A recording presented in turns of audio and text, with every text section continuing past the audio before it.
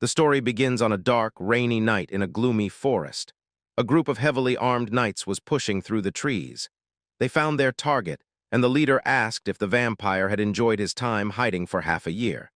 He then yelled at the protagonist, calling him a filthy beast for killing so much time, and said the trick of escaping the holy knights was over even when it was quite clever. The knight lifted his sword and told the hero to know that from this point on, even God will not forgive him. So he should be proud that he was getting killed by the hands of the vampire slayer. As he was deceiving the church and refusing the judgment of the holy knights, and his corrupted form proves all his sins, we see that the boy was in a lot of agony. But the knight then prepared to share a secret. The knight admitted he never truly wanted to catch the vampire earlier and had purposely let him run. He explained that he joined the hunt late and allowed the running to continue because the vampire was a rare prize, and the knight wanted to capture him to make a name for himself and to take it slow and look stylish. Knowing that there is nowhere to run, the boy took out his claws, thinking that the world is ultimately the survival of the fittest. Since power determined everything, he had always been forced to run. He tried to fight and escape, but the effort failed, and the knight hit him directly, slashing him in two halves with one single blow. And the man wondered if what he did was all useless. As he died, he recalled being constantly hunted and cornered. The knight continued to shout that the vampire's existence was an insult to the church. In his final moments, our boy wished for one last chance to change everything. He cried out in pain as his life ended. But as the scene shifts, we see that suddenly our boy woke up with a gasp in a different place. He looked around, sweating, and wondered what had happened. He looked down and saw his arms and neck were fine when he should have died, wondering if what he saw was a dream. But then he realized he was in the same tent he had used before the knights started hunting him. Seeing old marks on the wooden posts, he figured out he had gone back 6 months into the past just before the hunting squad started chasing him. Our boy finally understood he had traveled back in time. He clenched his fist tightly, knowing he had been given a new life. He explained that he used to live in a secluded village in the forest, away from people. Back then, he was a weak vampire named Eugene, surviving by hiding. One day, he acted on his blood instincts, which brought mercenaries and knights after him. And only 5 days later, the holy knights were patrolling the entire village. And time passes by as even after they found the vampire, no matter what, and because he was terrified of being caught, he spent 12 years drinking only the blood of wild animals. Now that he was back in the past, he decided he would not make the same mistake. Eugene decided he would become strong enough so that no one could ever defeat him with the magic of a true vampire. He went to a swamp and decided to change his strategy. Vampires get power from blood, and stronger blood gives more power. With this in mind, he waited for a powerful target. The master of the forest, a giant, scary creature, suddenly leaped at him. Even with the monster in front of him, Eugene showed no fear and prepared to fight. The beast attacked with sharp spikes, and Eugene was thrown backward. He knew his body was weak, and all he could do is dodge. Otherwise, he would be finished, but he only needed a small cut. If he could draw blood, he could drink it and finally start gaining strength. Because until now, his method of survival was minimizing his presence. But knowing that it fails, there is no reason to hesitate, and now, more than anyone, he desperately needed to be stronger. Eugene leaped toward the monster as he attacked with his sword, but was shocked that the blade did not even pierce the creature's tough hide. The monster struck back with a tail whip that broke his sword and sent him flying. The creature then slammed its tail down, launching our boy into the air. Eugene hit the ground, badly hurt, and realized he had underestimated his opponent. The creature, a roamer, was a monster from magical realms that sometimes carries a valuable magic stone, opened its mouth to eat him. Eugene knew the stone was the source of the beast's power, but the size difference was too great. He realized he had taken this second chance too lightly, because the monster was so strong it could kill him before he could do any damage. The creature attacked with all its power, creating a huge energy wave in the swamp, diving along with our boy as it started eating him. But Eugene decided he could not make the same mistake as before. He had always survived by hiding and holding his breath. But this time, He chose to fight with all his strength just to keep living. He grabbed the monster's mouth with his bare hands. His body began to glow. He knew if he did not win, there would be no more chances. He shoved his hand into the creature's mouth to rip the flesh out and get the blood, knowing that survival depended on the blood of others. And with the final effort, he started absorbing the blood of the monster, getting powerful and defeating it at the same time. Finally, he got inside the body of the monster and took the mana stone, destroying it as it shattered into multiple pieces, and a huge explosion took place in the entire swamp. And as the body of the monster started flying all over the place while the swamp turned red, Eugene remembered his promise to fight instead of running away like he did in his past life. Standing in the swamp's red water was Eugene, who was completely transformed with a new look. He declared that he would conquer both blood and victory. A moment later, Eugene stood alone under the moonlight. He knew that he only wanted the blood from a being like the Forest Lord. But to think that he even absorbed the magic stone was something else, and the mana from the crushed stone was much stronger than he had imagined. He had gained a new ability to cover his skin in black scales that might help him to block the sunlight so that he can move during the day too. Eugene explained that he first learned about the Forest Lord when mercenaries had captured him in his past life.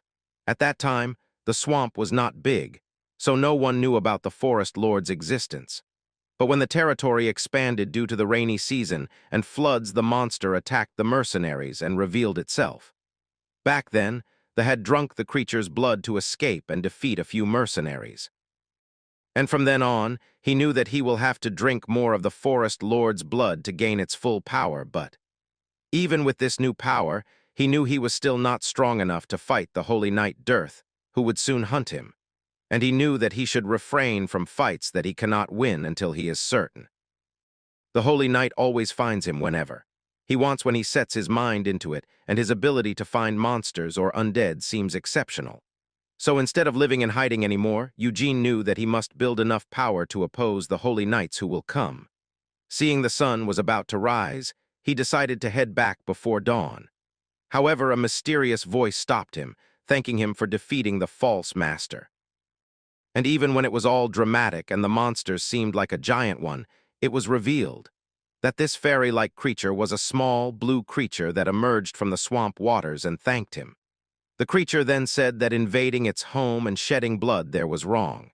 It introduced itself as the Great Mirian, the protector of that area, and threatened Eugene with a curse. She wondered if the boy could even hear her calling him a bald vampire, because sensing the presence of spirits is for some special people. But the fairy was shocked when Eugene asked what she was. As the creature was shocked, Eugene repeated the question. The little creature asked if he heard everything, and he confirmed that he did. She introduced herself again as Mirian, a water spirit who had been enslaved for 15 years. She explained that thanks to him, the place could finally be purified and become a lake again, and for that, she thanked our boy again and again, calling him Lord.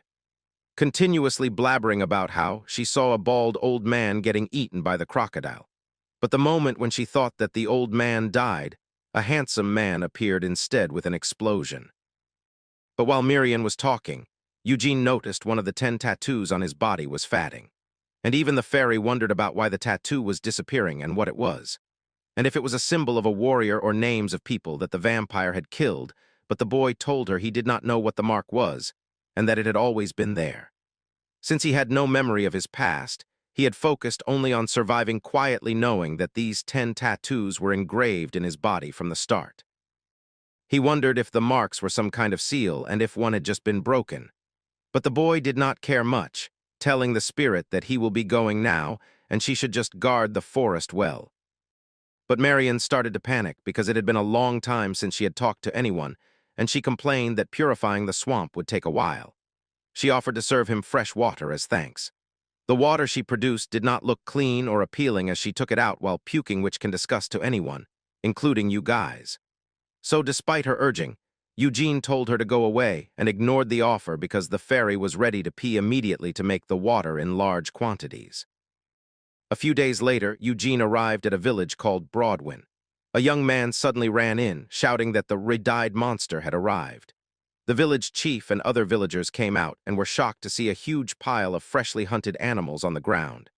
A young man asked what the monster was planning, as it was not a full moon, and the monster only did that in every half-month. We come to know that the monster was Eugene, who had lived near the village for over 10 years. Eugene stepped out of the forest and asked if he could enter the village. At first, everyone feared his red eyes, but because he always brought food, their strange relationship had lasted for a decade. Eugene explained that he had lived far away because he was sick, but now he was better. Since the village had helped him so much, he wanted to repay their kindness. The villagers were confused. He told them to call him if anything happened. He then removed his mask and revealed his face with a smile. The crowd was frozen in shock at how handsome he was. They wondered if he was a half-elf or a noble. Even the chief was surprised by his appearance. Back in the forest, Miriam asked why he gave all the hunted animals to the villagers. She did not understand because fairies believe vampires only care about blood and death. Miriam complained that he did not need humans since he was leaving soon anyway. Eugene replied that sometimes he needed to care because if he did not intervene, mercenaries would invade and kill everyone in the village. He explained that the mercenaries were coming to take a specific boy from the village and would kill all witnesses and villagers. Miriam was confused and asked if he was telling the truth and how he knew this. She complained that she still could not read his thoughts even after spending days together. She then asked what trust had to do with the mercenaries. Suddenly, Eugene stopped walking and Miriam bumped into his shoulder. She complained, then looked ahead and saw what was happening.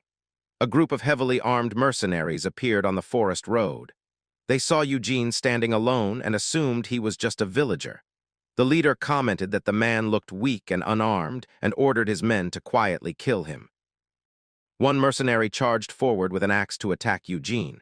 Miriam screamed, afraid of what would happen. The man swung his axe, but Eugene was much faster.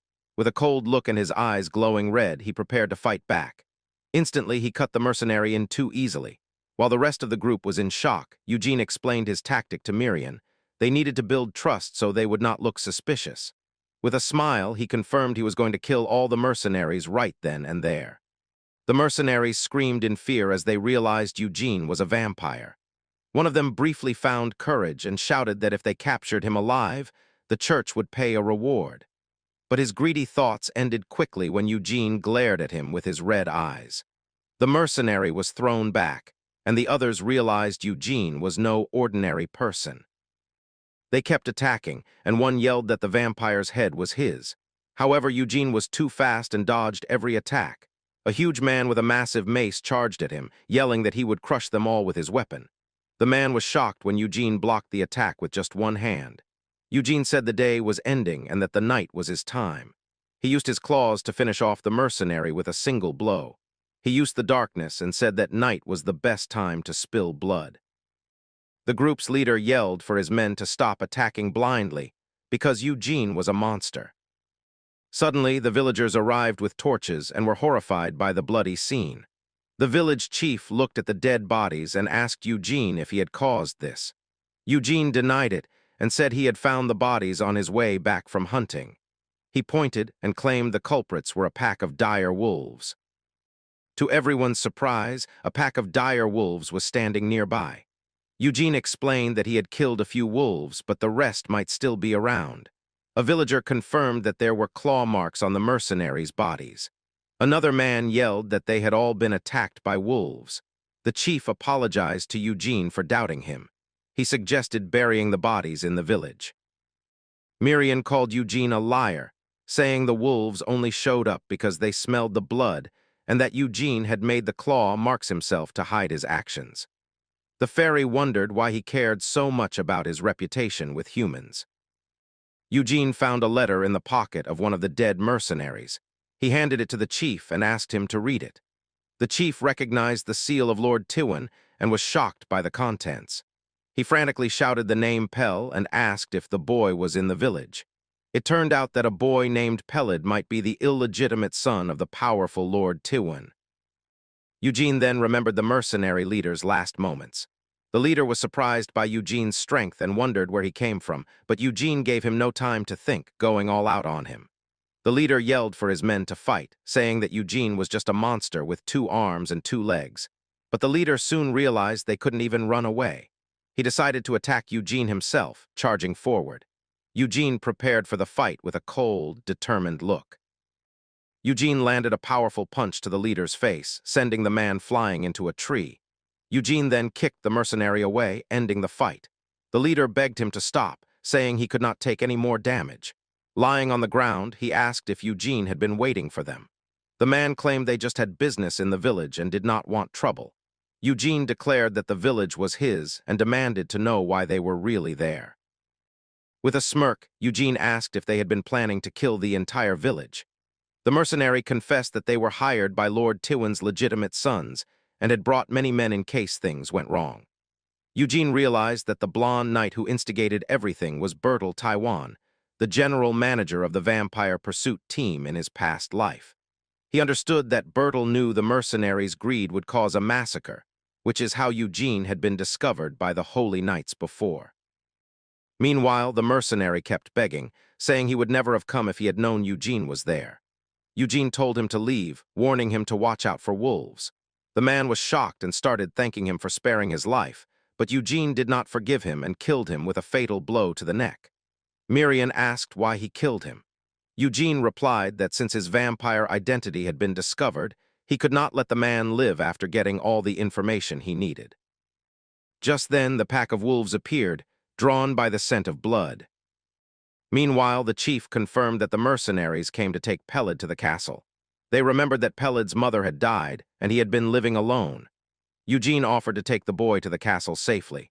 He said that since he lived in the forest, he could escort the boy and keep him safe from the wild beasts.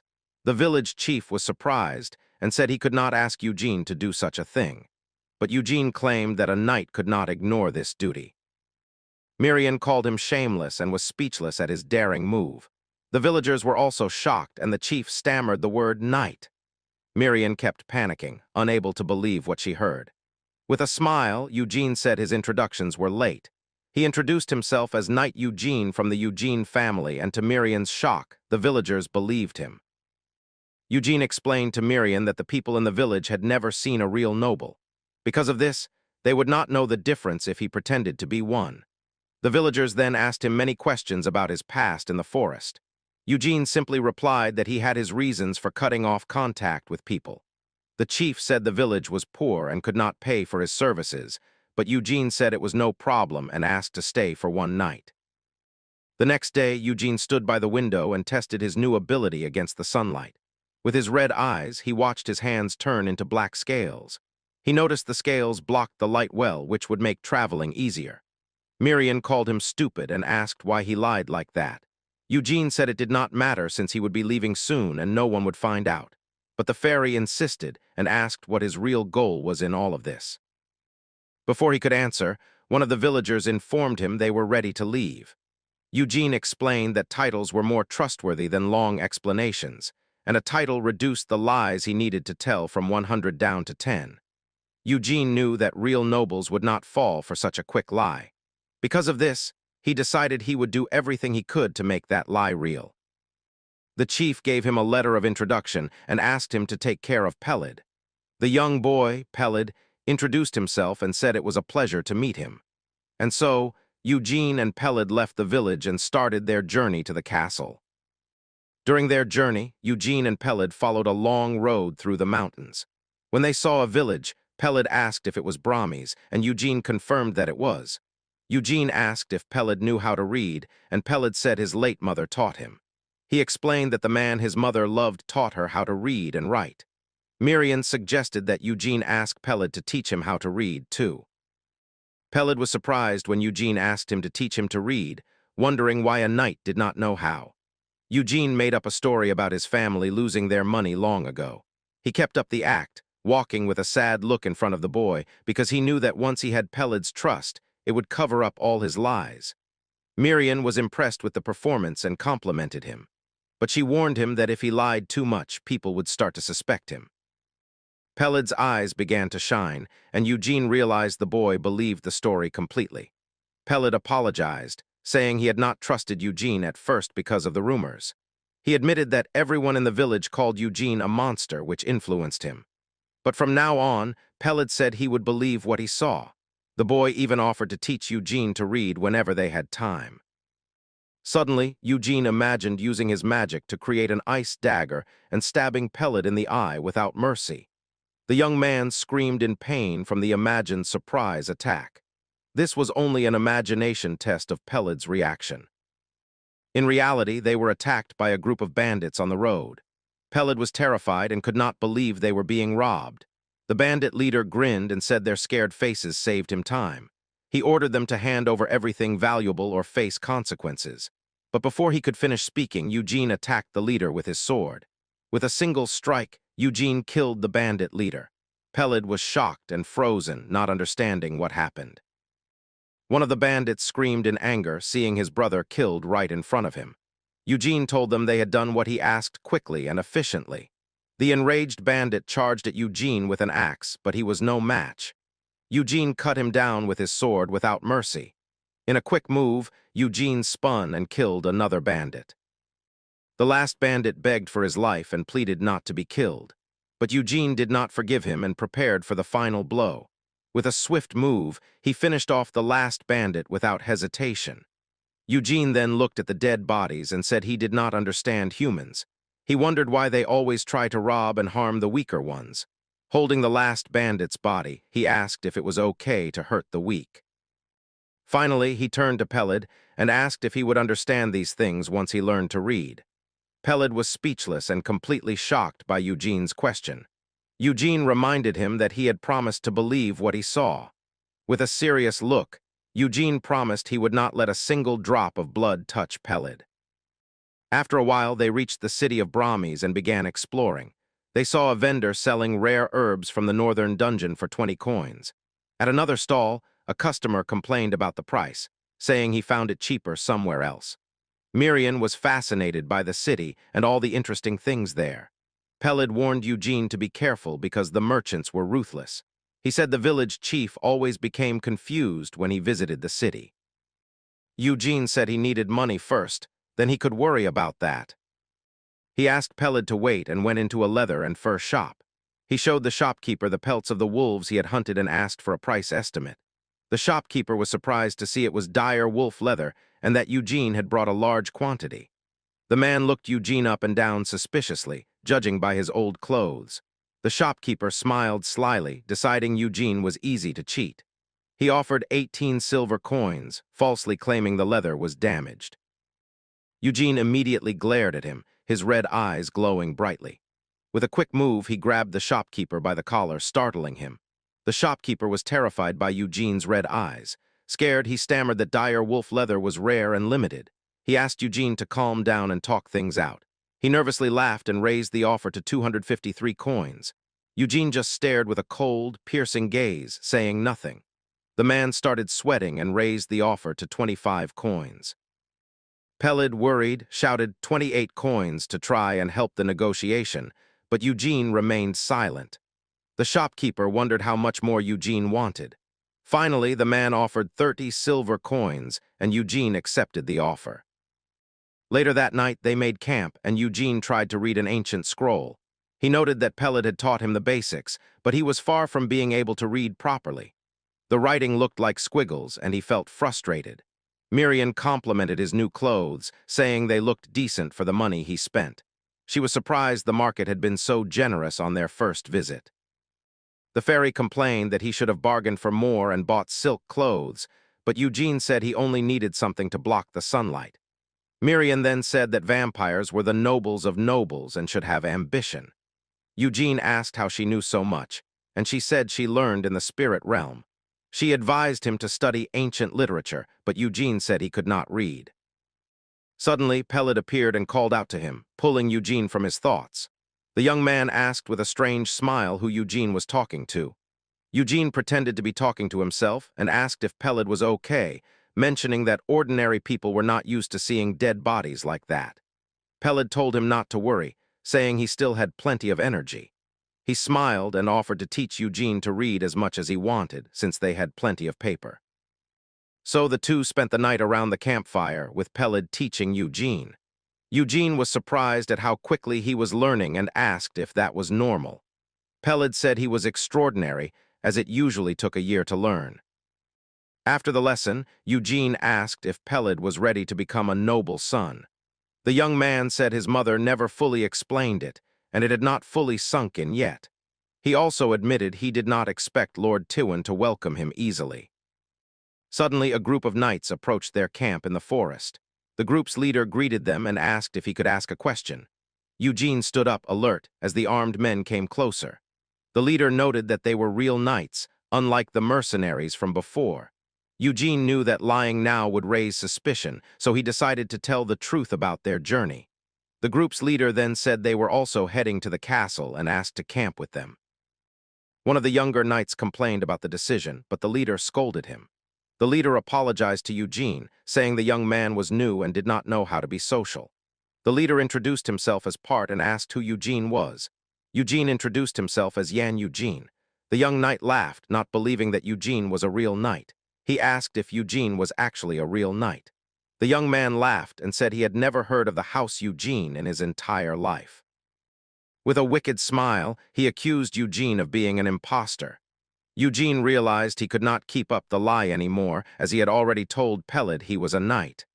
He understood that if this continued, things would become complicated. With a cold look, he thought that he could easily kill them all since there were not many of them. Suddenly, Part hit Rabin on the shoulder and called him a fool. He then landed a powerful punch right in Rabin's face in front of everyone.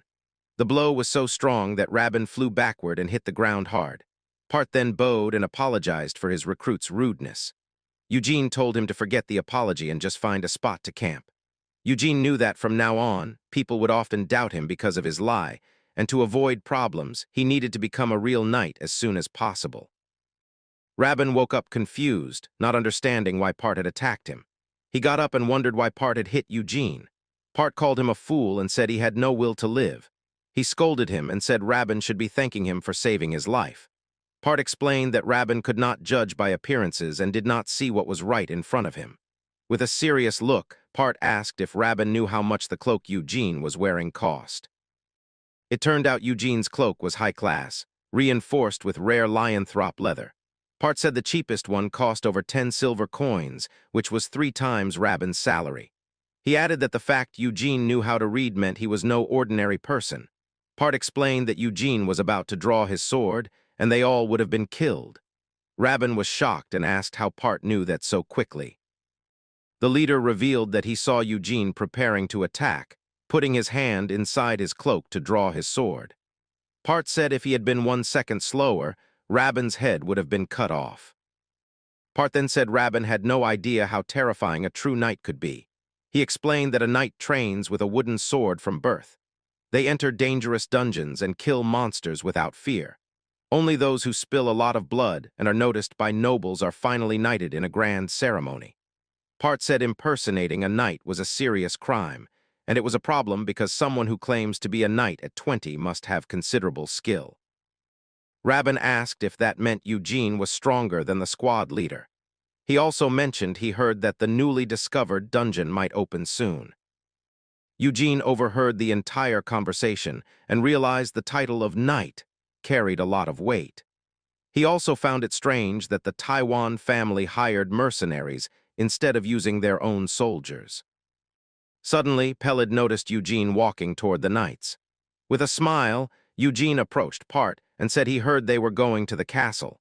He proposed that they travel together since they were heading to the same place. Rabin was captivated by Eugene's good looks, and Part was completely confused by the offer. After a few days, they finally arrived at the village of Martella in the Taiwan state. Eugene was relieved that the knights believed his story, but he knew the real trouble was about to begin. Miriam appeared and said she spied on the knights as Eugene asked. She found out that Lord Taiwan's health was so bad he could die at any moment. She also learned that a new dungeon had been discovered, but the family did not have the money to explore it. Eugene became thoughtful at the idea of a new dungeon opening in the area. Miriam then asked what would happen to Peled if Lord Taiwan died. She worried he would become an orphan again, but Eugene said that was not his problem. The fairy started to cry, fearing Peled would be killed by his half-brothers for nothing. Eugene realized Lord Taiwan had likely summoned Peled to see him one last time. With that, he understood that both his and Peled's futures were about to change somehow. After more travel, they finally reached their destination. Before them stood the large and impressive castle of Roses, the home of Lord Taiwan. As they entered the castle, they were impressed by the grand size of the place. Miriam got excited and said Eugene needed to climb the ranks and live in a castle like this. But he told her to be quiet and focus, as they had more important things to do. Suddenly, a guard stopped them and asked their business at the castle. Part introduced himself as a mercenary from the Phelan Guild and asked who the guard was. Then, a blond man introduced himself as Kamer, the hero of Taiwan. He asked Part if the merchandise was in the cart, and Part confirmed that it was. Kamer then noticed Eugene standing there and asked why he was not moving. Eugene introduced himself as the knight Yan Eugene, which surprised Kamer. Before Eugene could introduce Peled, his brother Bertel suddenly appeared. Eugene recognized the familiar voice and remembered his painful past. Bertel approached with an air of superiority and a rose emblem on his chest, saying it was his duty as the castle's protector. Eugene could not forget the voice of the man who had tormented him so much. He remembered how Bertel and Dearth had relentlessly pursued him without rest after he was discovered hiding in the forest. Eugene glared at the knight Bertel Taiwan with hatred and a desire for revenge. Bertel was the second son of the Taiwan family and a knight of noble lineage. Kamer asked his brother what he was doing there, and Bertel replied with sarcasm, saying he knew exactly what Kamer meant. Eugene interrupted their argument and stepped into the brothers' conversation. He handed over the letter from the village chief and said he came on the chief's orders. Bertel was surprised to hear the village's name and took the letter with curiosity. He looked suspiciously at Eugene from head to toe. Kamer snatched the letter from his brother's hands to read it. Kamer recognized the village chief's name, but Bertel remained suspicious. Upon reading the letter, Kamer was shocked by the news of the mercenaries' deaths. He realized the boy next to Eugene was his father's illegitimate son. Peled shyly introduced himself, and Kamer greeted him with a mocking smile. Bertel then said they were expecting Peled and that his father wanted to see him, putting on a fake smile. He ordered the guards to take the boy to be washed and dressed. Peled was led away by the guards while Bertel watched him with hatred. Eugene interrupted the proceedings and said he wanted to discuss his reward first. He demanded a meeting with Lord Tiwan, but Bertel immediately refused the request. With a hateful stare, Bertel said it was impossible and that Eugene could not see his father. He explained that his father's condition was critical and offered to pay Eugene in gold to leave. However, Eugene did not back down, saying he had gone through a lot of trouble to bring Peled. Bertel then threatened him and told him not to make him repeat himself. Kamer intervened and asked what the problem was with a quick meeting, but Bertel insisted that his father could barely stay awake and could not receive a stranger. The two brothers started arguing and trading insults in front of everyone. Bertel looked angrily at his brother and told him not to twist his words. Kamer apologized to Eugene for the scene and for his brother's attitude. With a fake smile, he said goodbye and told Eugene to go home safely. Kamer then approached Peled and offered to guide him through the castle as his new brother. Seeing this, Eugene realized Bertel truly would not let him meet the Lord. Suddenly, a deep voice interrupted the conversation, calling for the second son of Taiwan. A strong, red-haired man appeared, carrying two men over his shoulders. He threw the men to the ground, grinning, and said he caught them robbing the local villagers. He suggested that one of them be punished as an example. Bertel was annoyed, as these men were just temporary mercenaries for the dungeon. The red-haired man suggested they talk inside to avoid being watched. Part recognized the man and wondered if he was the famous Sir Galfredic. Eugene grew curious and asked Part if he knew him. The mercenary explained that Galfredic had placed third in a major tournament hosted by the Evergrove family. In addition, he was a very promising knight with excellent strength and skill. On the day of the tournament, he had defeated over 1,000 competitors alone. Part wondered why such a powerful man would come to this area. He suspected the reason was the new dungeon that had been discovered, since conquering a dungeon first brings great fame and is a dangerous task. Part thought Galfredic probably wanted to use this dungeon to be knighted by a bigger family. Eugene then turned to Part and asked if his contract ended today. With a smile, Eugene offered the mercenary leader a new job. Bertel understood that his brother Kamer wanted to clear the dungeon to win support from the people. In his office, Kammer thought about what to do since he could not just hire anyone. Suddenly, one of his servants told him that Sir Eugene was asking to see him. Kammer remembered he was the knight who brought Pellet and told the servant to let the young man in.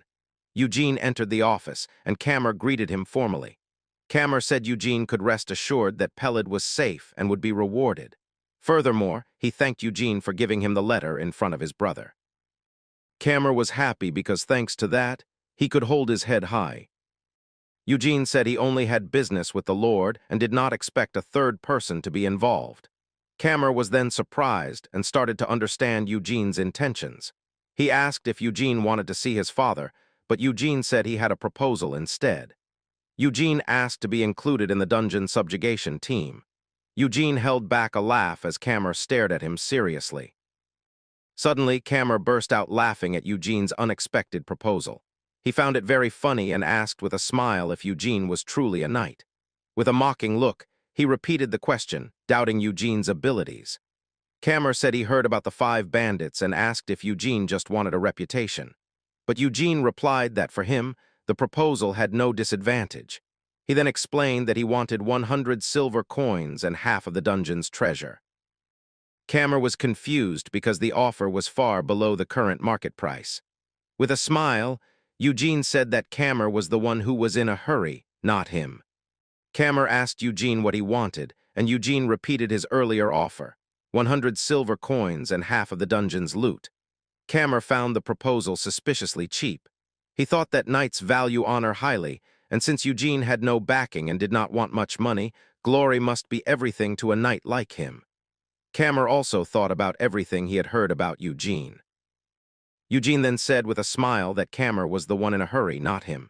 Kammer was shocked by Eugene's bold statement. But soon after, he smiled and realized the young man was quite clever because he knew exactly what to say and was not just any knight. So, Kammer accepted the deal, as there was no reason to refuse such a good offer. Kammer extended his hand to close the deal with Eugene. Eugene thought that magic stones are difficult to purify, but monster parts sell well. Part then said he could introduce Eugene to a guild, and that Eugene should ask for the monster parts, which would give Lord Kammer no reason to refuse the deal. Bertel then complained to Galfredic that the dungeon was not a playground for children. He explained that inside, one mistake could be fatal, and it was kill or be killed.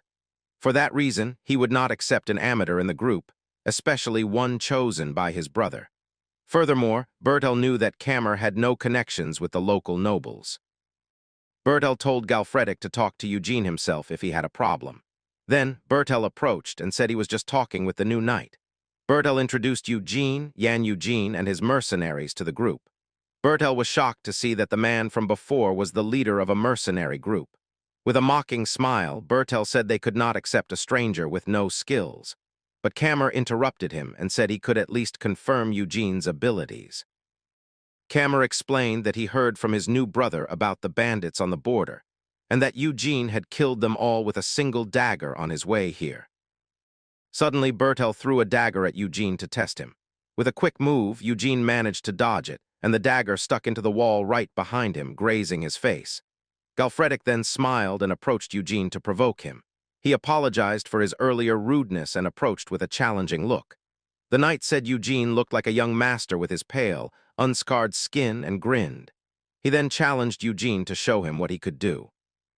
So the two got ready for a duel in the castle courtyard in front of everyone.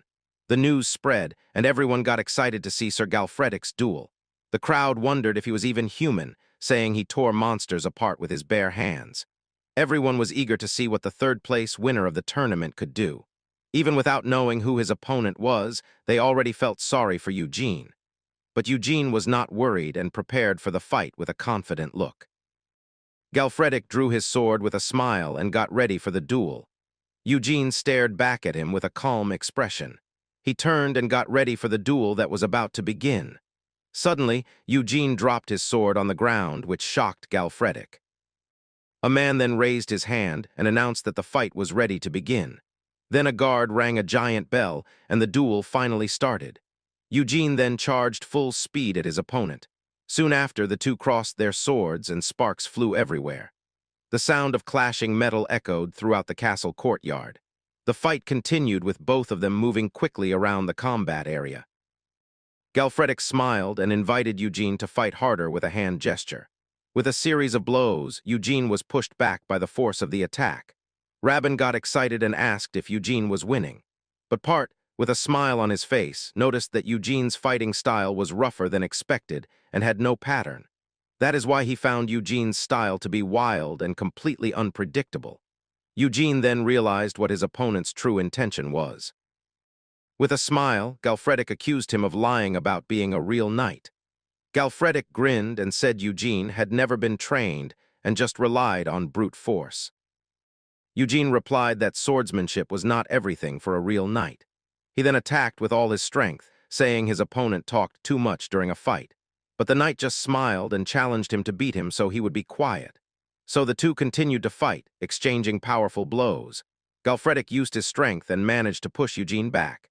Eugene was surprised and struggled to stay standing against the attack. Even so, he did not give up and blocked the blade with a determined look. The impact of the swords was so strong that it created a huge shockwave in the courtyard. Bertel wondered if Eugene had been knocked out by that blow. However, Eugene was still standing amidst all the dust and destruction. Suddenly, Eugene remembered something and wondered who this man really was. Soon after, a dark and mysterious energy began to come out of Eugene's body. With this new power, he charged forward and attacked Galfredik with everything he had. The knight managed to block, but noticed that Eugene was faster and stronger. He was impressed because Eugene learned very quickly in a fight. Now Eugene could dodge his blows much more easily. Galfredik got even more excited, and the fight intensified. The two continued to trade powerful blows in the middle of the castle arena. The exchange of blows was so fast that people could barely follow their movements. The fight continued with a test of raw strength to see who was stronger. With smiles on their faces, the two stared each other down in a power struggle. Without their swords, the fight was now hand-to-hand, and brute force would decide everything. Galfredik was shocked because Eugene was smaller but had incredible strength. However, Eugene admitted that his opponent's brute strength was greater than his. But he did not give up and prepared to use a different tactic. He knew that Galfredik had the advantage in experience, so Eugene went on the attack. Eugene was then surprised by his opponent's fighting stance. With a quick move, the knight threw Eugene hard onto the courtyard ground. Galfredik smiled, seeing Eugene fall toward the ground. The impact was so strong that the stone floor cracked. Then Galfredik moved in to finish the fight, but Eugene managed to defend himself at the last second and blocked the attack. So the two continued to fight with an intense exchange of hand-to-hand combat. Galfredik noticed that Eugene's movements were not precise or trained, but he had a survival instinct and learned very quickly in combat. Suddenly, the knight admitted that he was defeated in their contest.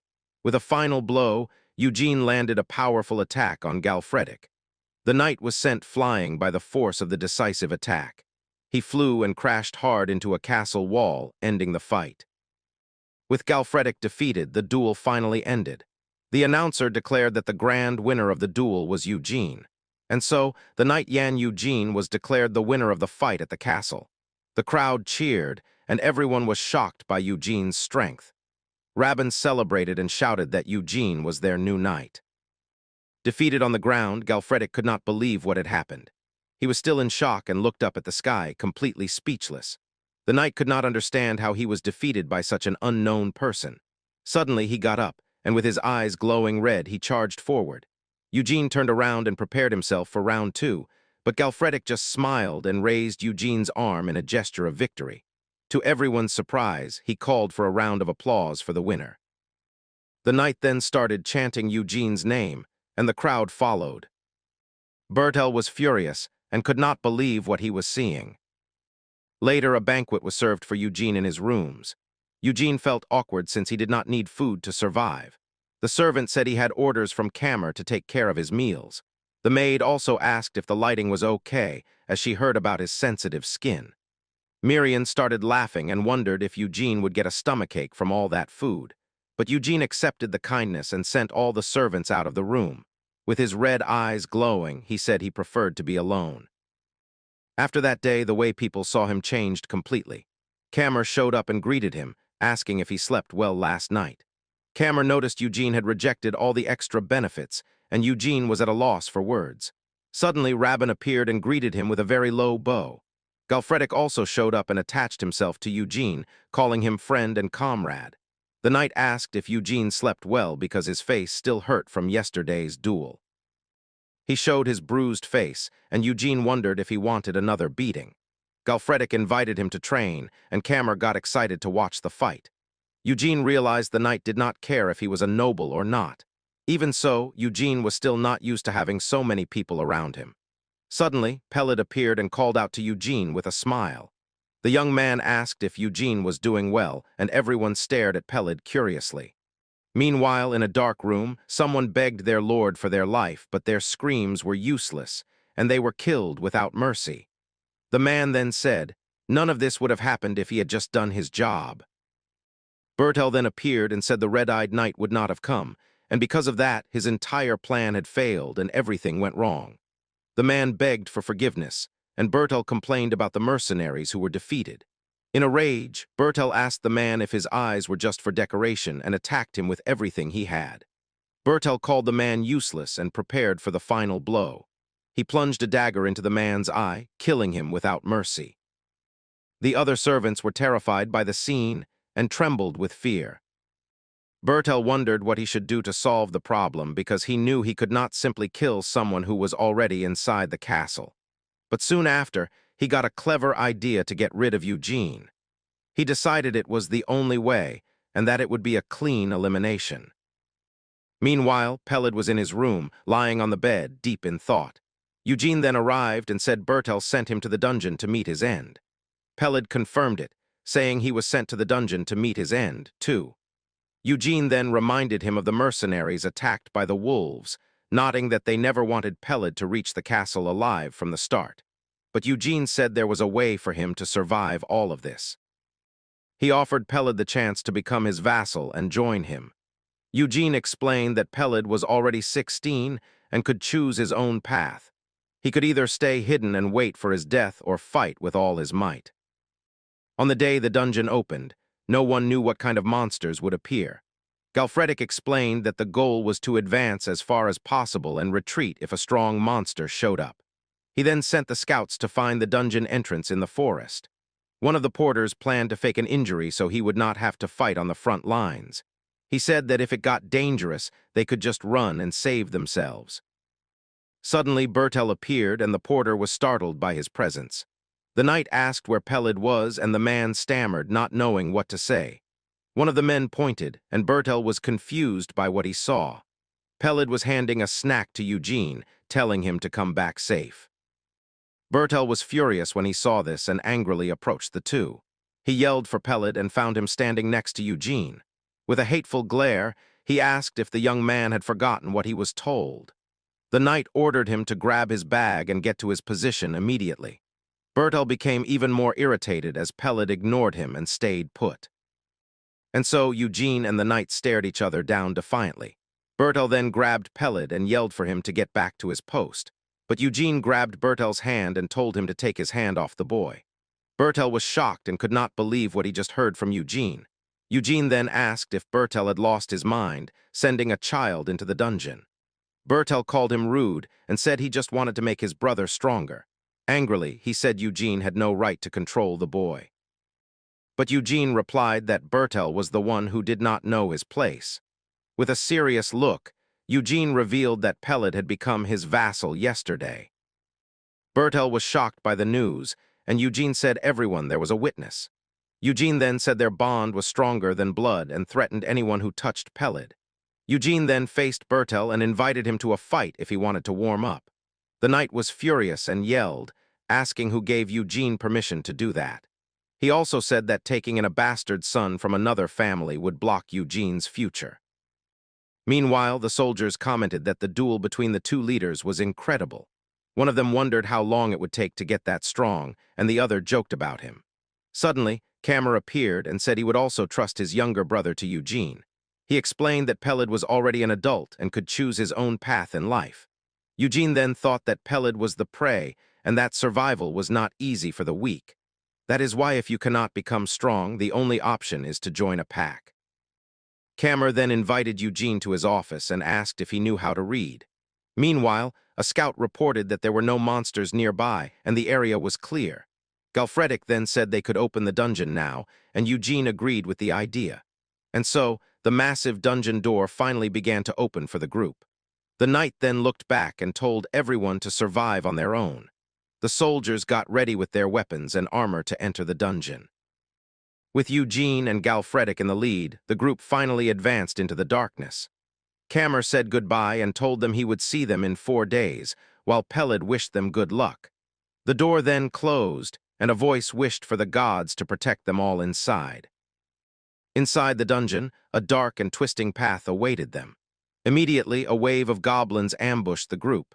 Galfredic and Eugene fought hard, giving everything they had to defend their comrades. One soldier was relieved to be alive, but Galfredic roared at him. The knight complained that they could not even keep their battle formation. He ordered everyone to hold their positions and continue fighting. The archers fired arrows toward the cave ceiling, but the goblins kept attacking and the danger grew fast.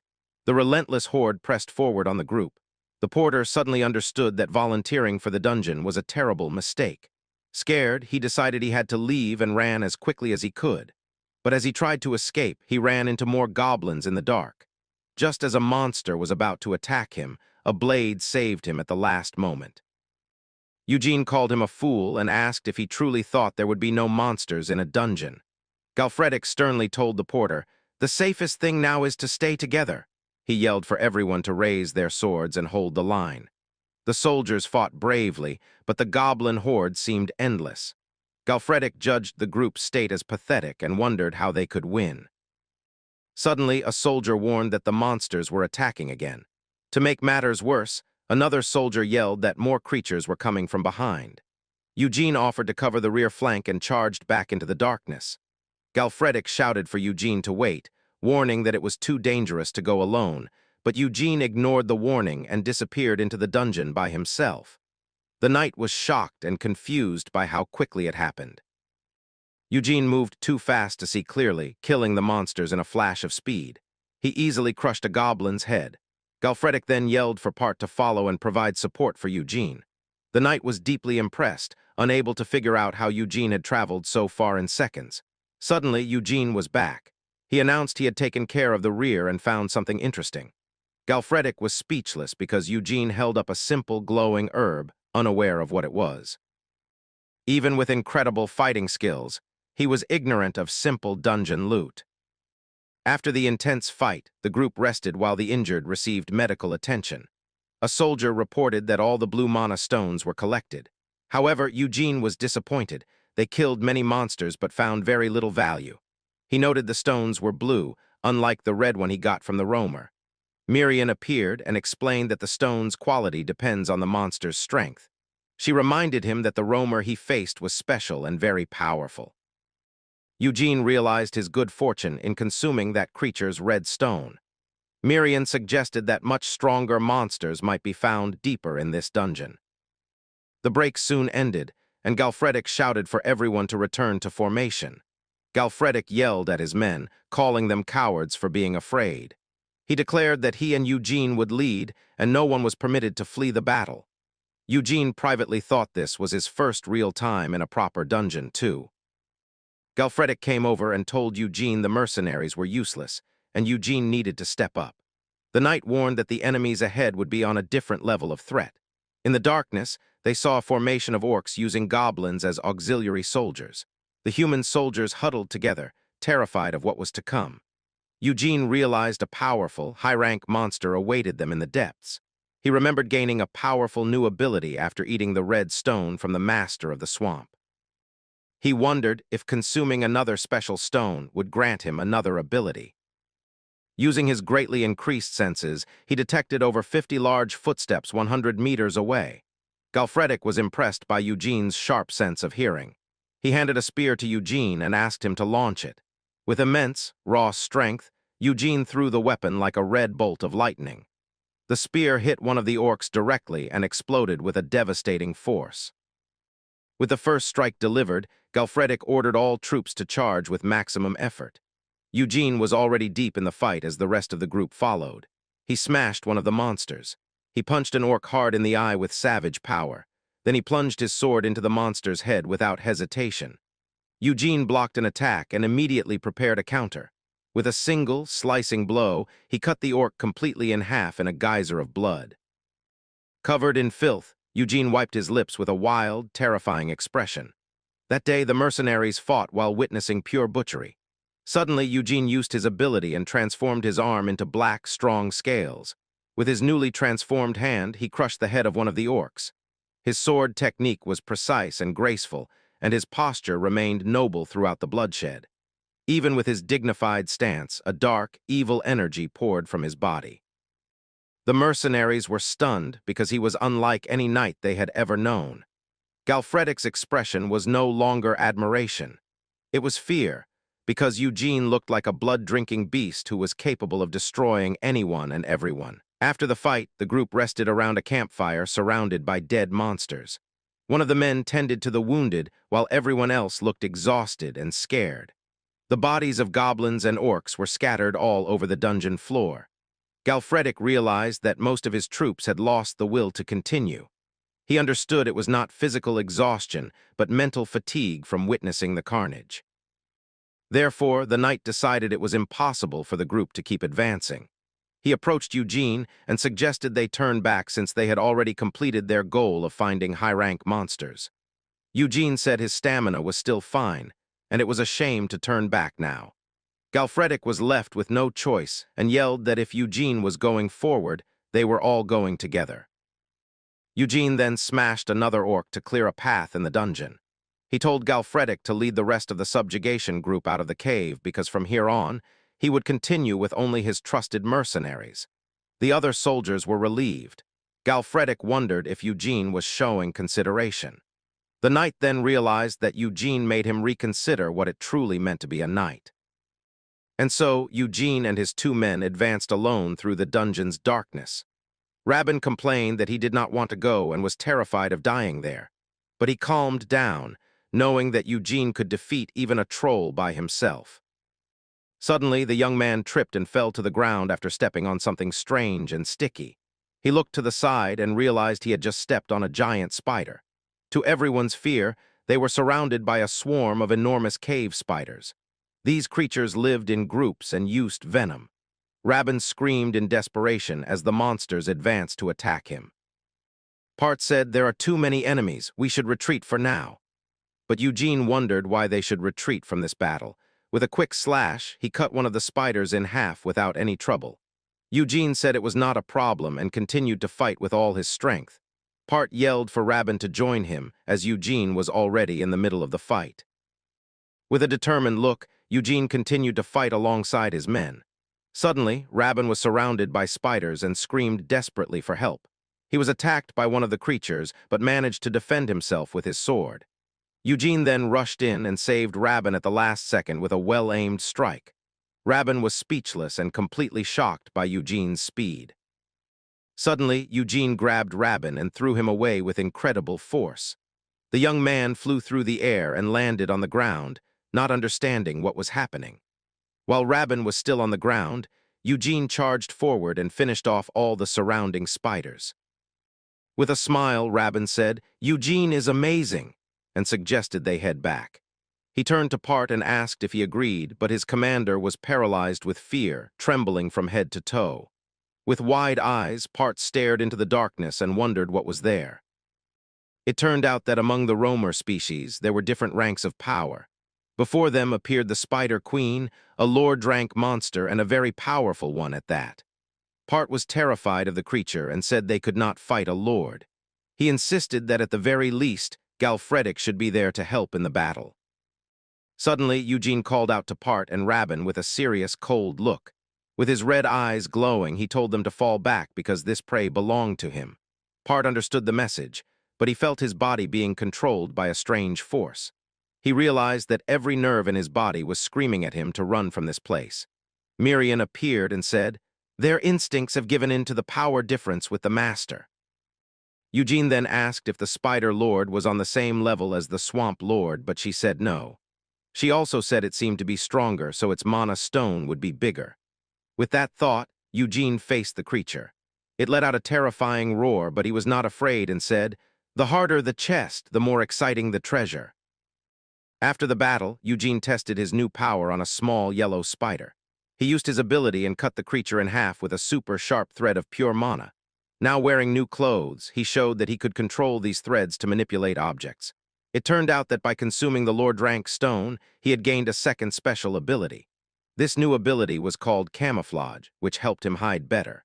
By combining it with his skin reinforcement, he could finally walk in the sunlight.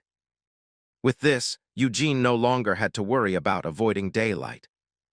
Back at the castle, a large banquet was held, and everyone complimented Eugene's striking good looks.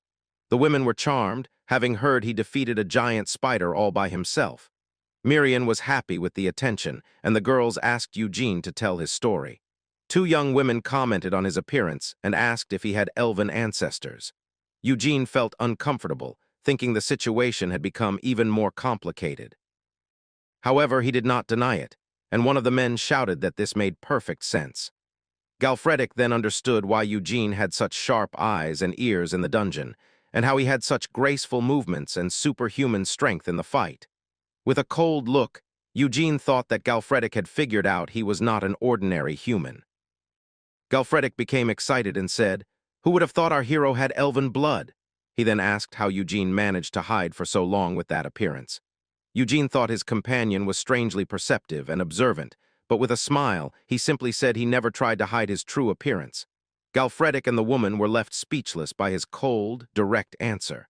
The knight then commented that Eugene said that without changing his facial expression at all. Eugene realized that people often see what they want to see, not the truth. Besides the ability, he also gained something extra by consuming the magic stone. When one of his tattoos disappeared, strange memories surfaced in his mind. In these fragmented memories, he saw himself in an unknown place with gentle hands holding him. He saw a strange room with bells ringing and everyone looking at him. He wondered who the woman in the memory was, and if the memory was even real since he could not recall his past. The only thing he truly knew was his own name. Suddenly, he was pulled out of his thoughts and returned to the party at the castle. Rabin appeared with tears in his eyes and begged Eugene to save him. Galfredic held Rabin back and yelled that he heard everything, calling Rabin dead weight in the dungeon. The young man shouted that Eugene was not human and that anyone would have run from there. The knight scolded him and said he would put Rabin through special training. Amidst all the chaos, the only name Eugene clearly remembered was Eugene. But after that incident, he started to have a premonition about his future. He felt that if he kept removing the tattoos, he might uncover the truth. And with that, he would finally find out who he really was and where he came from. In the Lord's chamber, everyone gathered to hear about the success in the dungeon. Crema, Galfredic's third son, introduced himself, and Eugene did the same. Lord Tywin then said Eugene must have had a difficult time. The Lord asked Eugene to hand over what he brought with him, and to everyone's surprise, the Lord handed Eugene a document to verify his status. With the document in hand, Eugene said, "Thank you." Miriam celebrated the achievement. Suddenly, the Lord started coughing, and his son Camer rushed to help him. The man said he could not die peacefully with his second son's ambition still causing trouble. But Camer reassured him, saying he would lead the territory the Lord built with pride. The Lord then said a territory was nothing and that Camer must take care of the people. With young Pelid standing by his side, he said, "A lord must lead the people, not the land." In his final moments, he held Pelid's hand and passed away peacefully. Eugene noticed that some people were mourning, but not everyone shared the sadness. Suddenly, Camer glared at Eugene with deep hatred and anger. At the Lord's funeral, not everyone seemed sad about what happened. Outside, Galfredic apologized for leaving during the funeral, but Camer understood. The knight then turned to Eugene and asked if he was truly going to stay here. Eugene said he wanted to go to the dungeon one more time because it felt like a waste to leave it. Galfredic thought it was a shame and said that Count Evero would have liked him very much. The knight approached and extended his hand for a farewell shake. With a smile, he said it was an honor to compete with such a strong knight. With a serious look, he hoped they would not meet as enemies next time. Eugene shook the knight's hand, and the two parted ways with respect. The two smiled at each other and finished the handshake firmly. And so Galfredic left, and Rabin waved goodbye as Eugene watched. Peled was confused because Eugene had said he was staying and asked what he was going to do next. Part explained that knights ride horses and that they were going to the trading company. With a smile, Part said they were going to buy a horse and sell the items from the dungeon. Peled got excited and said he would help as Eugene's attendant, but Eugene surprised him by saying he would not need his help for a while. The young man was confused and did not understand what Eugene meant. Suddenly, the scene changed. Peled was working hard at a busy port. He carried heavy boxes while a man yelled at him to work properly. It turned out they were in Marin, the largest commercial city in the kingdom of Kalar. Rabin boasted to the other workers, claiming the dungeon spoils belonged to a knight. The men were shocked to learn it was the knight who defeated a live troll. Suddenly, Rabin yelled at a merchant, telling him not to touch the items carelessly. Peled worked hard under the sun and felt exhausted from the heavy labor. He thought that Eugene's negotiations were taking far too long. Meanwhile, in a private room, Eugene was meeting with a man. The man introduced himself as Bill Moore and said he would handle all the spoils. Eugene was surprised, as he did not expect Part to introduce him to a major company representative. He realized this contact would be very useful, as he did not understand networking. Suddenly, another man entered the room and interrupted their conversation. With a sharp slap, he shoved Bill Moore aside and demanded to know who Sir Eugene was. Eugene and Part were instantly on high alert. The mercenary whispered that the situation could become tricky, and Eugene asked why. Part explained that the man was a secretary to the vice manager of the trading company. They likely came to steal the spoils by offering a low price. With a serious look, Eugene thought he needed to proceed cautiously. Bill Moore told the man, named Grail, that he was closing a deal with Eugene. Grail said that rumors about the knight who defeated a troll had spread throughout the port, but he believed it was just a rookie strategy to inflate the product's value. He then offered a special contract, planning to trick Eugene and rob him. Suddenly, Grail felt a strange pressure and was frightened by Eugene's presence. Eugene glared at him with a cold look, and the man wondered where that pressure came from. Scared, Grail introduced himself as the vice manager's secretary and claimed this was a great opportunity. With a cold stare, Eugene questioned what he meant by opportunity. The man nervously explained it was a chance to sell the items on better terms. Eugene repeated his words with an even more suspicious gaze. Terrified, the secretary said the guild's vice manager herself would handle the deal. He apologized for any disrespect, but Eugene continued to stare at him coldly. Grail panicked and ran out of the room, screaming for his life. Seeing this, Bill Moore became emotional, believing Eugene turned down the high-level offer for his sake. Because of this, the merchant promised to give his full support to Eugene from now on. With a small smile, Eugene said he liked the idea and accepted Bill Moore's proposal. The man stood up excitedly and asked when they could start working together. Eugene got up and told them to start right now, outside the shop. Meanwhile, Grail apologized to the vice manager for failing his mission. The woman told him not to worry, saying knights always cause trouble out of pride. With a wicked smile, she said they should get revenge by using their power as merchants, since their opponent was just a poor knight who did not even have a decent horse. So, she told Grail to give Eugene a gift he could not refuse. Later, Peled was shocked to learn he would be staying behind to sell the spoils. Eugene confirmed it and said Peled must sell everything he brings to Bill Moore. The young man was sad and asked why he had to stay behind again. He even asked if his skills were not good enough and offered to start training immediately. Eugene then asked what the true role of a squire was, leaving Peled speechless. The young man replied that a squire's role was to assist his knight in life and in battle. So Eugene explained that his duty was to take care of his daily life, and his mission as his squire was to sell the items and make money. He also told Peled to discuss the details with Bill Moore and learn about business. Peled then understood that if it were not for Eugene, he would have been dead long ago. As a reward, Eugene promised to teach him how to fight when they had more money. Eugene also said that one day Peled would help him in his battles, too. The young man was deeply moved by the promise, his eyes filling with tears. With a sincere smile, he accepted the order and swore to obey his command. With everything settled, they finally walked out into the streets of Marin City. After some shopping, a vendor said goodbye, and they continued on their way. Eugene wondered if money always ran out this quickly. Miriam also lamented the spending, and Part chuckled. Suddenly, Part froze, having seen something interesting.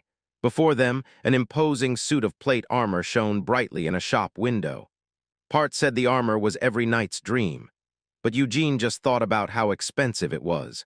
The mercenary explained that it was such a costly item that it was passed down for generations. Suddenly, Rabin came running and shouting desperately for Eugene.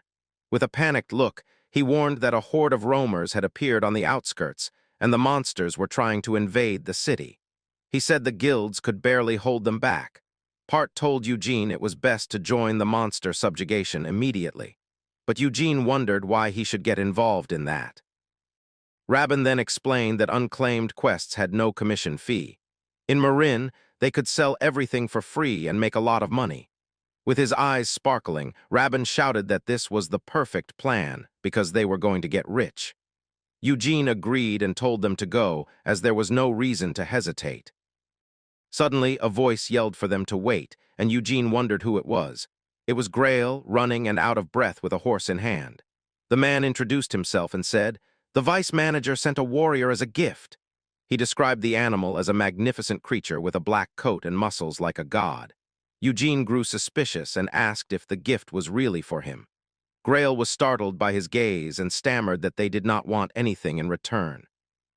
Eugene continued to stare at the man with his cold, red eyes. Scared, the secretary said it was just a small token of goodwill. Without wasting any time, Eugene took the reins and told Grail to thank the vice manager. Miriam got excited and told him to hurry up and make a lot of money from the hunt. Rabin was shocked by the horse's speed and asked what they should do. Part then yelled for his men to run and follow Eugene into battle. The scene then shifted to the outskirts of the city, where some goblins were in the forest. Suddenly, one of the monsters looked to the side, seeming to have sensed something strange. On his new horse, Eugene charged through the forest at high speed. He arrived at the battle, taking out one of the monsters on his way in. Miriam appeared worried and asked if the scale of the attack was too large. She feared the guild members who were at the front had already been defeated. But Eugene just replied that was a good thing, with a very cold look. He made it clear that he did not like sharing the spoils of battle one bit. And with that, the horse continued to run, destroying everything in its path. The bright sun shone through the trees as Eugene's horse carried him closer to his destination. He finally arrived at the battlefield and saw the army fighting against the monsters. There, a knight named Madria was facing a horde of orcs all by himself. He yelled that they were vile creatures and would never get past him. However, the monsters charged with everything they had and surrounded him, preparing for the final attack. The knight tried to escape, but his horse was knocked down in the chaos. Even on the ground, he introduced himself as Madria, the Knight of Justice of Marin. Madria grew scared, realizing he was completely cornered by the enemies. The monsters stared at him with pure malice and got ready to strike. In desperation, the knight screamed for his life, begging to be spared. One of the orcs attacked, but its blow was blocked at the very last second by a sword. Eugene had arrived with a sudden crash, mounted on his imposing black horse. Without wasting any time, he began cutting down all the monsters around him.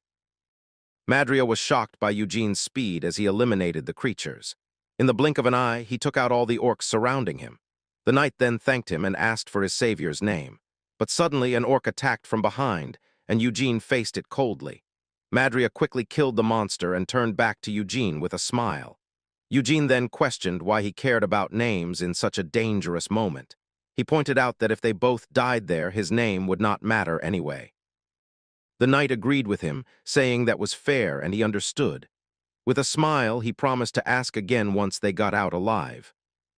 Back in the city, he told everyone that hundreds of goblins and orcs had attacked them on the road. He boasted that at the crucial moment, the knight took them all out without hesitation, and in the end, they bravely protected the city of Marin. A man then asked who the knight he kept talking about was. With a serious look, he revealed that the hero's name was Yan Eugene. Everyone was shocked and immediately recognized the name of the knight who had cleared the dungeon. The crowd went wild and started chanting his name through the city streets. From a window, a man watched everything and noted that the whole city was shouting for Eugene. This was Louis Farron, the city's mayor, and he feared Eugene would become difficult to control. The mayor asked his granddaughter, Priscilla, if they should just let things be, but she said that the higher a knight's honor, the harder his eventual fall. Priscilla then asked if her grandfather had heard about Yan Eugene's attendant. With a smile, she revealed that the boy was actually the illegitimate son of House Tywin. Mayor Louis Farron was surprised and began to understand the full situation.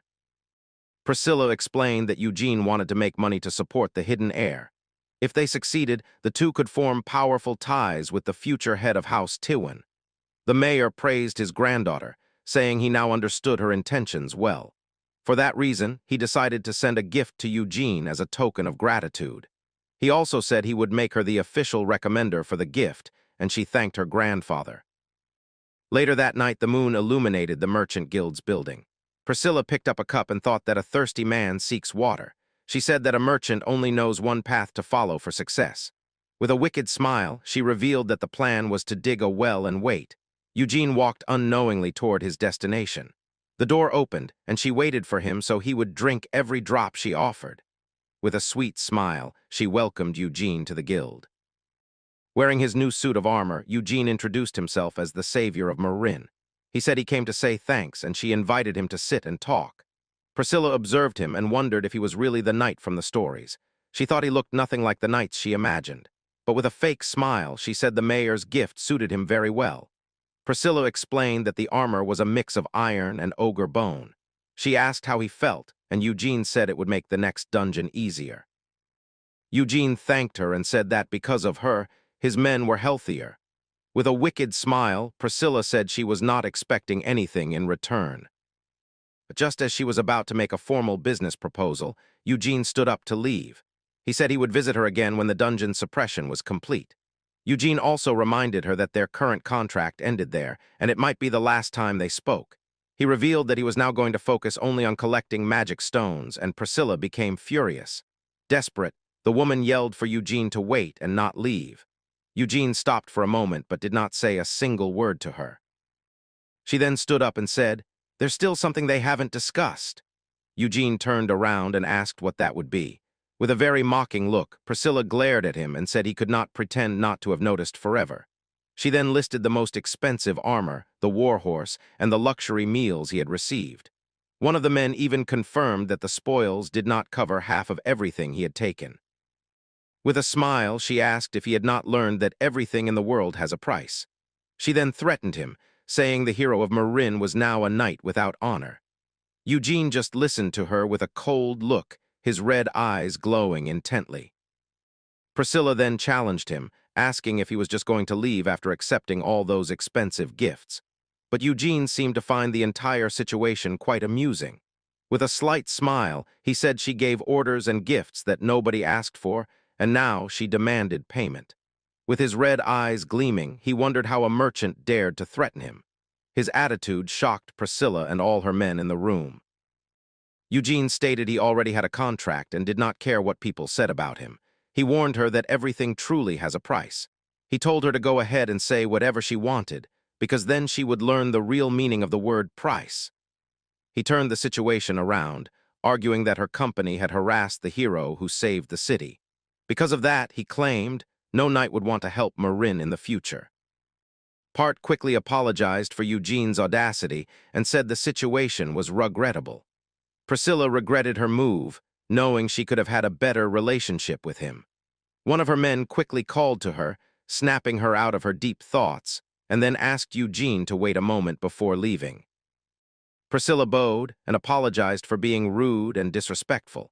She said her desire for advantage had gone too far and wanted to start over. Furthermore, she guaranteed that the contract with Bill Moore would continue exactly as before. The woman reasoned that most knights only seek fame, but Eugene was different. She realized Eugene was too dangerous to be messed with. That's why her merchant instincts decided she had to change her tactic with him. Eugene then said he could at least hear what she had to say, but he warned that the offer had better be good enough to justify his time. Priscilla thanked him for his mercy and for hearing her out. Back in the forest, Meereen complained that the new armor was ugly and only good for show. Part praised Eugene for securing the contract, and Meereen boasted with pride.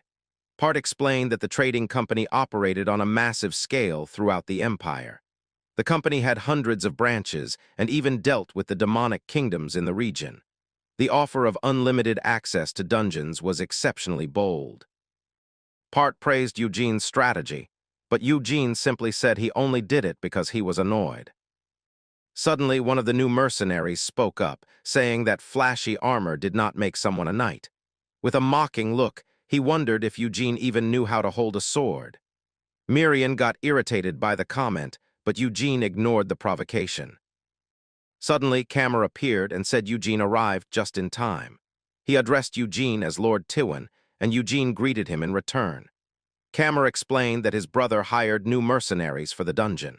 He mentioned that the old group was quite unpleasant and was killed by wolves, and the new mercenaries seemed very similar to the old ones in every way. That is why, for the dungeon subjugation, Camer wanted Eugene to be the commander. The new mercenary leader interrupted their conversation. With a glare, he asked if he would be the commander who meets his end. The mercenaries were shocked, and Rabin yelled that this was senseless blasphemy. However, their leader said he did not like to talk like that. He said they were not on a picnic, because in a dungeon, human life is worthless, and it is natural to prepare for the worst. With a smile, Eugene stared at the man who stumbled over the word commander. Eugene then agreed, saying that if he died, the bald-headed jerk could take command. Miriam pointed at the man, and Eugene said he already knew everything. He was well aware that this was all a setup by the jealous Bertel. Eugene knew the plan was to use the mercenaries to take him out inside the dungeon. But with a wicked grin, Eugene thought it would be fun to ruin everything. In the dungeon, Miriam used her magic while Eugene prepared for the fight. Without wasting any time, Eugene charged forward and cut down the goblins with his sword. He moved with swift agility, taking out several monsters in his path.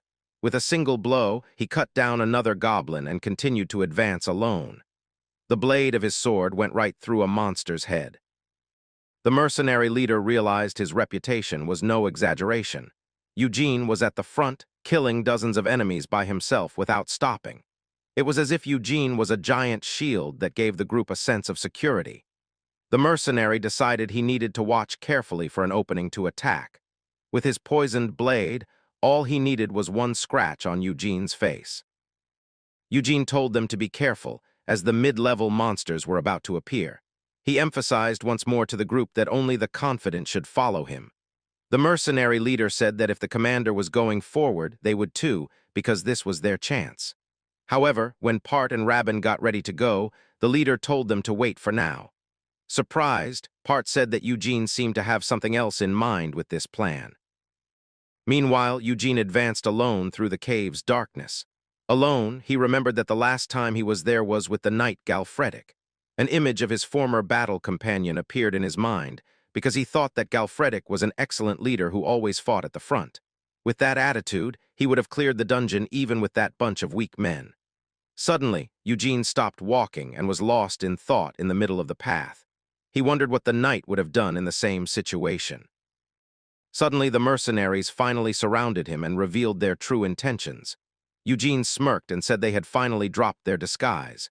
Miriam appeared, and Eugene said that if they wanted to meet their end, he would grant their wish.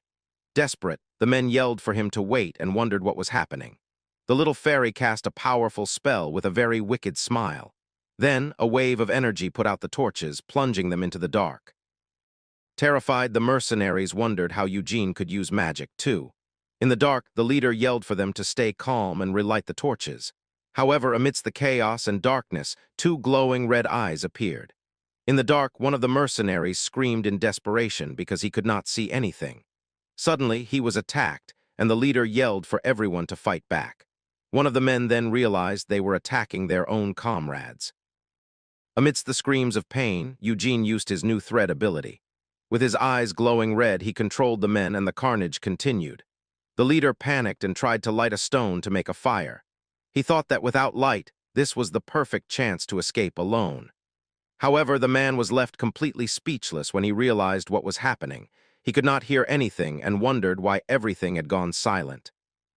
Suddenly, Eugene appeared behind him in the cave's darkness, and with a cold smile, he asked if the mercenary really needed light. Eugene then helped him, saying that human eyes are weak in the dark. The light revealed the bloodbath, and he asked if the man could see better now. He then questioned who the hunter was and who was the prey in this situation. The leader called him a monster as Eugene showed his sharp fangs. Back at the castle, a fierce storm raged through the night. Suddenly, Kammer came running in, shouting for Eugene. Eugene calmly waited for him in the castle hallway, his red eyes giving the lord a dead serious look. Kammer got closer and asked if the news he heard was true.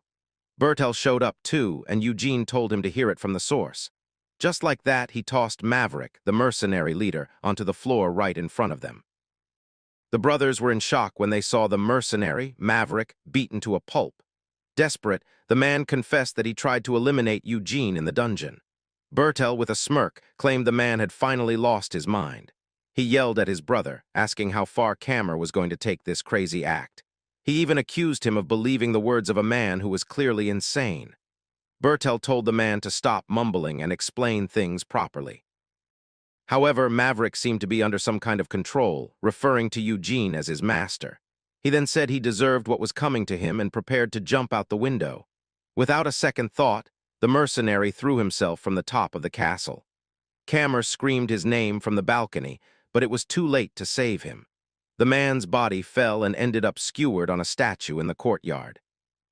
Bertel claimed Maverick went insane after seeing people killed in the dungeon, but Kammer glared at him, saying he found it odd how relieved Bertel seemed by the event. Bertel then got angry and said Eugene was just like him. He even asked if Eugene had any pride as a knight. Eugene then asked if Bertel was truly innocent, swearing on his honor. Scared, Bertel stammered, but insisted he was innocent of all accusations. Eugene then challenged him to a trial by combat. With a cold smile, he said they would bet their honor and the truth as knights. Bertel was left furious and speechless by the unexpected proposal. On the day of the duel, the servants were gossiping about what happened in the castle. They commented that Bertel always caused trouble, but this time he had gone too far. One of the maids asked who the target was, and the other said it was Sir Yan Eugene. And so Bertel faced Eugene in the castle courtyard for the duel. With a serious look, the knight held his sword and prepared for the fight. Kammer appeared and announced that they would determine the truth through combat, and that the truth, according to God's will, shall be granted to the victor. With his sword in hand, Eugene readied himself for the final duel. Suddenly, Bertel charged forward and attacked Eugene with a powerful strike. With a yell, he brought his sword down to end the fight once and for all. Eugene faced him with a calm expression, showing no fear. With just one hand, he blocked the attack and shattered Bertel's blade. Bertel then used his remaining sword and prepared to attack Eugene with everything he had. The two then exchanged powerful blows, sparks flying everywhere. Eugene remained silent, staring down his opponent with a cold look. Suddenly, a memory from the past flashed in his mind, and he remembered being hunted. He became angry, recalling how he was chased by that creature for a decade. Bertel was shocked and did not understand what was happening to Eugene. The two continued to fight with an intense exchange of sword strikes. The knight then screamed in pain as he felt the force of Eugene's attack. All of a sudden, Eugene disarmed Bertel, sending his sword flying through the air. He followed up with a powerful kick, sending Bertel crashing to the ground. With a serious look, Eugene told the knight to pick up his sword. Bertel got back up and, with a yell, charged at Eugene. Kammer watched the fight and noticed that his brother's swordsmanship was not bad. But to everyone's surprise, it was obvious that Eugene was on a completely different level. Bertel screamed in pain as he was thrown to the ground once again by Eugene. With his eyes glowing, Eugene proved to be far stronger than his opponent. With one last strike, he ended the fight, leaving Bertel collapsed on the ground. Suddenly, Kammer intervened, saying, "That's enough and the fight is over." With a serious look, Eugene asked if Kammer thought that was really sufficient. Kammer then told him to step back because the duel was not over yet. With his brother down, he declared the winner of the duel to be Sir Yan Eugene, but Bertel yelled that he could still fight and that he would eliminate Eugene with his own hands. Kammer told him to stop, as the outcome of the fight had already been decided. He also told him to act like a knight and admit his crime in prison. However, Bertel snapped, screaming that he did nothing wrong to Eugene. With his sword in hand, he screamed Eugene's name with pure hatred. He blamed Eugene, saying that if he had not been there, none of this would have happened, and he never would have suffered this humiliation if Eugene had never shown up. Eugene then stared him down, and a blue light glowed in his eyes. Suddenly, Bertel's body stopped moving, and he did not understand why. He wondered why his body would not obey him and what was going on. The knight's armor then began to crumble, and he started to panic. Eugene said he should have taken the last chance his brother gave him. With a final, devastating blow, Eugene finished Bertel once and for all. Part and Rabin remained silent, watching the scene without a word. Eugene then turned and walked toward the exit of the castle courtyard. With a look of sadness, Kammer watched his brother's body lying on the ground. Back in the city, Miriam complained that Eugene wasted his first chance to turn someone into a vampire. Eugene asked what she meant, and she said he used the man and then tossed him aside. But Eugene explained that the man was weak-willed and would not have been able to handle the transformation. He said if he had kept him around, the fact that he had become a vampire would have been discovered. Eugene then said he did not seem like the type to spare those who showed their fangs. Miriam called him cold and said vampires are supposed to have countless slaves. Eugene thought that turning weaklings into vampires was just more work than it was worth. He added that if there were someone he genuinely liked, he might consider turning them. Suddenly, someone shouted that a huge commotion had started with Lord Galfredic. Eugene then showed up at the guild, and Priscilla was surprised to see him. Bill Moore greeted him and said he heard about the successful dungeon subjugation. Without wasting any time, Eugene asked what happened to Lord Galfredic. Priscilla went quiet and looked at him with a very serious expression. She explained that 2 weeks ago, the knight took part in a subjugation, and he disappeared alone in a labyrinth within Count Evero's territory. Eugene then immediately headed to the location to investigate what happened. With a determined look, he prepared to search for his old comrade. Once in the city, Eugene entered a mansion and was greeted by a nobleman. The man introduced himself as Lord Jevon Evero and welcomed Eugene. Eugene greeted him, and the lord invited him in to talk. Jevon Evero, the eldest son of the Evero family, seemed quite friendly. He explained that Galfredic's greed led him to enter the upper levels of the labyrinth alone. Eugene repeated his words with a very suspicious look. Jevon confirmed it, saying that, unfortunately, they had not touched that place in over 100 years. Jevon explained that the master of the labyrinth, who ruled the place, resided there. Suddenly, another man appeared and said Galfredic caused trouble for everyone. Jevon then introduced him as Sir Lugitz, a knight from his domain. The man greeted Eugene and said he heard about their duel. With a smile, he revealed that the two of them had something interesting in common because he was the winner of the family tournament and had defeated Galfredic as well. Jevon then apologized and said this only showed how valuable the missing knight was. He then asked if Eugene and the knight shared a deep friendship. Eugene confirmed it with a cold look, and Miriam got annoyed with him. Jevon said he would give Eugene his full support for coming all this way for a friend. He explained that if the search went on for more than a month, they would declare Galfredic deceased. He also revealed that 3 weeks had already passed, and there was no hope left. Eugene stared at the Lord with a serious and determined look, and without wasting time, got up to leave for the labyrinth immediately. Jevon then said he would have a subjugation party ready in 3 days, and asked Eugene to rest and recover from his long journey. Eugene thanked him and said there was one more thing he needed. They had hired a mage and would bring her along to help with the search. Back in the city, Miriam complained that the new armor was huge and looked goofy. She also got annoyed with Jevon, saying he had no manners at all. Eugene then thought that there was more than one thing fishy about that story. He remembered that Galfredic was about to receive a title and had no reason to take such a risk. With a smile, the knight had even invited Eugene to come along and make a good impression. Eugene did not understand the change of plans or why he was being tested again. He knew the knight was not the type to risk everything for a moment of greed. Suddenly, a man shouted that the Messiah was coming, getting everyone's attention. He said, "The goddess of victory will descend to destroy the land, as the prophecy says, and the disaster has already begun with animals dropping dead near the labyrinth." Miriam then realized they were talking about Eugene and got confused. The man then yelled for everyone to offer flesh and blood as a sacrifice. He claimed that if they did, the Messiah would descend and save the tainted land. Miriam was annoyed by the scene, and Eugene observed that the city felt wrong.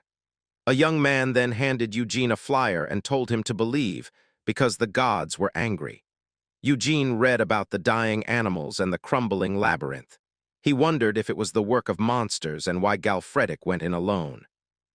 Without wasting time, he told Miriam they were heading to the labyrinth right now. He then found a mage and told her that 3 days was too long and they would go alone. Suddenly, the mage said she never thought she would see a vampire in a place like this. Eugene was shocked and wondered how she figured out his true identity. With a slight smile, the mage taunted him further, saying he was just walking around in broad daylight. Eugene became angry and grabbed the mage hard by the throat.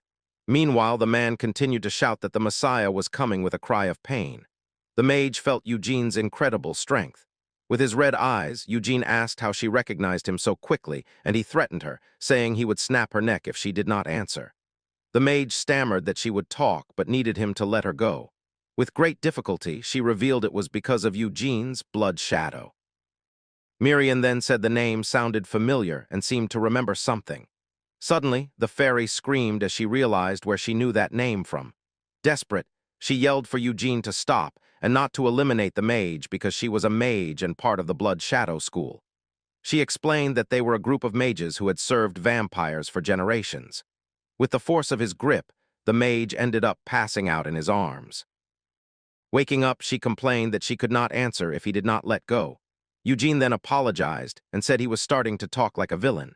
The mage then formally introduced herself as Siri Rory of the Shadow School. She revealed that because of the school's nature, they could sense the presence of a vampire. She also revealed she was looking for him at the request of the young master, Jevin. Angrily, Eugene thought he was going to shut Galfredic's mouth when he found him. Serena then revealed she was in the subjugation party when Galfredic vanished. Eugene asked for more details. She explained she needed monster spoils, so she signed up for the subjugation of the Evero Count's labyrinth. Since the place was known for being treacherous, everyone was moving forward with confidence. Suddenly, an earthquake shook the labyrinth and the ground began to tremble. The floor then collapsed and she almost fell, but someone grabbed her at the last second. It was Sir Galfredic, who was guarding the rear of the group at that moment. He saved her but ended up falling into the abyss in her place, into the darkness. After escaping, she heard the others blaming the knight for the earthquake, saying that he opened the gate to the upper levels, causing the whole disaster. Serena said she thought about telling Eugene the truth since he was his friend. Eugene then realized the story was different from what Jevin told him, and he wondered if the Lord lied, or if he got false information from someone. Suddenly, Siri revealed she saw something strange in that moment of chaos. At the bottom of the abyss where the knight fell, she saw a huge eye drawn there. Eugene was surprised, and she confirmed that it was indeed an eye. She also reminded him of the cultists who were handing out flyers in the square, and that the image on the flyer was the same one she saw at the bottom of the abyss. Meanwhile, in a dark place, the cultists worshipped the image of the giant eye. One of them said that the Messiah who would lead them to salvation would soon awaken. At the entrance of the labyrinth, one of the men reported that the provisions were stocked. Lujitz then asked Eugene how he felt about reuniting with his comrade. Eugene replied that he just hoped he did not have to carry a body back. The knight then said Galfredic was not the type to go down easily. Lujitz even laughed and said Eugene had a lot of faith in his friend. Eugene thought that he had wanted to enter the labyrinth sooner, but he needed to keep an eye on that scumbag Lujitz just in case. He knew the knight had survived for 3 weeks and could last another 3 days. Suddenly, a group of Templars appeared and greeted Eugene. They introduced themselves as Templars from the monastery of House Evero and said it was an honor to serve alongside such a pious knight. Miriam had to hold back her laughter, hearing them call a vampire pious. Lujitz was surprised, as it was rare for Templars to take an interest in a knight, and with a smirk, he wondered if Eugene was some kind of vampire paladin. At the entrance of the labyrinth, Eugene called Part over for a talk. They then set up camp, and Eugene told them not to let their guard down. Miriam was fascinated by the place, saying it was overflowing with mana energy. Part said the place was strange and seemed designed for survival. Eugene thought that if the worst happened, he could hide here to survive. Suddenly, Lujitz appeared and said it was the perfect place for scoundrels to hide. Lujitz praised Eugene, saying his skills were impressive. With a smile, he told Eugene not to be so impatient and that the person he needed to trust most right now was himself. Eugene then said that for a mapped-out place, they were having a lot of casualties. Lujic laughed and said, "They are merely sacrifices offered to the labyrinth." Suddenly, Eugene's eyes started glowing red, and to everyone's surprise, a strong earthquake shook the entire structure. Lujic yelled for everyone to hold on as the labyrinth structure began changing. With a smirk, Lujic said the place where Galfredik fell was right here. He then revealed that this zone, where the walls constantly shift, was also the shortcut to the upper levels they were looking for. Serena said that this earthquake was the same one as before. Lujic then stopped in one spot, and Eugene asked where the shortcut was with a malicious grin. The knight said the shortcut was right where he was standing. Eugene then realized it was a trap and braced for the worst. Suddenly, enormous gears emerged and changed the entire layout of the place. Eugene held on to avoid falling into the dark abyss of the cavern and realized it was not a natural earthquake. It was all a trap. Serena then called out to him and pointed at something in the middle of the darkness. With his red eyes, Eugene stared at what was coming toward them. To his astonishment, he found Galfredik tied up and severely injured. Without a second thought, Eugene rushed forward to save his friend. He got closer and realized the severity of the knight's injuries. Upon touching his face, Eugene sensed that something was very wrong. With his red eyes, he realized the knight was still alive. Suddenly, Miriam warned him that something felt off about this place. The fairy said she felt a different presence coming from beneath the cavern floor. A strong gust of wind then started blowing from an unknown direction. Everyone wondered where that powerful wind was coming from. From the depths of the abyss, a red light emerged, illuminating the darkness. With its glowing eyes, a giant creature began to rise. The monster revealed itself with an enormous body and purple flames all over. Before them appeared the fearsome Minotaur, the master of this labyrinth. Serena screamed in terror, and Eugene told her to protect the knight. The Minotaur attacked with full force, and Eugene charged into battle. With a leap, he dodged the blow and prepared to attack the creature. With his sword in hand, he readied himself to face the giant monster. Eugene then unleashed all his power, and a red light emanated from his body. Serena screamed in fear upon seeing the raw strength of Eugene's attack. With its giant axe in hand, the Minotaur got ready to attack with everything it had. Eugene braced for the worst. A red light then glowed, and the creature launched a powerful attack. The energy wave destroyed everything and sent Eugene and Galfredik flying. Galfredik was then thrown into the air, and Eugene was shocked by the scene. Without a second thought, he lunged forward to try and save his friend from the fall. He reached out his hand but could not get to him in time to save him. Desperate, Eugene screamed his friend's name as he fell. Suddenly, he was stopped by a spell and did not understand what happened. With his eyes glowing, Eugene wondered what the meaning of this was. Serena then warned him that the monster was a high-level minotaur and that even a vampire would be eliminated if they faced it head-on. With a look of rage, Eugene glared at her, his sharp fangs showing. With her dagger ready, she prepared herself, and the two faced off with serious expressions. Eugene then said she had crossed the line and called her by her name. Serena apologized, saying she could not just watch a vampire jump to his doom, and that attacking a minotaur head-on offered a minimal chance of victory. She added that if he wanted to save the knight, he needed to keep a cool head. The mage wondered if the labyrinth was even big enough to house a minotaur. Eugene stared at a blue light that appeared on the wall. Lujic then said he did not know the mage was capable of using earth magic. He added that she survived thanks to Galfredik and that she was a weirdo. Ciri then glared at Lujic with rage and called out his name with pure hatred. She remembered that it all happened so fast and felt guilty about what occurred. With a look of anger, Eugene realized that Lujic was the one to blame for everything, and that he was the one who had turned Galfredik into what he was now. Lujic then said he just brought the friend for the Lord to see how much he loved him. He grabbed Eugene and called him rude for accusing him. Eugene sensed a strange aura and realized something was wrong with his red eyes. He prepared to attack the knight with everything he had. Eugene attacked, and a strange tattoo glowed on Lujic's hand. Ciri then realized that monstrous strength was not really his, and a purple aura emanated from the knight's body as he used an inherited power. She explained that the crest granted inherited power and was a forbidden magic because the magic began to transfer power from non-human beings to humans.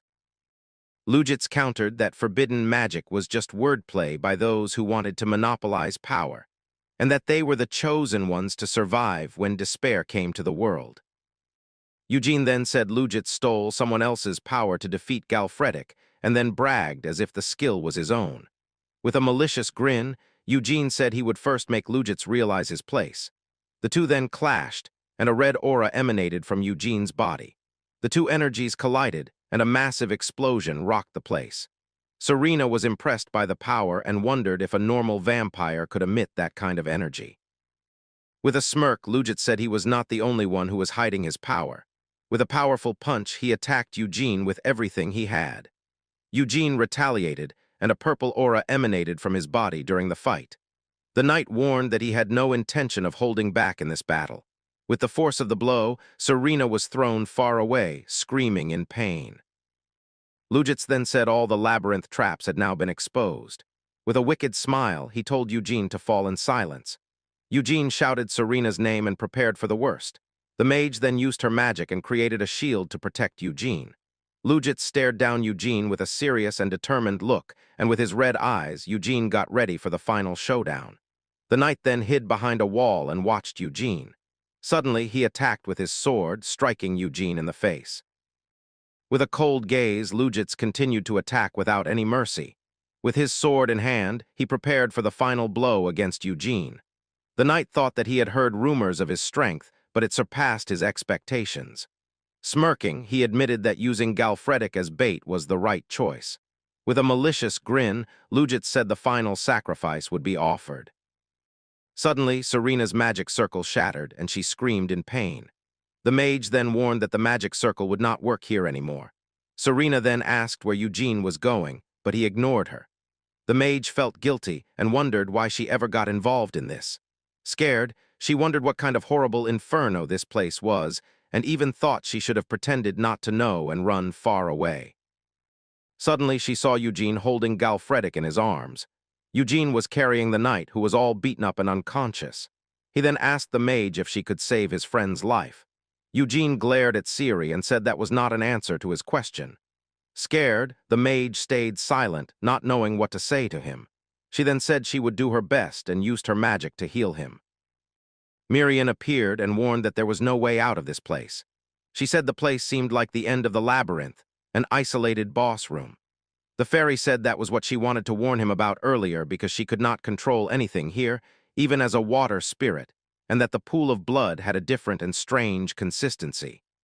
Eugene stared at the pool with a serious and suspicious look and wondered if those eyes were what the mage saw at the bottom of the abyss. Eugene then asked why she could not control the pool of blood. Suddenly, a blood monster began to form from the pool on the ground. The creature rose and stared at Eugene with an empty gaze. To everyone's surprise, the Minotaur also regenerated and got back on its feet. Eugene told Miriam to find an opening for them to escape. He faced the giant monster and prepared for the battle to come. Siri continued to heal Galfredic, who was still unconscious. With his red eyes, Eugene decided he needed to immobilize the monster. With his sword in hand, he charged and attacked the creature with everything he had. Eugene used his ability, and a series of red claws appeared. The attack hit the Minotaur dead on, but it did not seem to feel a thing. Eugene continued to attack with all his strength and power. He used his ability again, attacking the monster with claws of blood. Suddenly, his sword broke, and he was shocked by the enemy's resilience. With a serious look, Eugene clutched the broken blade in his hand.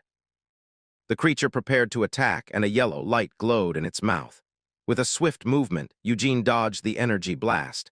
With a leap, he closed in on the monster for a close-quarters attack. Eugene landed a powerful punch on the giant creature's face. With another leap, he prepared to attack the Minotaur with all he had. He realized that a normal sword could not even scratch the monster. With his hand glowing red, he decided he would make do with what he had. He created a new blade of blood and prepared for combat. With his new weapon in hand, Eugene faced the creature seriously. He charged and used a blood spear to attack the Minotaur. With a quick move, he dodged an attack and prepared to counter. He continued to fight, exchanging a series of blows with the creature. With his fangs bared, Eugene attacked the monster with everything he had, but the Minotaur hit him with a punch, sending him crashing into the wall. The creature then attacked with its weapon, and the floor shattered from the impact. Eugene was thrown far away and slammed into the cavern wall. With a determined look, he got ready for round 2 of the fight. Siri tried to wake up Galfredic, who remained unconscious on the floor, and asked him to wake up because his friend was in danger and needed help. Eugene realized the mage was right, and that he could not win because the high-level monster was on a completely different level of strength. Suddenly, the creature glared at him with a look of pure evil and got ready. Eugene cursed and braced himself for the monster's final attack. With all his power, he used his ability, and a series of claws emerged. He was caught by the enemy's blow, which riddled him with holes. Siri screamed Eugene's name and prepared for the worst. All battered, Eugene glared at the monster with a look of rage. He then remembered the powerlessness he felt for over a decade. With his blood claws, he attacked the Minotaur with everything he had. But he wondered why he was feeling more pain than before. With a scream of agony, Eugene was slammed onto the cavern floor. Beaten down, he prepared for the giant creature's final blow. Lying on the ground, Eugene watched the scene with an empty gaze and wondered why he was fighting so hard to save his friend, and why it was hurting even more than last time. Galfredic then woke up and saw Eugene down and covered in wounds. With a look of surprise, he stared at Eugene completely bewildered and wondered why he was risking so much to save him. Serena was shocked after the Minotaur incident as she saw Eugene, who was standing just above a pool of blood. She thought to herself that this was exactly why she had warned him. Even if Eugene was a vampire, there was no way he could defeat something as powerful as the Minotaur, the labyrinth's boss. Eugene had been pierced through the stomach by those giant, rock-like structures. Meanwhile, Serena was sitting right in front of Galfredic, knowing there was nowhere to run. She wondered if she was really going to die as the Minotaur started charging a purple fire attack from its mouth. Serena was disappointed in herself and apologized to Eugene, thinking she had not been a good enough disciple. But just then she heard a familiar voice.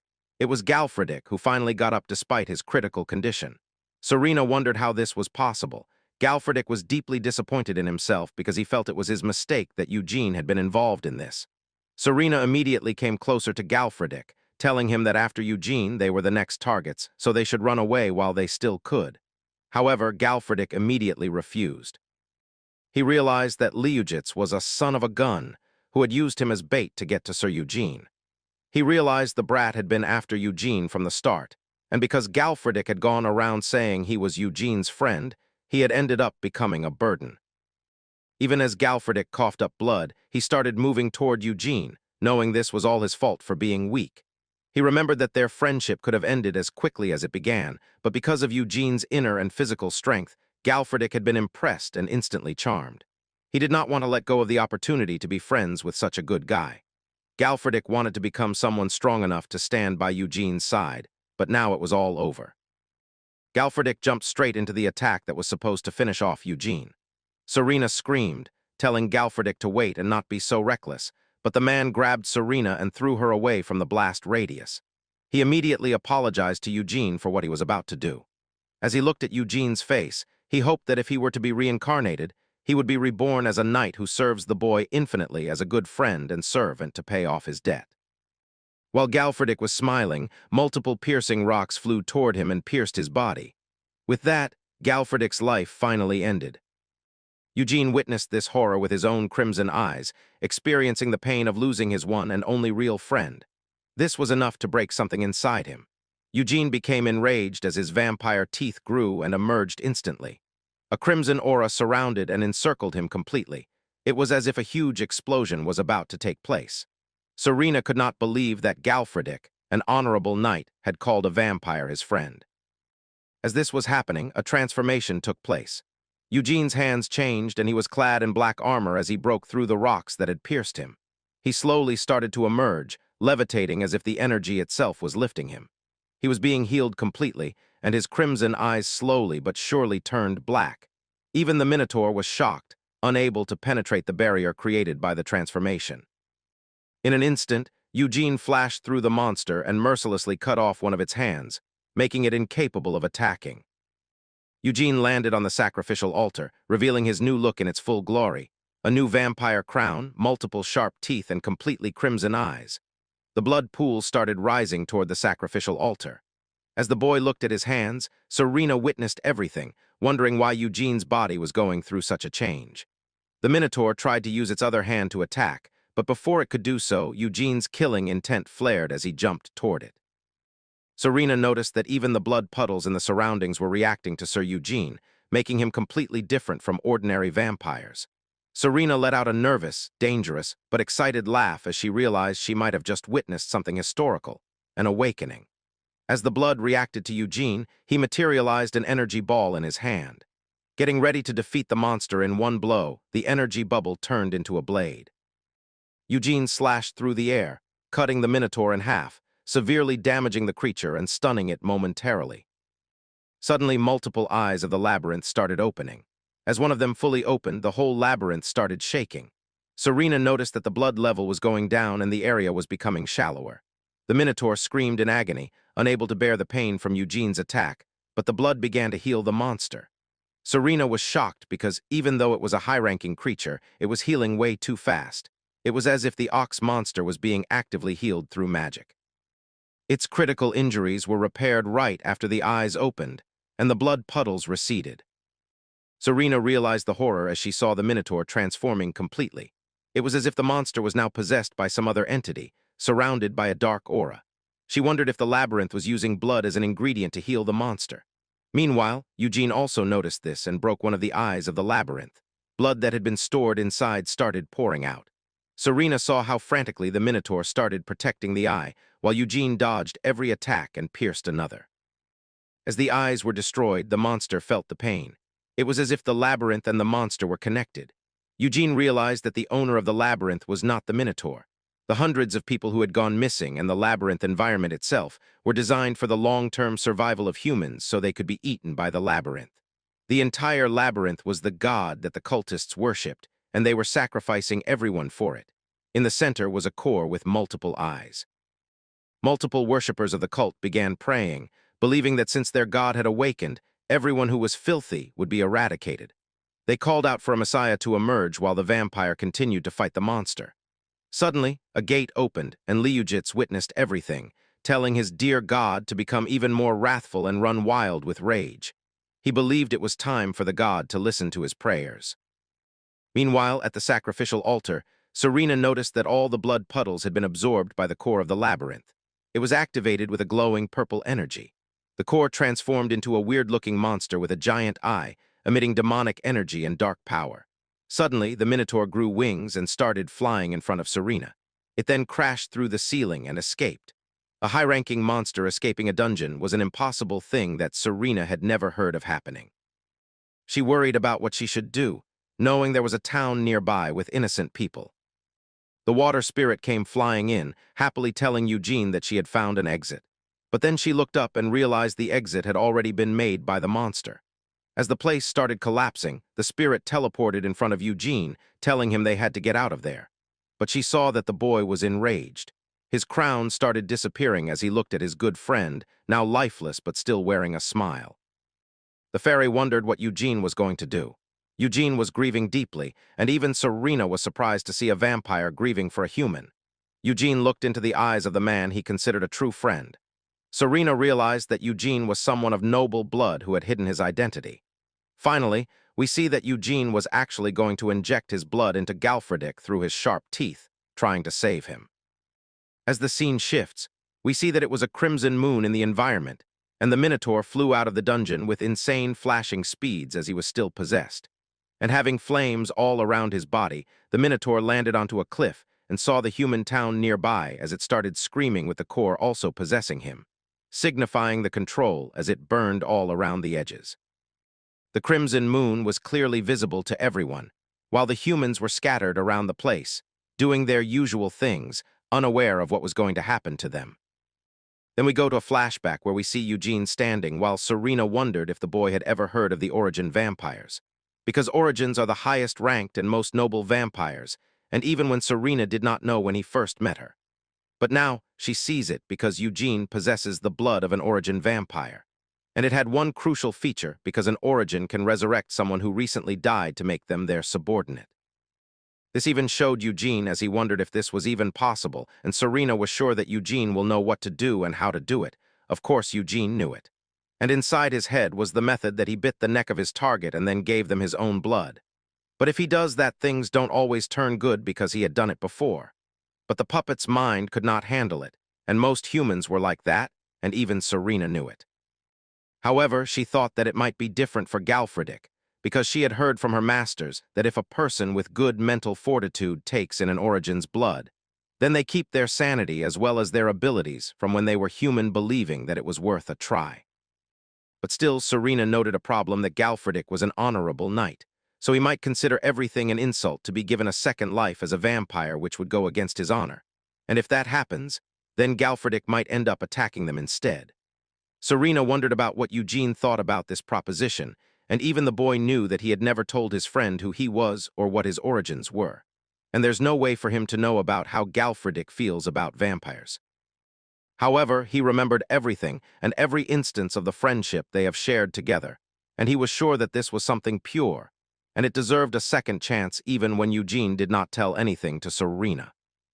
He knew that there was no other way than to just ask Galfredick after he was resurrected, and as the boy bit his friend, we come back to the present where we see that after the bite happened, something changed inside Eugene as he noticed that instead of him having to take efforts to inject his blood, Galfredick was sucking the blood of the vampire like crazy, and it was going in too quickly, and he cannot even take his teeth out. He was commencing the inheritance ritual. But it was affecting Eugene too, as the subject was turning into the Lord's possession under the ritual of blood. The subject's soul will belong to the Lord, and all of the subject's power shall also belong to the Lord, which was called inheritance. And we see that Galfredick's whole body was rejuvenated with new blood. It was the same thing that was happening while Eugene transformed into a new vampire form, and Serena was witnessing the whole thing all over again. While we see that Galfredick was now having an explosion-like feel with multiple crimson beams shooting through him, and the explosion was so insane that it made a red beam that fired through the sky, shining the whole area like crazy. But on the other hand, the scene shifts to the nearby human town, which was now burning as humans ran away, telling each other to get away from the place. Every human thought that the labyrinth had broken down, knowing that now rumors were everywhere and were wreaking havoc. Multiple snake-type rumors along with other insects were now preying upon humans, grabbing them mercilessly, and destroying multiple families without any eminent cause. Meanwhile, even the possessed Minotaur was wreaking havoc while a human was running away, but he was too small to escape, and his death was imminent. And all these things and the mayhem caused by the monsters were looked upon by one man who was happy that finally the monsters were there. He was none other than Liujits, who was happy that the moment he received his reward for the sacrifices he have offered to the labyrinth has come. And he was happy even more because the humans who were present there will think of him as an honorable knight, and will never know that the labyrinth and the brat planned all of this together. Humans were screaming in pain and agony, and the others were dead scared of what was going to happen to them, while Liujits thought that once the village's despair level is at an all-time high because of the Minotaur's attack, Liujits will appear and take the Minotaur down, and that will be his reward for having given up all those offerings to the labyrinth until now, and by using the human nature to seek salvation, the deeper the despair one is in. He was planning to become a messiah who saves everyone in the end. So he wanted everyone to die and experience despair more so that he can become a god who saves them all. And then worshipped as a messiah through ages, the scene shifts back and we see multiple flying-type rumors and ancient monsters attacking humans. And one family who was running away was stopped as the female turned around, looking at her child who got knocked down by a rock at the wrong time, and a wolf-type rumor was going to attack them and eat them as a whole. But then suddenly, as the wolf monster jumped onto them, a streak of light like a flash went through the wolf monster several meters away. And on the face of it was actually our boy who was visible for mere seconds. And then got away insanely fast. Eugene grabbed the mouth of the wolf monster, crushing all the teeth without any efforts. And we see that now Eugene was targeting the other parts to finish the wolf immediately. The mother was shocked, while the boy was happy to be saved as he saw his new hero, who they don't know is actually a vampire now. Eugene was posing like a literal hero, as his new look was revealed with an insanely cool-looking armor and overall cool-looking shot, which was not so cool for Liujits, who wondered about how Eugene was able to survive, and what he was doing outside the labyrinth, thinking that the Minotaur must have absorbed his blood and became stronger. But now Eugene was right in front of him, and he wondered about how this was possible because he had offered him as the last sacrifice. So he was sure that Eugene was dead. Now Liujit's mind was going crazy as he wondered about how the boy is alive, and here right now wondering if he suddenly became stronger on the brink of death, or something else, knowing that if that is true, then he wondered if Eugene was even human to begin with, but then was interrupted by our boy, who turned towards the brat. Wondering if Javin even knows about the fact that Liujits was the one who caused all this mess to begin with, and even when the brat was shocked, the boy was smiling, telling him that it does not matter now, because he is going to pay the price for his sins right there. And just as Eugene said so, someone else with crimson eyes appeared right behind the brat, ready to sever his head. Somehow, Liujits reacted at the exact time and dodged the place as the whole building collapsed due to the impact of the attack, and somehow Liujits was even more crazy, laughing like a maniac. And as the dust cleared, we see the familiar face, as the man behind the dust wondered if Liujits has missed him. And we see that it was the new and all-powerful Galfredik who told Liujits that it is time for him to get back at the brat. For humiliating him in the tournament, telling the brat to make sure that he's ready to pay the price of having tricked him over in the past, opening his eyes, which was now a vampire's, as the cool man called out the brat as the heretic Liujits. The scene shifts again, and we see a huge monster clashing with Eugene, while all the other humans run away, knowing that the monster is not targeting them. Eugene fights the Minotaur-like monster at insane speeds, fully aware that he must stop it from harming innocent civilians. At this moment, the vampire does not care about anything else except fighting. Using his sharp claws, he slashes into the monster's tough hide as if it were butter, even damaging the eye that had possessed the creature. As the monster screams in pain and agony, the humans finally realize that someone is fighting that behemoth. Seeing a knight clad in dark armor with glowing red eyes, everyone realizes that this is none other than Sir Eugene, who has come to protect their village. The humans rejoice, believing they have been saved by their savior as the knight fights for them. Someone among the crowd declares that they are wrong. Sir Eugene is not just a knight, but their true messiah, sent by the heavens for humanity's salvation. As Eugene continues fighting the monster, many humans begin to believe that the rumored prophecy is real, and that the descent of a messiah is taking place. The scene shifts back to the battle. Eugene does not miss a single strike, repeatedly targeting the Eye of Possession, controlling the monster, knowing it is the creature's weakness. He immediately extends his vampire claws and pierces the giant eye. Blood splatters everywhere as the possession slowly fades, and the monster begins losing its strength. Eugene stands calmly, maintaining his balance so he does not fall. When the monster is finally defeated, the humans erupt into cheers. Eugene strikes a cool pose once again. The scene shifts to the cultists.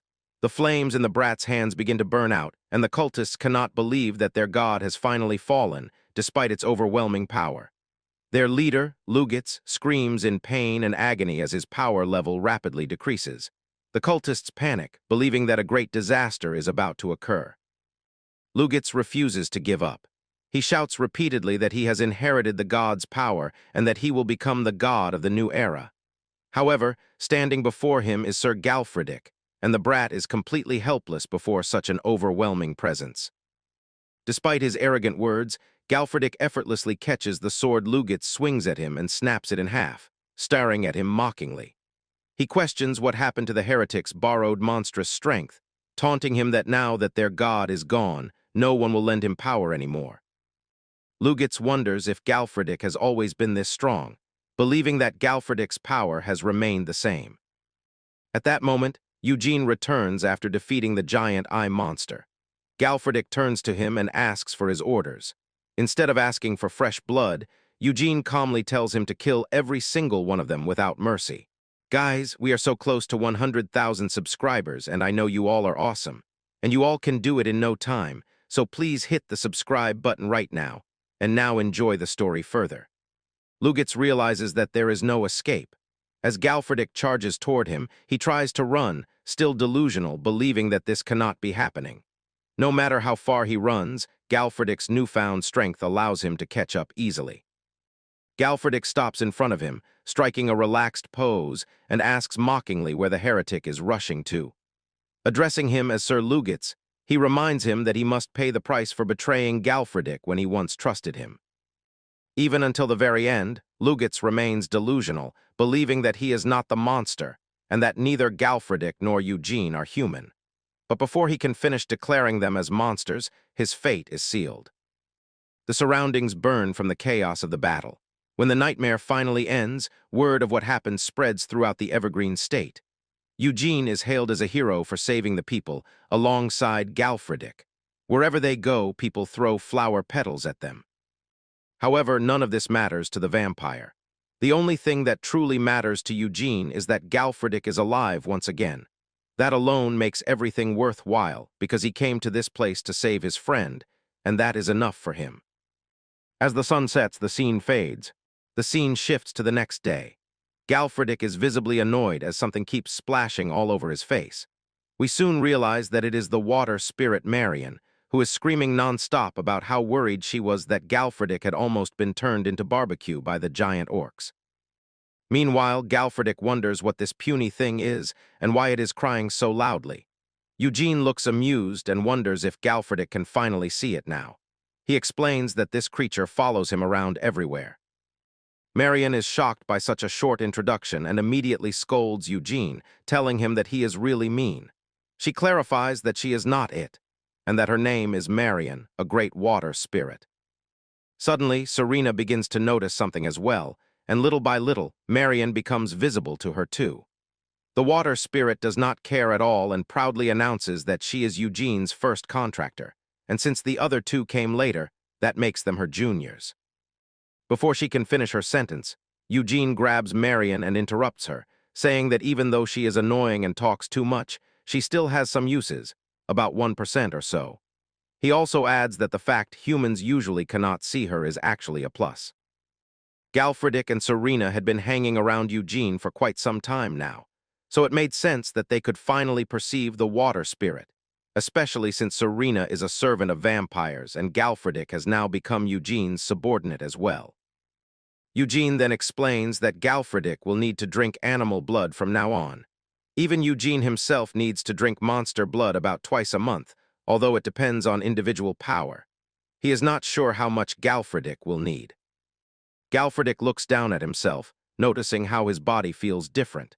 He wonders if living a vampire's life means he now has to avoid sunlight. Marion immediately screams that this is a stupid question, saying that Galfredic is already a vampire, and before she can finish, Galfredic suddenly gets up and marches straight toward the sunlight, deciding to test it himself without any hesitation. Both Serena and Marion are shocked. Marion thinks Galfredic is an idiot because even Eugene had worked extremely hard to avoid sunlight. Eugene himself is stunned, not by what Galfredic is doing, but by the result. Galfredic is perfectly fine. Eugene cannot believe it and wonders how this is possible. Serena, however, remains calm and explains that Eugene is an origin vampire. Only normal vampires are burned by sunlight. Origin vampires are noble and supreme beings, and sunlight does not affect them at all. Because Galfredic is now an origin vampire subordinate, it makes sense that he is unaffected as well. Eugene decides to test it himself.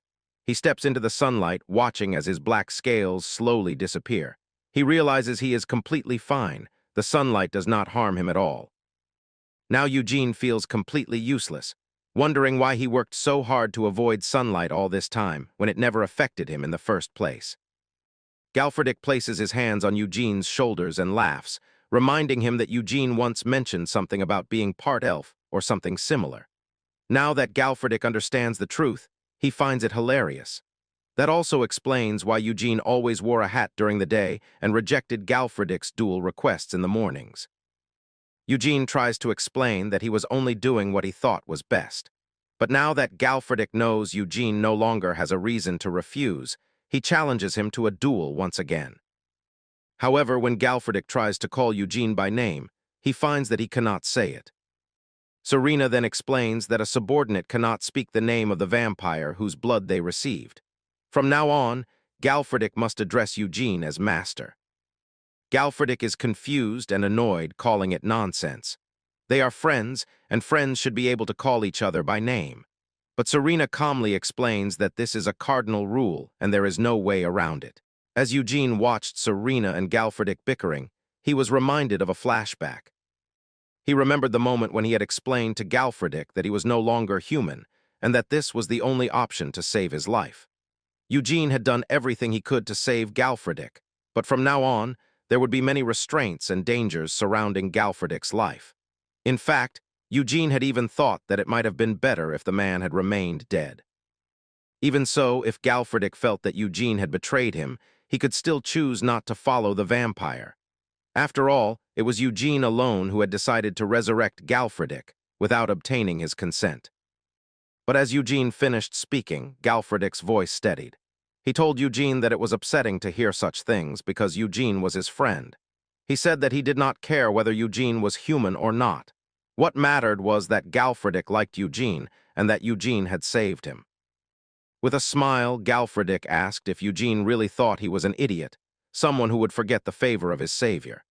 He added that even if he had to become Eugene's subordinate, that was completely fine, because it meant he could stay by Eugene's side forever, without fail.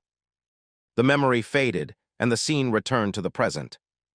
Galfridic was still complaining loudly about how he could not even call his friend by name anymore. Serena wondered why Galfridic kept getting stuck on the same issue, even though she had no authority over the cardinal rules herself. Eugene simply smiled. He jokingly wondered if he should sew Galfridic's mouth shut so that he would talk a little less. Suddenly, Galfridic remembered something. He asked Eugene about what he had done with the blonde man and the black-haired man. Hearing this, Eugene replied that he had already ordered them to carry out something quietly without drawing attention. Now, Eugene was wondering whether they had managed to pull it off successfully, without his direct involvement. As the scene shifts, we see that a letter of thanks has been sent to Lord Eugene from the monastery. Lord Jevon explains that, thanks to Lord Eugene, they were able to root out a heretical faction within the monastery. The Templars had been illegally using half-demon magic stones to raid labyrinths, and in the process, expand their heretical group. Eugene had realized this and dispatched mercenaries to arrest them. During this, Eugene explained that, as far as he knew, Templars were people who acted according to the will of the gods. So the fact that they had volunteered for labor and subjugation was highly suspicious, especially when unsettling rumors about the end times were spreading throughout the territory. Eugene wondered what divine will could have driven them to join a subjugation force. Hearing this, Jevon was shocked, which was quite evident on his face. However, he soon calmed down and sat on a cozy-looking couch. Jevon told Eugene that the Lagrange Monastery was sponsored by the Evergrove family and had been operated quite devotedly. But if the blasphemous faction had gone unnoticed until the end, then the reputation of the Evergrove family could have been severely damaged. On behalf of the Evergrove family, Jevon extended his gratitude to Eugene, explaining that the respect people held for him within the territory was reaching the skis. He urged Eugene to accept their praise and welcome it. Hearing this, Eugene reacted neutrally, telling Jevon that he was glad he could help and deciding that they should be on their way. Jevon remained seated, and in a serious tone, he congratulated Eugene on Sir Galfridic's safe return, saying that he was truly relieved Eugene's close friend had come back unharmed. However, even as Jevon smiled from a distance, a closer look revealed how serious and devastated he truly was. As the scene shifts, we arrive at a bar where many people were drinking and congratulating Galfridic on his safe return. They had already heard the grim rumors surrounding his survival, and many believed that Galfridic would never come back. The man thanked everyone who had believed in him, saying that it was because of them that he had made it back alive. He added that returning with his limbs intact was largely thanks to the help of his master. The other mercenaries could hardly believe that Galfridic would now call Eugene his master every time. As Eugene sat at the same table celebrating, many people expressed their desire to work under him as well, wishing to serve Eugene as their master. Eugene immediately refused, even though it felt a bit cruel. Sir Galfridic Ecker drank as much beer as he could, but soon realized that it started tasting unpleasant. He understood then that he truly had developed a vampire's tongue. Suddenly, Laban noticed that Galfredic's eye color was different from before and asked if something had happened inside the labyrinth. Realizing how perceptive Laban was, Galfredic smiled and grabbed him by the neck, praising him for following Partak this time and looting the monastery neatly. He wondered aloud if Partak had exaggerated his own contribution a bit. Everyone burst into laughter upon hearing this. Laban told everyone that he was a proper mercenary now and that no one should look down on him. This only caused even more laughter. Partak then said that Eugene uncovering the truth behind the monastery was truly astounding, nodding that when the report came in, even Jevin had looked visibly shocked. Hearing this, Eugene himself became curious about what exactly had surprised Lord Jevin. He wondered whether the monastery had sent the letter out of pure gratitude or if Lujitz had simply been used as a scapegoat.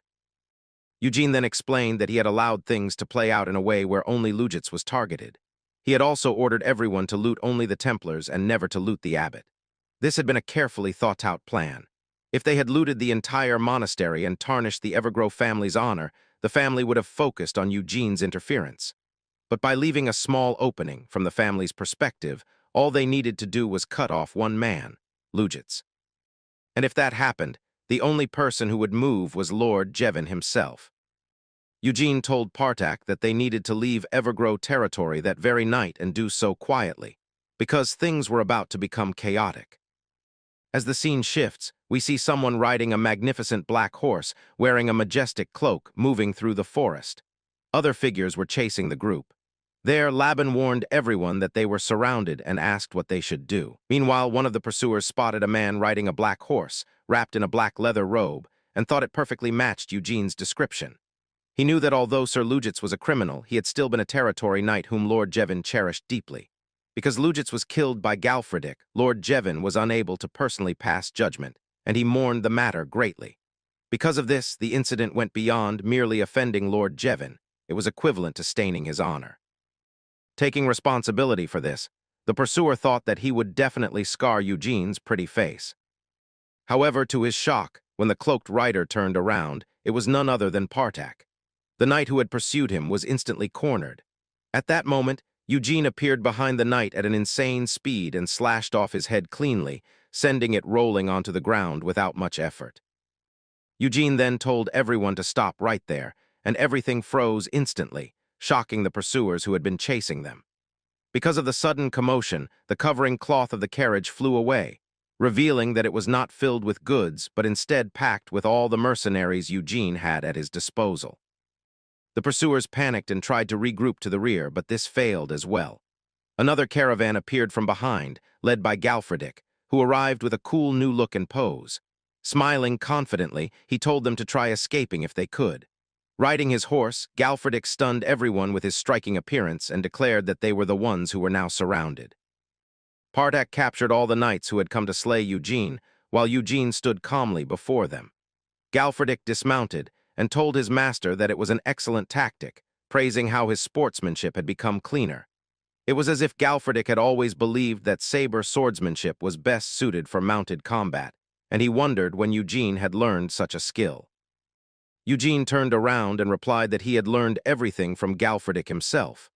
Rather than being shocked, Galfredic took it as a compliment, blushed slightly, and wondered when he had ever taught Eugene something like that. It was then revealed that the moment Eugene's blood was injected into Galfredic's body, all the skills and experience Galfredic had accumulated over the years were transmitted into Eugene's mind. At the same time, Eugene heard a voice whispering in his ear, telling him that kin belonged to their lord. Eugene wondered whether it was a hallucination or some divine interference meant to help him survive. His thoughts were interrupted when one of the captured knights accused Sir Galfredic of being shameless for laughing after insulting Lord Jevin. The knight claimed Galfredic had not even appreciated the favor of being recommended as a territory knight and had nearly died in the dungeon due to his own lack of skill. Now, instead of accepting responsibility, he was shifting the blame onto Sir Lujitz, who could no longer defend himself. Hearing this, Eugene grew visibly irritated and considered intervening. However, Galfredic ignored the accusations entirely, simply observing the knights calmly. Eugene finally lost his patience and drew his sword, declaring that a knight should always be prepared to die. He announced that he would let one of them live to tell the tale, while the rest would be executed. Before he could act, Galfridic stopped him and suggested that they treat the captives as prisoners instead. Eugene paused and sheathed his sword, questioning Galfridic's reasoning. Galfridic explained that even among enemies, honoring the courage of those who fought bravely was an old custom. More importantly, if they demanded ransom from the Evergrow family, it would bring in money, which was the most important reason of all. Eugene remained unconvinced, wondering whether leaving their limbs intact would cause trouble later. Galfridic was confused by the question until Eugene picked up a wooden club and nodded, deciding it was sufficient as long as he avoided their joints so they could still work and move freely. Soon, the forest was filled with the screams of the pursuers as they realized their mistake and begged for forgiveness. When the scene shifts, we see the same knights now missing a few teeth and suffering from muscle swelling. Despite this, their eyes were filled with relief, believing that they would be treated well in such a wealthy place, especially since it was the first time they had ever received such generous treatment as prisoners. As the knights were taken away, Priscilla appeared with a smile and told Eugene that they could cover the lodging costs for this level. Now Eugene and Priscilla stepped out of the building as Eugene told her that they would soon be receiving the ransom for the knights from Lord Jevon. Priscilla was shocked, wondering if Lord Jevon was the eldest son of the Evergrow family. However, Eugene did not care and told her that since they were territory knights, their ransom price should be fairly high. Eugene then handed his armor to Priscilla, asking her to repair it. He explained that even though they claimed a dragon's tooth could not pierce it, the armor had still been punctured easily by a single skewer. Priscilla assured him that she would reinforce it and make it much sturdier. Eugene also mentioned that he wanted a new set of armor for Galfridic as well. Hearing this, Galfridic was visibly excited and asked if it was truly meant for him. Eugene replied that since Galfridic was his man now, he should at least maintain the same level of dignity alongside him. Galfridic was deeply pleased, feeling that this was exactly what he expected from his master, and he was glad that he had chosen to follow Eugene. On the other hand, Priscilla was also happy, thinking that she truly had a good eye for people, since Eugene had managed to recruit the famous Galfridic of all people. Considering that Eugene brought in plenty of valuable byproducts every time, a few suits of armor were nothing to her. There was no reason for her to skimp on customer benefits, especially since she was confident that with skills like Eugene, he might one day achieve the impossible. Priscilla then turned around and asked Eugene if he had decided on his next destination. Eugene explained that for the time being, he planned to focus on clearing the advanced zones of the tunnels. However, Priscilla reminded him that greater dreams always require more money. She mentioned a certain gambling opportunity she knew of and asked if Eugene would be willing to take it on. As the scene shifts, we come to the Evergrow Palace building where the prince was really shocked, thinking that nobody was of any help at all. Because all those knights who were sent by the prince to deal with our boy, Eugene, were not able to handle a single person, and on top of that, they were captured as hostages instead. Now the prince was really annoyed with Eugene. But he already knew that the boy was stronger than Lujit's. But what he did not know was the fact that he was that strong, that he dealt with all the knights. Now the prince was cornered, wondering if he would simply leave things like this, because Eugene was the man who had killed the prince's own territory knights. But then the prince turned around and looked at the map of the continent, and something clicked in his mind as he started searching frantically everywhere. As he realized that Eugene had come under the Pai Lin Trading Company's recommendation, Eugene's next destination would also be a demon realm that had been contracted with the same trading company. So the remaining option on the map was the imminent destination. As the prince started searching for the demon realm portal, he began smiling devilishly, knowing that it was obvious where Eugene was headed. It was called Felia of the Karlsbagan Peninsula. As the scene shifts, we see that Eugene and Galfridic, along with the others, were traveling on a giant ship that was sailing through the waters. Galfridic told Eugene that Karlsbagan had no influence from the central church at all, and that the marquis named Archai, who ran the peninsula, turned out to be a cult member. But he fell from power because he became too desperate, and the whole peninsula was now in a really complex situation because of it. Eugene was shocked, wondering if what his friend told him was true. And Galfridic continued that even the Bishop of Karlsbagan ran away as soon as the rule collapsed, and the whole populace lost their trust in the higher-ups. But for Eugene, it was really good news, and Galfridic also smiled, looking at how Eugene had already seen an opportunity. But then Marion came flying around like the water spirit she was, screaming and pointing toward Serena, who was forming multiple rainbows. As we come to know, the mage was seasick and could not handle traveling inside ships. Galfredick was getting annoyed as he came toward the lady, telling her that if she gets seasick, then she should not come with them. But as frail as she was, Serena got up and gave her usual excuse about how she thought that her magic would be of help to the noble origin. Galfredick was not ready to fall for that, wanting Serena to tell her real purpose, calling her a creepy raccoon. Then she told the man that she needed a lot of materials from monsters to create a chimera, because it was their faction's ultimate goal and calling, which was to research and create their own chimera whenever they could.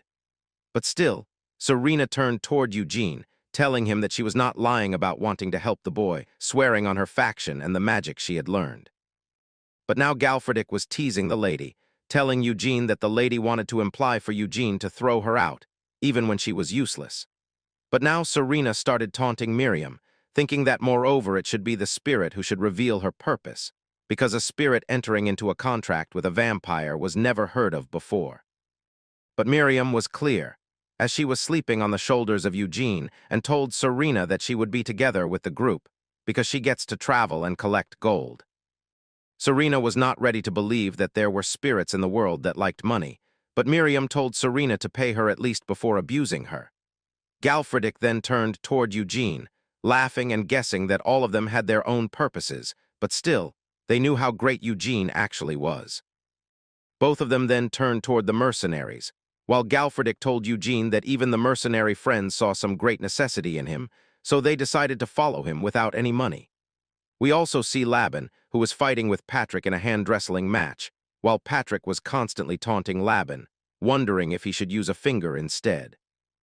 Then Galfredick turned toward Eugene, wondering about what his purpose was, because even after being a friend for so long, Eugene had never told anyone about it. Then the man started thinking about his own purpose, knowing that for now he had only two goals. The first was remembering who he was, and then taking revenge, recovering all his memories to figure out who he actually was, and then using the red mana crystals to become stronger so that he does not die like he did in his past life. And then he would challenge the kingdom's central church and the paladin that had killed him previously, as they were always after vampires. So Eugene knew that he could never let his guard down. But as we come back to the present, Galfredick saw that Eugene was lost in deep thought. Then he turned around, telling the boy that he did not have to tell his friend if he did not want to, because Galfredick did not really care about what Eugene's goals actually were. For him, living a new life thanks to his friend was enough, and the man was sure that they were going to have all kinds of fun in the future together. So he was actually already excited for it. Eugene wondered if Galfredick did not want many bigger things in life because now he was bound to him. But for Galfredick, this was the bigger thing in life, because a knight should chase after honor and glory within battle. And for him, basking in the sun and traveling was really great, because if he were dead, then he would be floating through the dark and dim rivers instead. Thinking about that, Galfredick thanked the man once again, promising Eugene that his goals were now the man's goals as well. All Eugene needed to do was give Galfredick his order, and the man was ready to do whatever he could for the vampire. Hearing that, Eugene was surprised. But then Miriam started calling out to Eugene, telling him that even though she liked gold, she liked being with him a lot more. Miriam was not ready to believe that Eugene was giving up on everything, thinking that the boy was still going to save up gold and build a whole golden castle and all. Even when Serena was still puking, she was also ready to help as much as she could as well. And even the mercenary group was ready to help, and they did not even need money, which was completely opposite of what mercenaries usually were. But Serena was really weak, as she told the man that she would like the materials from the monsters. Eugene told her that it would depend on how much she contributed, and Serena promised to do her best. And even when Eugene was suddenly feeling responsibility on his chest and was getting annoyed, he knew that a lot more people were now needing his protection. But still, it was strange for him, because he did not actually feel bad about it and wanted to protect them instead. As the scene shifts, we finally get to the Carl's Peninsula, and inside the harbor city named Muffin, already waiting at the harbor, was a man named Byrne, who welcomed Eugene as he came to greet him on behalf of the trading companies. Byrne from the Muffin branch was the captain of the mercenary guild and was ready to guide Eugene to the barony. Byrne told Eugene that they needed to get going right away, as they had a tight schedule, wondering if it was all right. Eugene already agreed without any fuss, knowing that he needed to go anyway. As the scene shifts, we see that Eugene was riding the same horse, while the others from the mercenary group were walking along with a carriage. And as Byrne was leading them, he explained that the barony was one of the few places in the peninsula that was managed properly. But as they had not even been able to kill one intermediate-ranked monster, things were getting really problematic.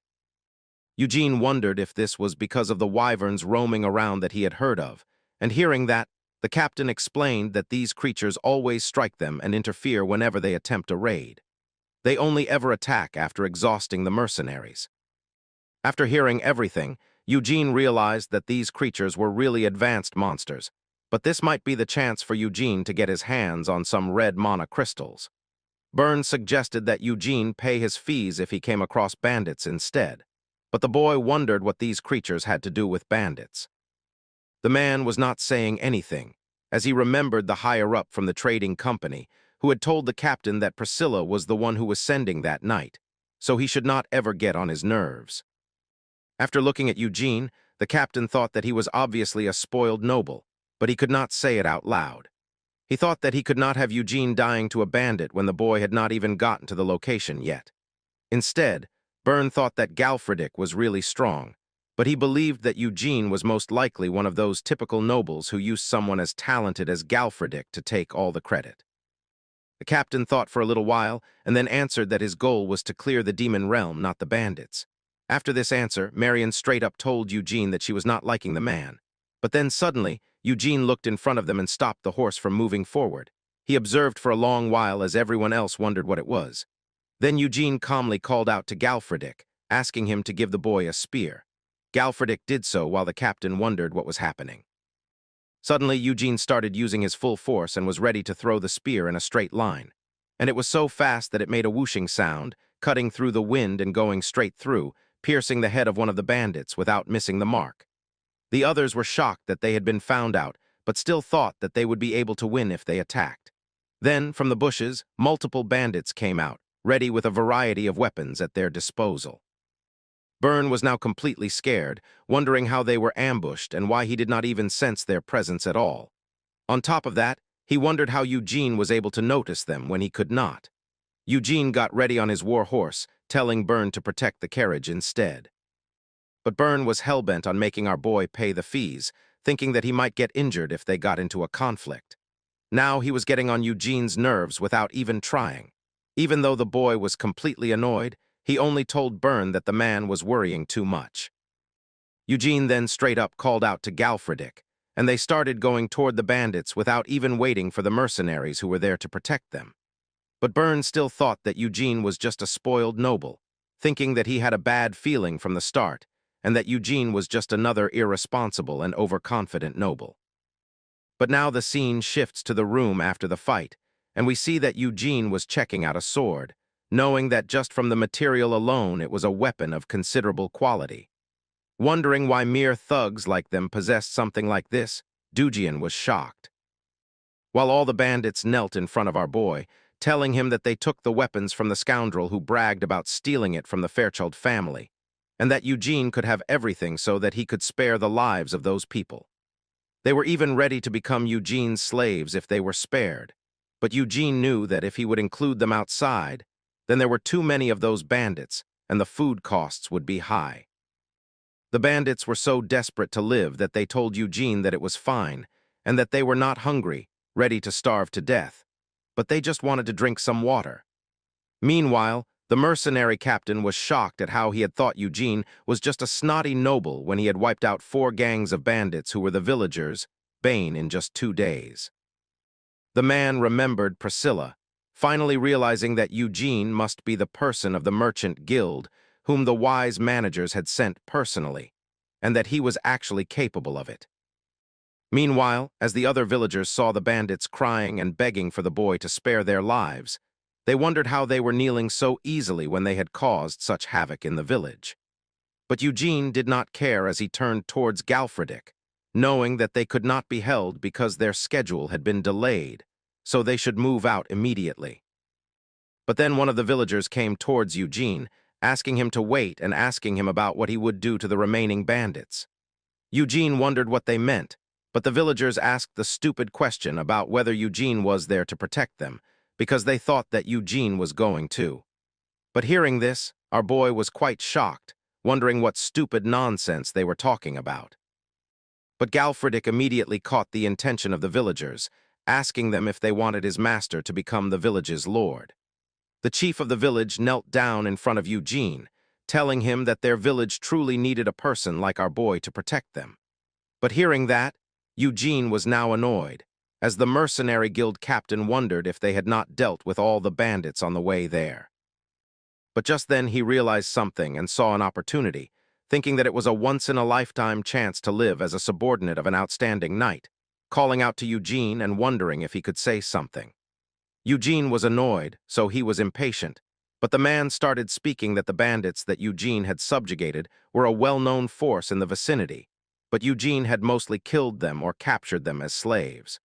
But Eugene did not see any problem in that. And even the water spirit wondered what was going on. But now the mercenary captain explained to our boy that the surrounding villages and the region were a cave without roar and a mountain without tigers, meaning that there were no dangers around. In other words, if Eugene wished, then he could immediately become the lord of the territory.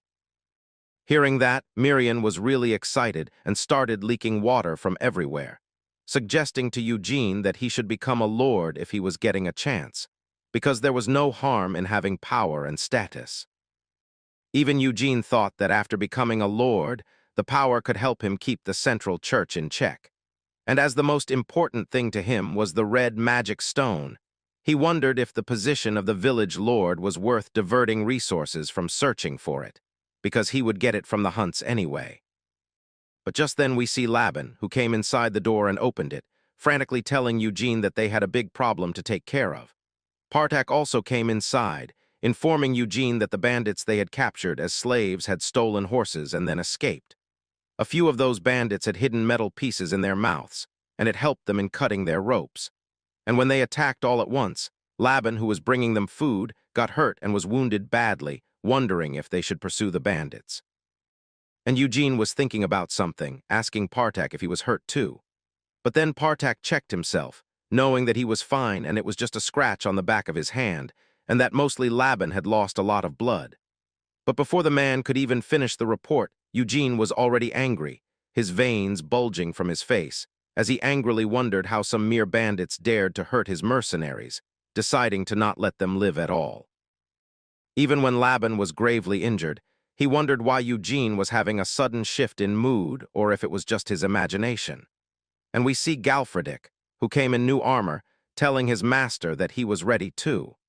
But this time Eugene told him to just stay and guard the village and to tell the village chief that he would accept the offer of lordship. So now Galfridic had to take care of the injured. Galfridic happily agreed to whatever Eugene told him, calling him master, but then wondered if Eugene should be called a lord. Now, as the boy was going, his cool cape was flying by imaginary winds, as he declared that they were going to pluck out weeds like those bandits by their very roots. The scene shifts to the night, and we see that suddenly one of the village areas was burning in intense flames. The villagers were trying to calm the fire down by throwing water at it. But then we see a group of bandits who were happy, as they heard when they were captured that Eugene and the others were going to the Philia ruins to catch a wyvern. And as they were from Murray, they would either finish the subjugation and leave immediately or die along with the wyverns. One of the bandits was really happy after thinking about that, telling his subordinates that they should take back Paranan village once the Black Knight leaves. But suddenly some of the villagers came closer to the bandits, wondering who these people were and if they were the ones who set the church area on fire. But these bandits were actually so arrogant that they wondered if the Black Knight had killed the bandits who were present in the village, making the normal villagers lives good again. The villagers wondered what stupid thing the bandit was pouting about, but then the brat declared that they were the masters of the villagers now. And from now on they were going to take the heads of anyone who displeased them. The brat attacked one of the villagers and heavily wounded him while telling the others that once they take the mountain silver mine, then it will be all over. But then his whole face was grabbed like a toy by lethal-looking claws, and inside Ahmed, as we see Eugene, who was present behind the man, wondering what silver mine they were talking about. Now Eugene had already realized why the Carlsbeggen Empire was a mess, because there was a reason behind the bandits swarming in, and it was due to the silver mine. Now the main brat behind this was finished, and everyone else was shocked as the Black Knight was finally back in the village. Eugene was not able to comprehend, while he looked like a true devil, how the bandits were so shameless that after shedding blood for so long and fleeing with tails between their legs, this was as far as they had got. Wondering if this was their true level, knowing that it was truly foolish of the bandits to try something like this. Meanwhile, the bandits wondered how Eugene had gotten all the way there, and many of them started running away. One of them was begging Eugene once again, thinking that this time he would get forgiveness, giving assurance to Eugene that this time they would surely surrender. But before the word was even complete, his head popped like a strawberry and red liquid was all over the ground. All the bandits were killed one by one as Eugene started using his insane speed to catch up with fast horses. And now all the bandits were able to see death in their own eyes, as they realized that this time they had awakened a true monster by coming back. Even before they could say a word about apologizing, their throats were cut, and it was all over. As the man finally grabbed a sword and took it out of one of the bodies, he turned around, looking at the church which was burning. But then he came closer to the villagers, telling them not to be afraid, because he was the one and only knight Yan Eugene, and the trash who had tried to conquer the village no longer existed. So now the villagers had no reason to be afraid, and they could rest from now on, because Eugene was sure that he was going to protect the village. But just as the boy was saying so, something behind his head pierced through the air, and just before it was going to touch Eugene's head, the boy caught it, realizing that it was just a simple arrow. But it was launched with such velocity that Eugene only knew one thing: the arrow came from the forest. And even Miriam was now having a strange feeling about this, because she was sensing an intense aura from the forest, like a high-level monster from the demon realm. She wanted Eugene to be careful, while the boy got ready with his two swords still hanging on his back. As the boy started running deeper inside the forest, he saw a silhouette inside, and the silhouette was actually disappointed because this was already marked as his hunting ground. So the man was revealed with a crossbow as he insulted Eugene, calling him a stupid, unscrupulous lowborn roamer, as we see that this man was also a vampire in a white suit, as he was looking more royal. But Eugene immediately clashed with the man and got ready to fight. Even Eugene analyzed the vampire fangs and the red eyes, maintaining his distance from the new vampire that they had got. This new guy was shocked that Eugene was a vampire himself, wondering why he was so surprised. But then the brat thought that maybe it was because Eugene was a low-born roamer that he was feeling surprised, and that must be why he was wandering around looking so ungrateful.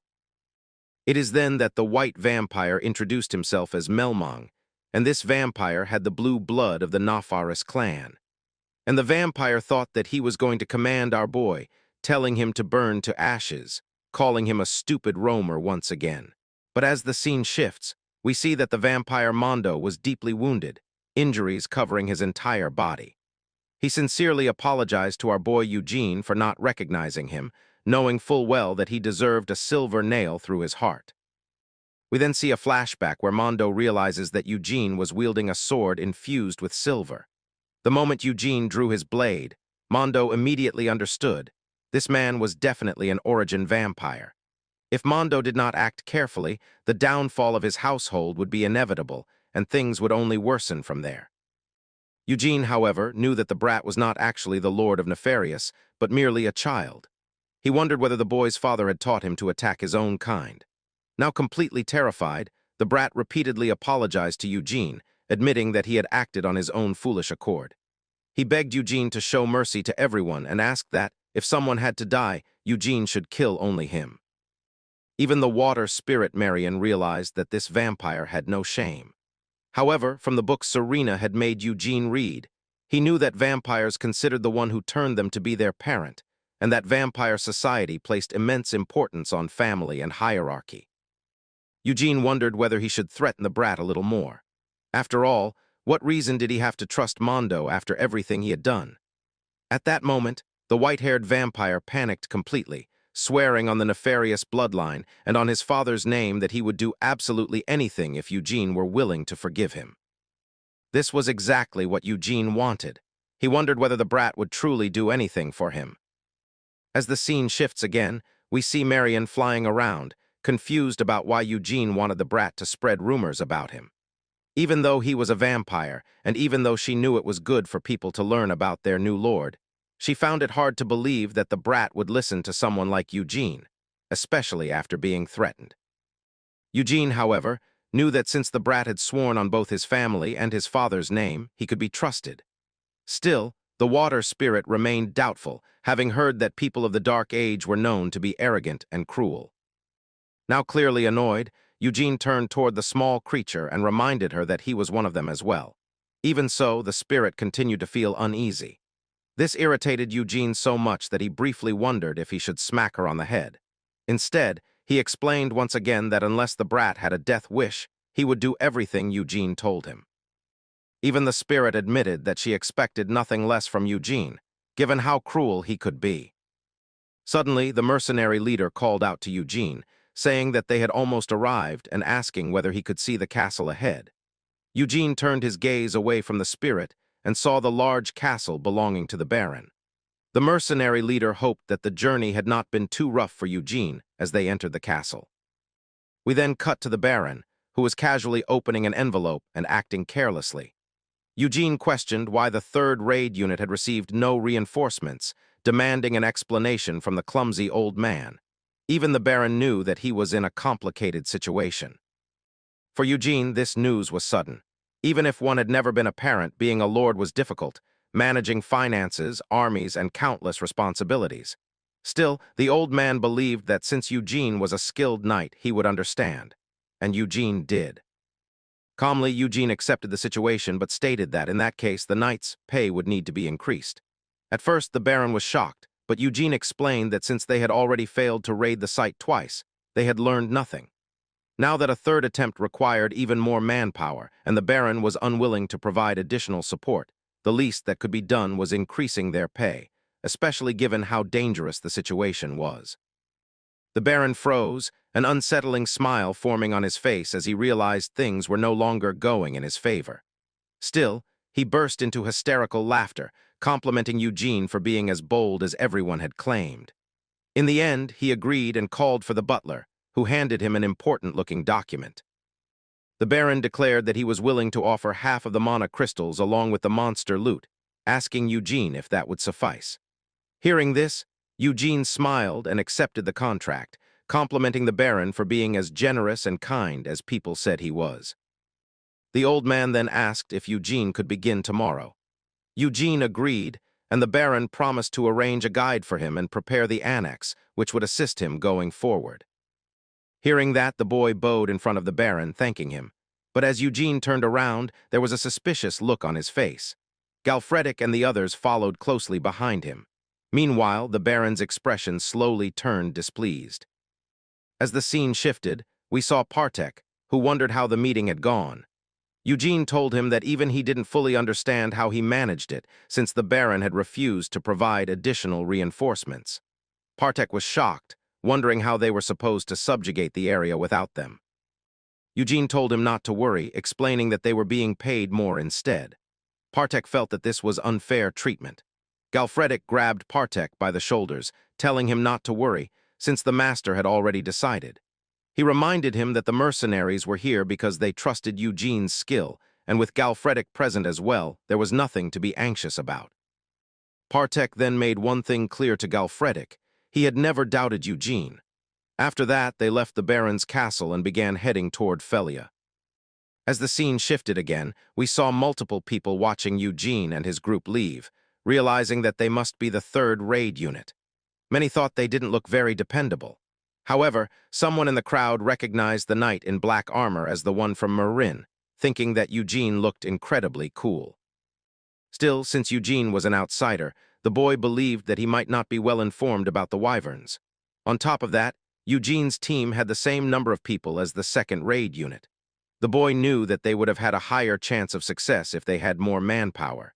Even if the knight was strong, it still felt impossible, and the boy had a bad feeling about it. Yet he wasn't ready to give up.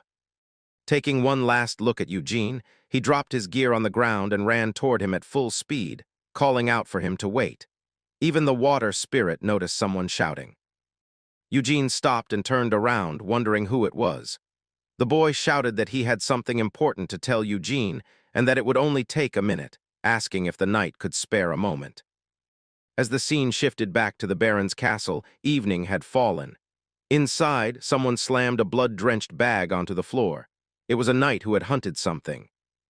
When the Baron asked what it was, the knight explained that they had caught a rumor near the castle and had brought back the part that the Baron would clearly appreciate. The Baron looked puzzled at first, then told the knight that he was the most loyal subordinate he could ever ask for. It was then revealed that the hunter had killed trolls, their lifeless bodies stuffed inside the bag. The Baron then called for the fatty, summoning him for a more urgent matter. He needed someone killed, someone who had insulted him. We learned that the Baron was planning to kill Eugene, referring to him as the knight in black armor who led the third raid unit that had just left. Even the hunter was shocked, but the Baron wore a demonic smile. He believed Eugene would likely die in the demon realm anyway, but if he somehow survived, the hunter was to wait outside and kill him immediately. The knight grew furious, wondering how anyone could dare insult the Baron. Knowing such an offense could never be forgiven, he agreed to carry out the execution for the old man.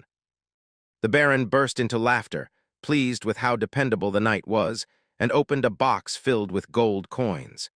He believed this was an opportunity he couldn't let slip, especially when someone was offering an additional 100 gold coins if Eugene died during the mission. Even though the letter was anonymous, it was clearly from Jevin Evergrow, who could not hide his resentment toward Eugene. And since the Baron benefited from it, he didn't care at all if a knight from foreign lands died on his territory. Then we come to know about the Philia's ancient site rulers, who were none other than the Vabhavs. The domain where they resided was an open area, which was extremely advantageous for those who could fly.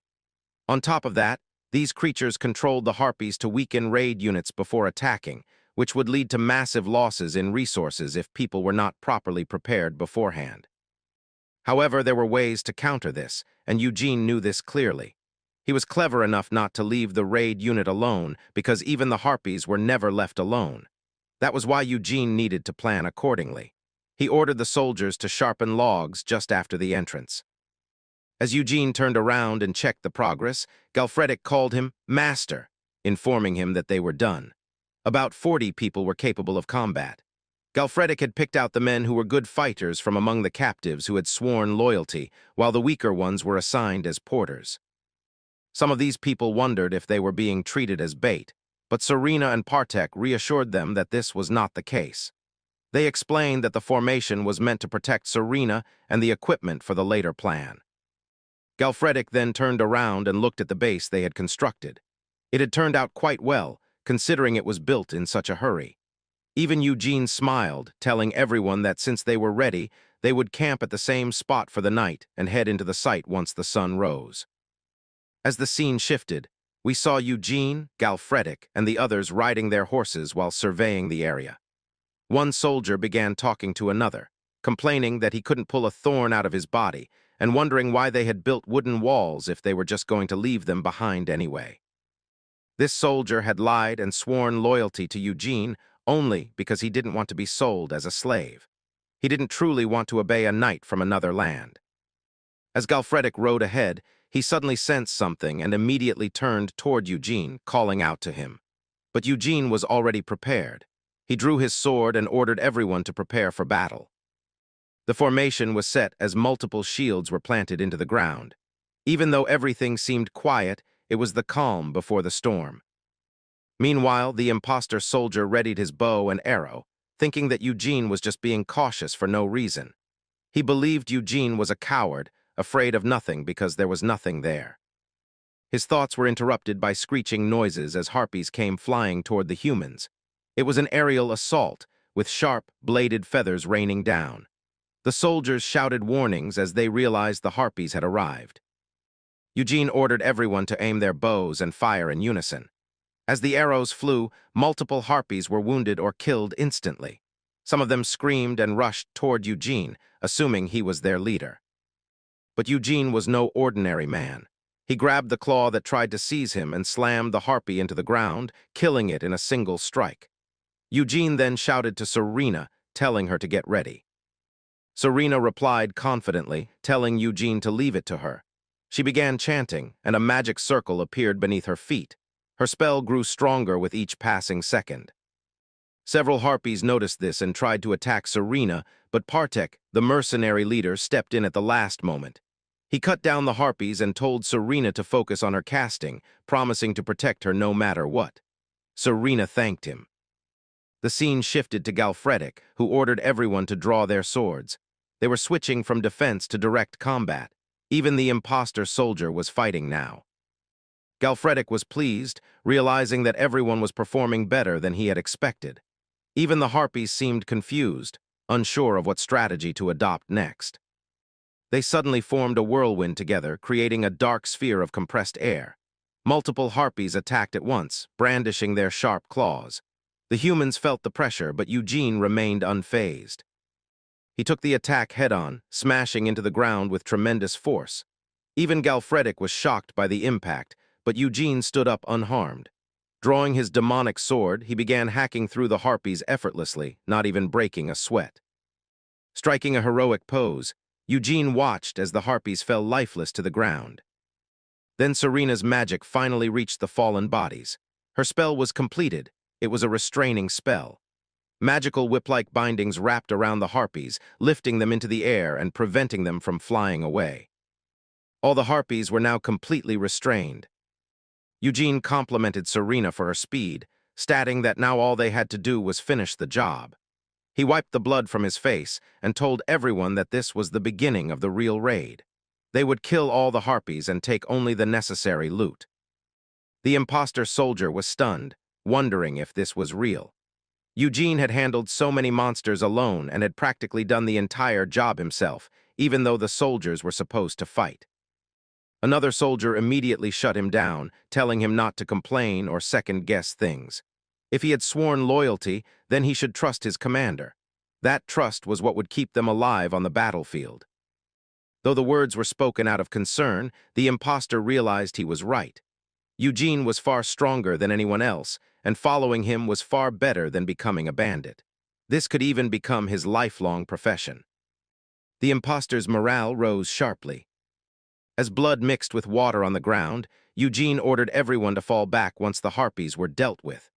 Both the mercenary leader and the imposter were confused, wondering how this made sense, since retreating now seemed wrong. But Eugene calmly explained that they would display the harpy heads on the wooden walls they had built. The mercenary believed morale was at its peak and retreating was unnecessary. But Eugene assured him that they would soon understand why this was the best decision they could make. Hey guys, we have been going through a rough patch after the previous channel being gone, so if you like this series, please consider subscribing and hyping the video up so it gets the reach once again. Thank you so much. As the scene shifts to the rocky surveillance area, we see the wooden fencing the soldiers had constructed, forming a clear defensive path. A few soldiers stood nearby, still unable to believe that they were already being ordered to fall back. To them, life was all about timing, and this was the moment to push forward while they still had the upper hand. Even the imposter did not fully understand the decision either, yet he still believed he should give Eugene a chance. Another soldier wondered what had changed the imposter's mind. Hearing that, the man simply sighed, complimenting Eugene, speaking about how he had handled the situation and how not a single one of them had died. Only then did the other soldier realize it as well. The imposter continued, saying that even though they had killed more than 100 of those men, not one of their own had been hurt. And despite the enemies being bandits, they had not been used as bait or as shields. Eugene was definitely far better than their former leader. There had always been many knights with strength and courage, but far fewer with true intelligence. As the soldier turned toward Eugene, he saw the shine of his black armor as he walked away with Galfredic. It was clear that the knight possessed everything: strength, composure, and calculation. As the scene shifts to Eugene and Galfredic, Eugene asked whether these were reinforcements. Galfredic turned to look into the distance, knowing full well that the Baron would never be generous enough to send aid after having already refused them. Ever since becoming a vampire, Galfredic's vision had sharpened tremendously. He focused his gaze far beyond what any normal man could see and quickly realized that the approaching figures were mercenaries. He wondered where they had come from, but one thing was immediately obvious. These burly men did not look friendly. That much was certain. Behind those soldiers stood the same boy who had once spoken with Eugene in the Baron's castle. Galfredic was shocked, questioning why the boy was here of all places. Eugene, too, felt that something was deeply wrong. The scene then shifts into a flashback. A breathtakingly beautiful place appears before us. It is the past of the same boy, who we now learn is the porter. Those who walked the path of knighthood could not deny the existence of a legendary hero who had united the island of Lancia, the Night King Aiden.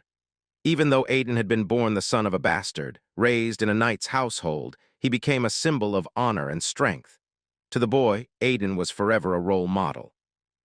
Even if he could never reach that level, he wanted to become at least somewhat like him, like a small bird admiring the vast heavens above, knowing it could never truly touch the sky but still yearning for it. However, a year ago, everything changed. The boy was completely defeated in battle and taken as a slave by a foreign nation. From that moment on, his life shattered into pieces. He was forced to perform countless chores he despised, barely holding onto his sanity despite the constant misery. Yet the most terrible part was serving a foolish and rash knight who ordered everyone to stand by the entrance, knowing full well that once they were positioned there, the moment the Black Knight stepped out, they would be forced to kill him. The boy wondered why the fatty was ambushing the raid unit, but the soldiers were not obligated to answer him. He immediately questioned whether everyone else truly understood what was happening. Even though the soldiers were against the plan, they ultimately agreed to follow orders. The boy knew, however, that the Night King would never have resorted to such cowardly tactics. Meanwhile, the fatty felt pleased with himself, convinced that once they crossed over the hill and succeeded, a grand promotion would await him. But then, suddenly, he noticed something unexpected, a wooden fence surrounding the area. The soldier frowned, wondering why the raid unit had built such fortifications, and more importantly, why they had constructed them outside the demon realm. But another soldier pointed out to the fatty that, more importantly, it seemed the people ahead already knew they were there. He questioned what they should do next. In the distance, Eugene and Galfredic stood calmly, watching them without moving an inch. The fatty grew irritated at the sight, anger flashing across his face. He barked an order for everyone to charge, convinced there was no other option. Even when some soldiers warned him that it was too rash, he silenced them immediately, declaring that anyone who refused to attack would be executed on the spot. The soldiers fell in line at once. One of them even thought this was the perfect opportunity to prove himself. They began wondering if they should all charge together. Just then, as the boy was thinking that the fatty might be foolish, but at least skilled enough to compensate, a soldier suddenly shoved him forward without warning. He was pushed straight to the front and began tumbling down the declining road, barely able to regain his footing. The fatty shouted at every slave, threatening that if they did not want a beating, they should hurry up. He even promised payment for every enemy they killed. That single promise ignited greed and desperation in their hearts. The mood shifted instantly. Everyone felt motivated. As the fatty screamed for them to move forward, they charged ahead like savage animals, roaring and preparing to slaughter them all without mercy. But as the boy drew his sword halfway, hesitation gripped him. He wondered what the Night King would have done if he had been there. His eyes drifted toward Eugene, who stood calm yet firm, radiating quiet authority. In that moment, the boy realized something deeply unsettling. The Night King would never have used such a cowardly tactic just to gain the upper hand. Doubt consumed him. Should he even draw his sword fully? The scene shifts to Eugene, who instructed his men to attack only on command and to get into formation behind the wooden fence, waiting patiently for further orders. Everyone obeyed without hesitation. The mercenaries on Eugene's side began wondering who was foolish enough to ambush them so brazenly. After all, they had been bandits for so long that they were usually the ones setting ambushes, not walking into them. The fatty continued shouting, ordering everyone to kill them all as the soldiers charged forward. But suddenly everything came to a halt. A strange sound echoed from behind, a powerful, bone-chilling roar. The fatty slowly turned around and his face drained of color. A massive creature with enormous wings hovered in the air, its body casting a terrifying shadow over the battlefield. It screamed with murderous intent, calling out to its kin. Harpies joined the fray, swarming at the entrance of the demon realm. Panic spread instantly. Soldiers screamed in fear as they realized they were about to be attacked from behind. The wyverns began flying past the castle walls, and now every soldier had become their target. The creatures' bodies started glowing with thunder and flame energy. Their stomachs bulged ominously as if charging an overwhelming attack. The energy traveled through their long throats, and then gigantic flames burst forth, raining destruction onto the ground below. Fire engulfed everything in sight. Soldiers and mercenaries alike began running in terror, scattering in every direction to escape the inferno. The fatty clenched his teeth, wondering why the wyverns had chosen this exact moment to attack. Of all times, why now? The giant red wyvern hovering above locked its gaze onto the mercenary soldiers and began attacking them instead of Eugene. Eugene stood far inside the demon realm, watching everything unfold. At that sight, Eugene let out a devilish laugh. His hypothesis had been correct. The wyverns had truly come. He had known this would eventually happen. Vyvants would never leave a raid unit invading the demon realm unanswered. As Eugene looked up at the powerful dragons, their mana crystals gleaming brilliantly, he shouted toward them that he had been waiting for this moment as well. The sight of a mere human drawing his sword amused and enraged the gigantic creature. It roared again, wings beating violently as it prepared another devastating attack, fully believing that the next strike would decimate the entire area. The sky darkened as a massive red wyvern descended from above, its wings cleaving through the air while countless harpies swarmed like a living storm. The soldiers on the ground immediately sensed the overwhelming threat, their formation faltering as fear spread through the ranks. One of them urgently called out to Sir Oleg to retreat, warning that the wyverns were far more dangerous than the remaining enemies they were originally hired to handle. But Oleg refused to back down, demanding a bow and arrow with stubborn determination, convinced that fleeing now would only doom them faster. The weapon was hastily handed over, and without hesitation he snatched it, drew the string, and fired toward the sky with a furious shout, attempting to strike the monstrous wyvern overhead. Yet before the arrow could make any real difference, the wyvern abruptly dove at terrifying speed, its enormous body cutting through the air as the harpies screeched wildly, answering the call of their leader. Realizing too late that the attack was aimed directly at them, the armored soldier's confidence crumbled, sweat forming beneath his helmet as he cursed under his breath. In the next instant, a harpy lunged forward and seized him with its talons, lifting him off balance while another swooped down to join the assault. A nearby swordsman rushed forward immediately, yelling in rage at the harpies as he swung his blade to rescue his comrade from being torn apart. The battlefield quickly devolved into chaos, and in a moment of sheer panic, the captured soldier blurted out that he was terrified of birds, leaving his ally momentarily stunned at such an absurd confession during a life-or-death struggle. Harpies continued descending in waves, forcing the frontline troops to raise their shields while shouting for everyone to move and keep firing as the sky filled with winged shadows. Watching the situation unfold from a distance stood Eugene, his long black hair swaying gently while his crimson eyes remained calm and observant. Beside him was Galfredick, the red-haired archer who carefully analyzed the battlefield. He noted that the wyverns were intentionally keeping their distance, acting cautiously despite their ferocity. Still, he concluded that no matter how clever they appeared, they were ultimately just beasts driven by instinct, and the struggling soldiers below were proving quite useful as distractions against the harpies. Galfredick slowly raised his bow, his expression sharpening with focus as he remarked that the wyverns did not seem eager to descend any time soon. Drawing the string back with steady confidence, he calmly stated that regardless of how smart they tried to be, they were still merely wyverns at heart.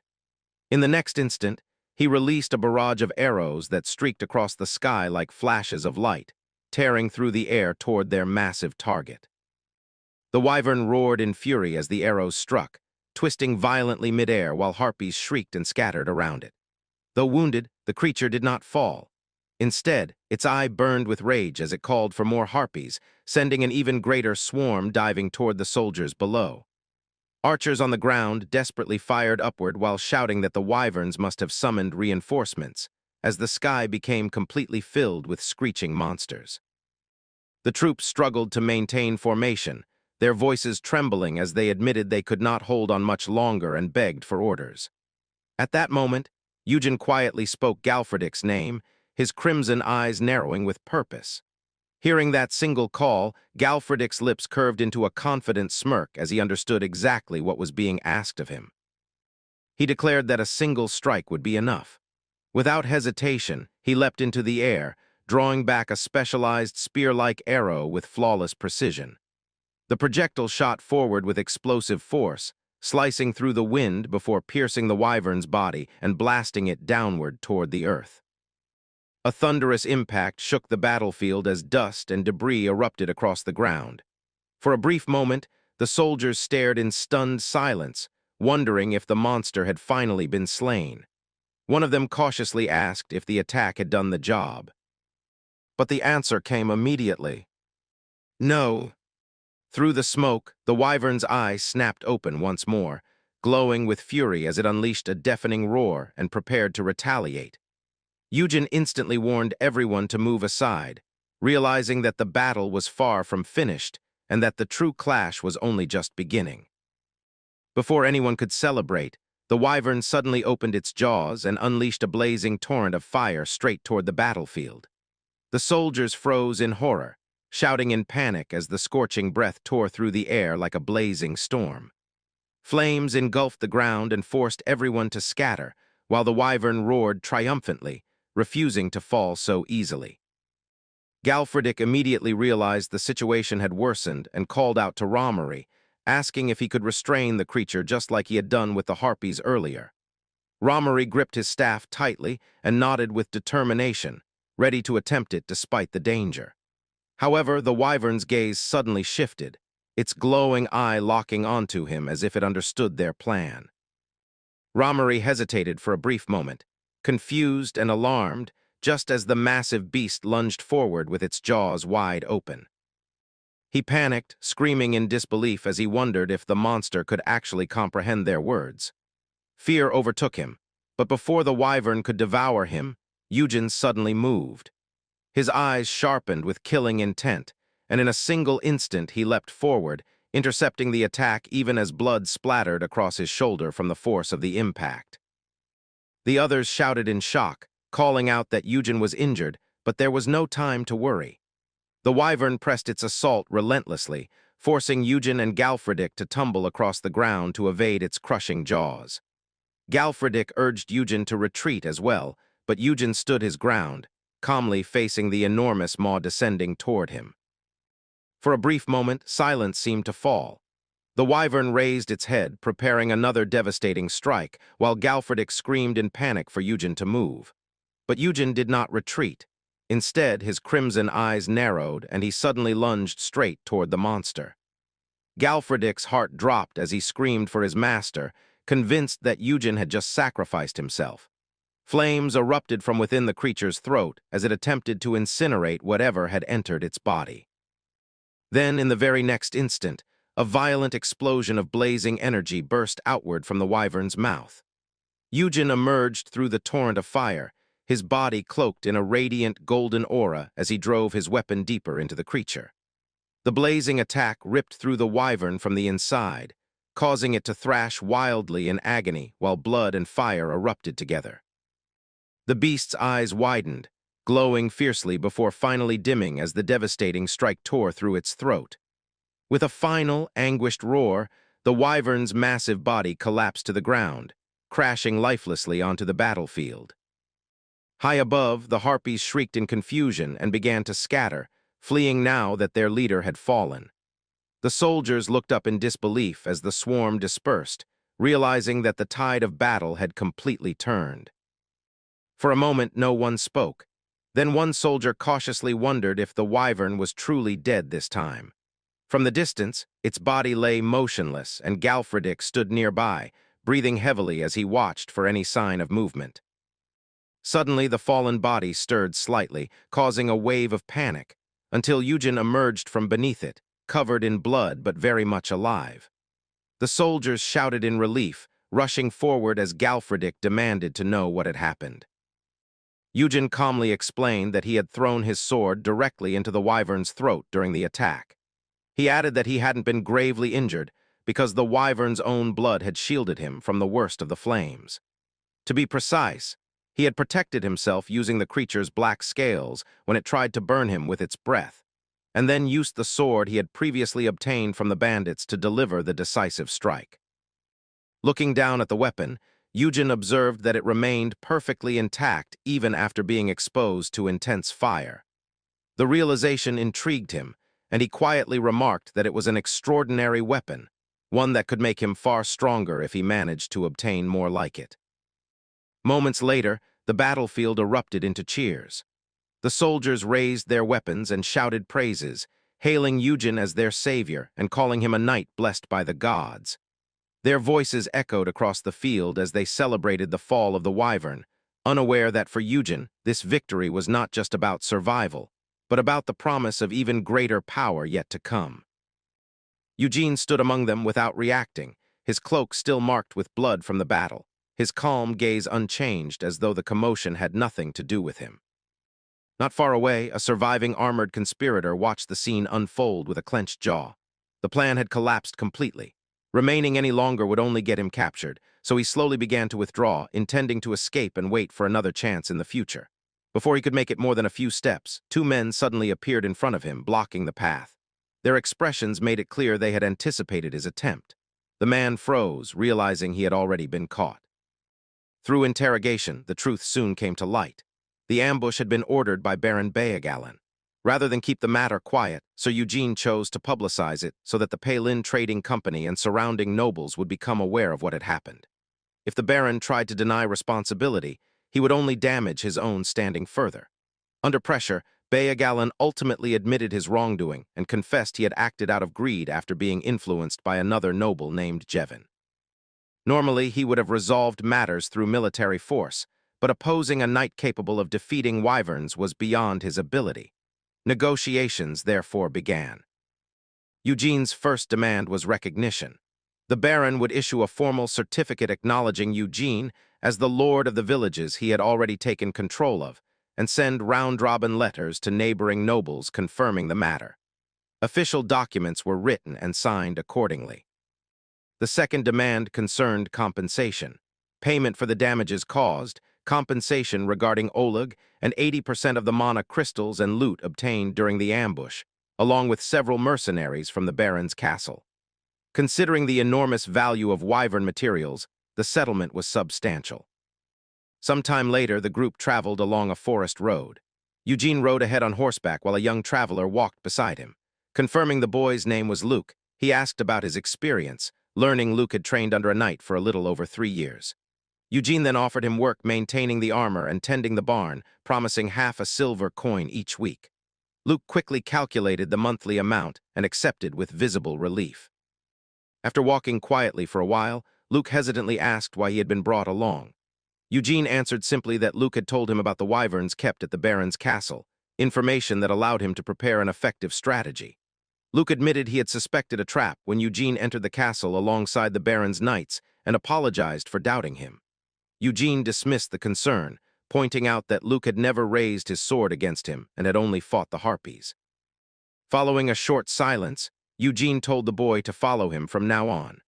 Luke looked up in surprise as the knight continued forward along the path, the decision delivered as calmly as everything else he did, and that he would personally provide them with proper armor and weapons, and vowed that he would serve Eugen until his dying breath, calling him his master with unwavering loyalty. Whispers soon spread among the soldiers, astonished that there truly existed a knight who would equip even former slaves with armor. Some wondered if perhaps doing good deeds might earn them recognition from Eugen as well. Their march was suddenly interrupted by urgent news. A scout reported that he had just inspected Raven village, only to discover that a gang of bandits was currently taking control of the area. Hearing this, Eugen's expression hardened immediately. Without hesitation, he ordered everyone to prepare for battle, declaring that they would protect the villagers and eliminate the bandits threatening them. The mercenaries responded enthusiastically, shouting that they would move ahead and wipe out every last enemy. Their morale burned fiercely, eager to prove their worth under Eugen's command. Watching them, Galfridic let out a small laugh, noting how passionate they all were.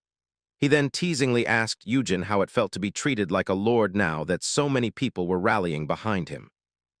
Eugen remained quiet for a moment, his thoughts drifting elsewhere. He muttered about Del Mondo, the man he had ordered to oversee the village, realizing that instead of doing his duty, he seemed to have run off. His gaze grew colder as Galfridic noticed the tension in his expression and asked if something was wrong.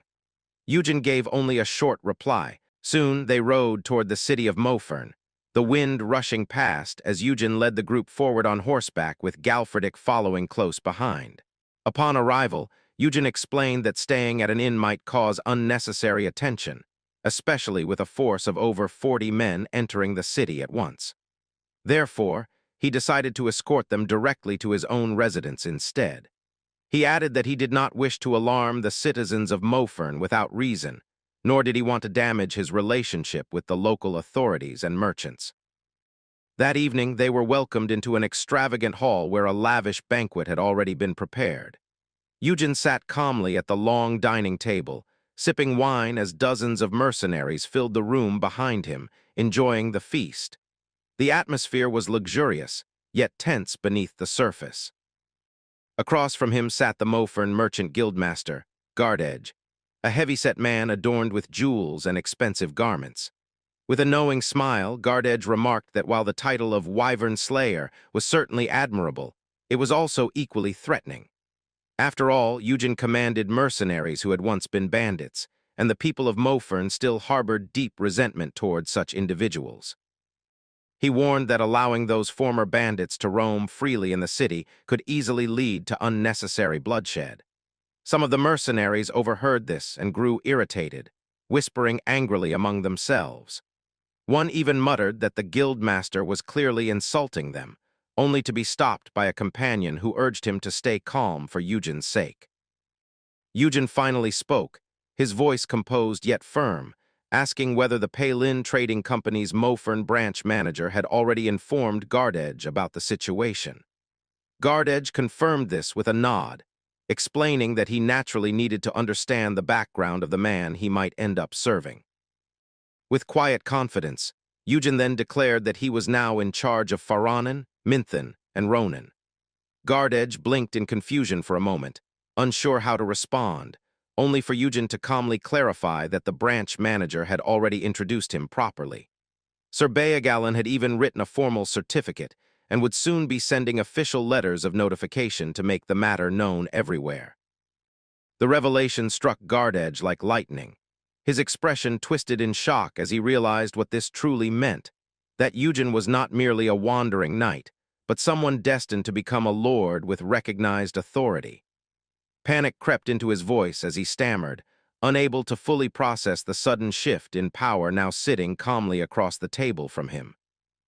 Eugen sat silently in his chamber, his crimson eyes slightly narrowed as he processed the merchant's earlier words. The villages he had just been assigned were far larger than expected, which explained why Arner had rushed to begin managing them immediately instead of attending the banquet. The Palin Trading Company had already sensed the opportunity for profit, and Eugen could clearly see the gears of greed turning behind their polite smiles. Despite the guildmaster's sudden change in attitude and apology, Eugen knew the man's respect was not born from sincerity, but from fear of his rising authority. Still, Eugen accepted the apology calmly, showing no outward irritation. Deep down, however, he understood that people always reacted the same way once they learned he was about to become a lord. They either feared him or tried to curry favor. The guildmaster then began plotting inwardly, convinced that Eugen now expected to be treated according to his newfound status.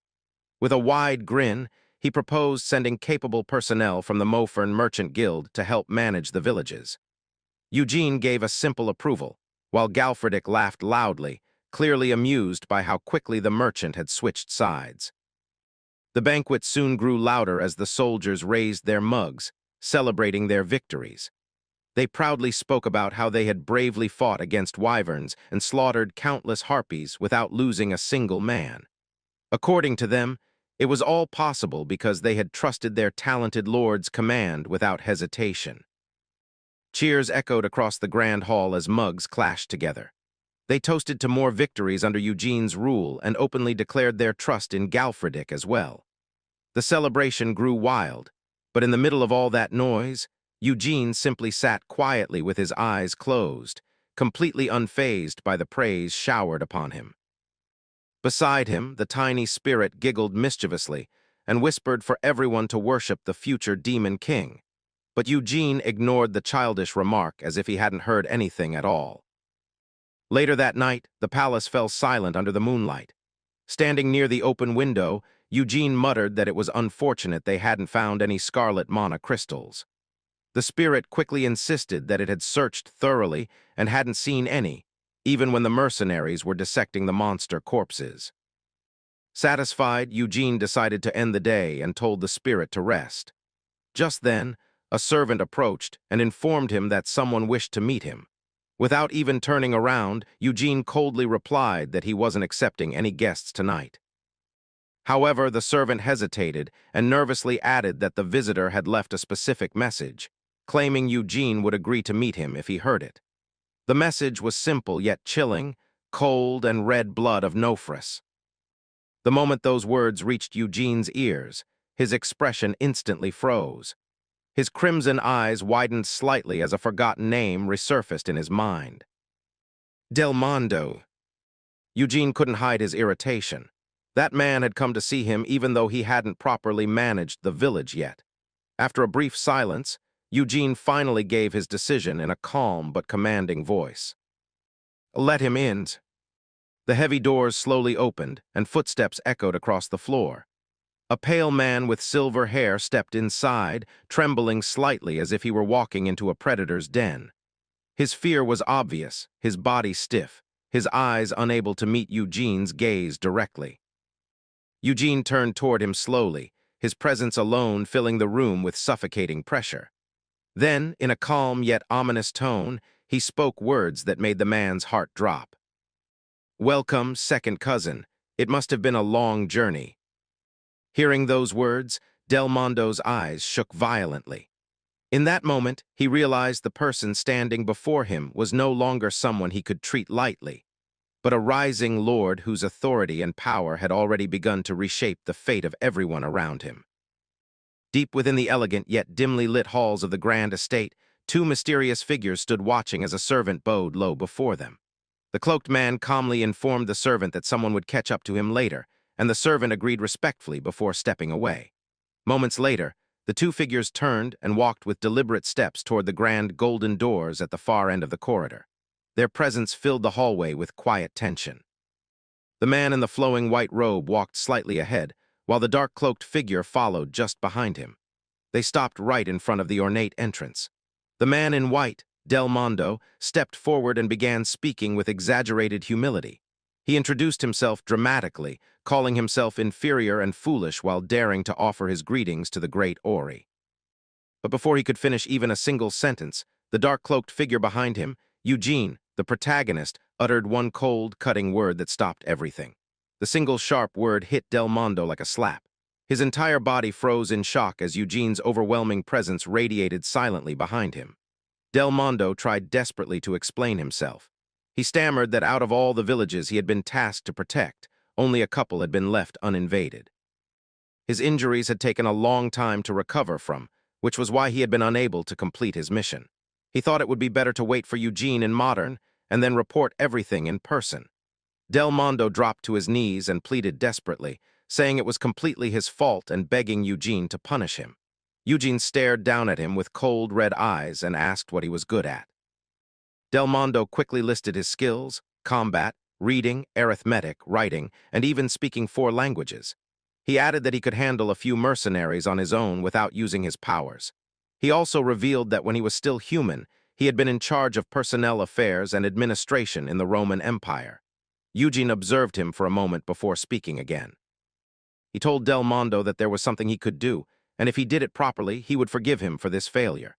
Del Mondo's face lit up with sudden excitement. Eugene then introduced his silver-haired cousin, saying this was his relative who would be managing the estates in his stead. The cousin, wearing a stylish black hat, stepped forward with a dignified presence. The man in the red coat and beret watched the exchange with interest.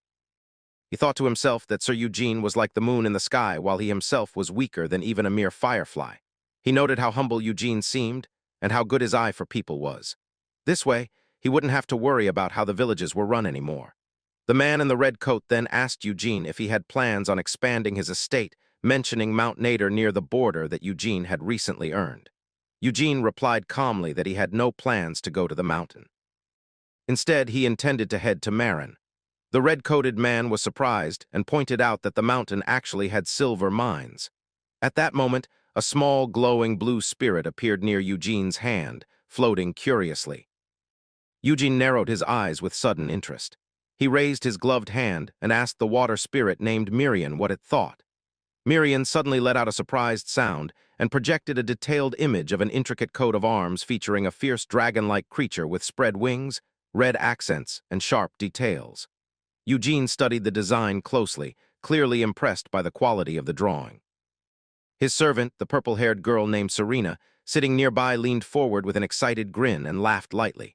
She remarked that most people immediately thought of bats when they heard the word vampire, but in reality, vampire origins were far more like dragons.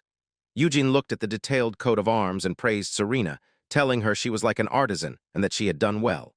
Serena blushed heavily at the unexpected compliment and stammered that Eugene was being too kind. Deep down, she thought it was impressive how naturally Eugene knew how to praise people.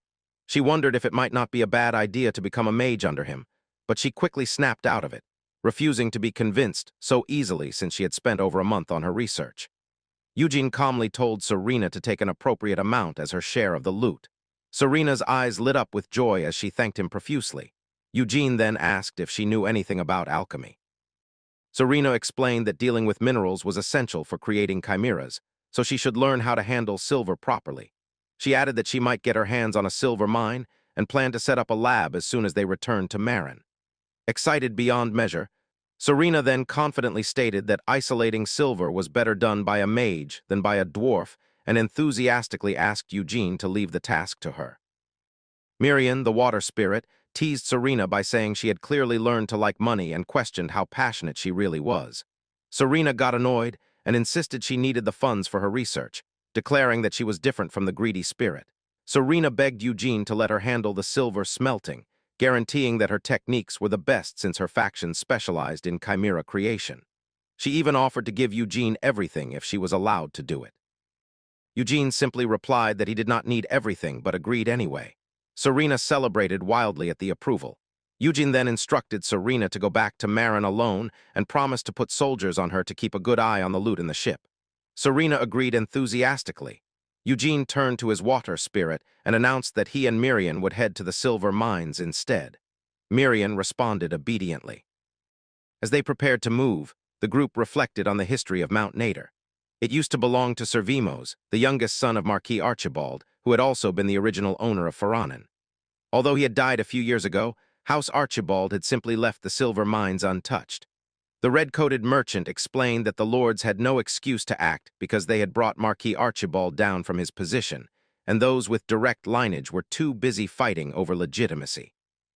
As a result, bandits had taken over the mines and were acting like lords without realizing their place. Karlsbegin had become a complete mess, with nearby merchants and civilians being neglected and losing money. Thanks to Eugene's arrival and the certificate he held from a noble, the situation had changed dramatically. Merchants could now travel between villages without worry, and the villagers were happy to continue their daily lives in peace. The people welcomed their new lord warmly as he rode through the streets on his black horse, with crowds cheering and offering gifts. A large red flag bearing Eugene's dragon emblem was already flying high, showing that Del Mondo had begun his work. Eugene's companions watched the scene with surprise. One of them remarked that he never thought they would be greeted by villagers instead of facing resistance like during their previous invasions. Galfredick, the red-haired warrior, expressed shock that they were now heading to the silver mines instead of Marin. He declared proudly that he no longer desired to fight for anyone else and would only fight for Sir Eugene from now on.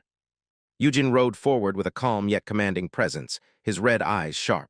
His followers recognized that he possessed power, fame, military strength, and social status, everything needed to truly become a lord. One of them even speculated that Eugene must have been a very prominent figure in the past. Eugene rode steadily through the dark forest on his horse, the silhouette of Mount Nader looming ahead under the cloudy night sky. He thought to himself that he would arrive at the mountain soon. His ambitions went far beyond simply gaining military and martial power. He was determined to build up political power and money as well. Without turning his head, Eugene calmly ordered his companions to dispatch the scouts. His red eyes gleamed with cold resolve as he continued speaking. He declared that if he was murdered again, his forces would raid the bandits who had taken over the mines and retrieve their rightful control over them. He added grimly that if that happened, he would not even be able to regain his memories. Heavy rain poured down relentlessly on the dark forest camp as bandits lounged inside their large tents. One of the bandits laughed while speaking to his companion, saying he would give the ale to him if he got permission from Sir Eugene. Another bandit clicked his tongue in annoyance. Inside the main tent, the bandits grew suspicious and angry. They cursed Anton, calling him a bastard and accusing him of possibly betraying them. They wondered if he had been captured or killed while on scout patrol.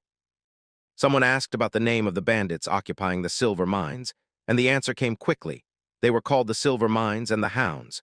Their group numbered less than 50 in total, and their leader, Baumann, used to be a mercenary captain who had killed his employer and gathered mercenaries and robbers together. He was also skilled with traps, which meant there were likely many silver mines rigged in the area. Eugene stood inside one of the tents with a calm yet commanding presence and announced it was time to go find Anton. One of the warriors warned that it had been raining heavily, making it difficult to move through the area filled with possible traps. Eugene asked Byrne what kind of person Anton was. Byrne hesitated and explained that Anton was a bandit but not as wretched as the others. He had been trying hard to earn Eugene's acknowledgement after swearing his loyalty. Eugene accepted the information calmly and declared that only Galfredick and he would go, ordering the rest to stand by. He told them to come only when he gave the signal. Galfredick and the other warriors listened attentively as he gave orders. Eugene instructed them to dig the drainage routes and strengthen the security. The warriors immediately responded with respect and began carrying out his commands. Eugene stared ahead with cold determination and thought to himself that even if those who were weak were forgotten after death, he would still remember his mercenaries if they fell. Suddenly, a terrifying presence descended upon them. Galfredick moved like lightning and silenced one of the bandits by cutting out his tongue before he could scream. Eugene stepped forward and coldly ordered the captured bandit to answer questions by moving his head. He asked if their leader was Baumann. When the bandit nodded, Eugene continued questioning whether they had seen a dark-haired man with a scar on his face and if they had killed him. The bandit trembled in fear and could barely respond. Meanwhile, deeper inside the mines, the bandit group led by Baumann was relaxing when they suddenly heard strange noises. Bandits screamed in terror as they realized it was not a monster, but an ambush. Before they could react, Eugene and Galfredick burst into the tunnel with overwhelming force. Eugene moved like a shadow wreathed in dark energy, while Galfredick charged forward with raw power. The bandits were thrown into complete disarray, screaming that monsters had appeared and begging to open the doors. They wondered if it was an ogre, but quickly dismissed the idea since there were no ogres on the mountain. Panic began to spread as they realized something was wrong. They shouted for Sir Baumann and suggested running, but one of them pointed out there was nowhere to go in this weather. The chaos escalated rapidly. Bandits screamed in terror as they realized it was not a monster, but an ambush. Before they could react, Eugene and Galfredick burst into the tunnel with overwhelming force. Explosions of power rocked the tunnels as Eugene unleashed his abilities. Galfredick fought fiercely, his red hair whipping around as he cut through the enemies. Eugene's voice cut through the noise as he remarked that this was where they all were. Mirian, the water spirit, floated beside him and unleashed powerful streams of blue water magic that swept through the bandits like a torrent. The enemies could barely see anything in the darkness and cursed in panic. Eugene remained composed and wondered whether he should keep one alive for interrogation, but he quickly decided against it since the patrols had already told them everything they needed to know. Galfredick fought with savage intensity, declaring that he would never even have imagined fighting in the dark like this when he was human, but now it was no problem. He could use all his vampire powers freely, and it was giving him life. The ambush continued with brutal efficiency as Eugene and Galfredick tore through the bandit forces without mercy. Galfredick moved like a crimson blur through the dark tunnels, his vampire senses fully awakened. Meanwhile, back in the mines, Galfredick stood over the defeated bandits with a fierce grin. He asked Eugene if he was not going to kill the captured man. Eugene replied calmly that he still had questions for him. As the first light of dawn approached, Eugene told Galfredick they needed to get out of there before the sun rose. With a final burst of power, Eugene struck down the last resisting bandit and dragged the prisoner away. He realized that the vampire powers he had been hiding were now revealing everything he could never have known as a human.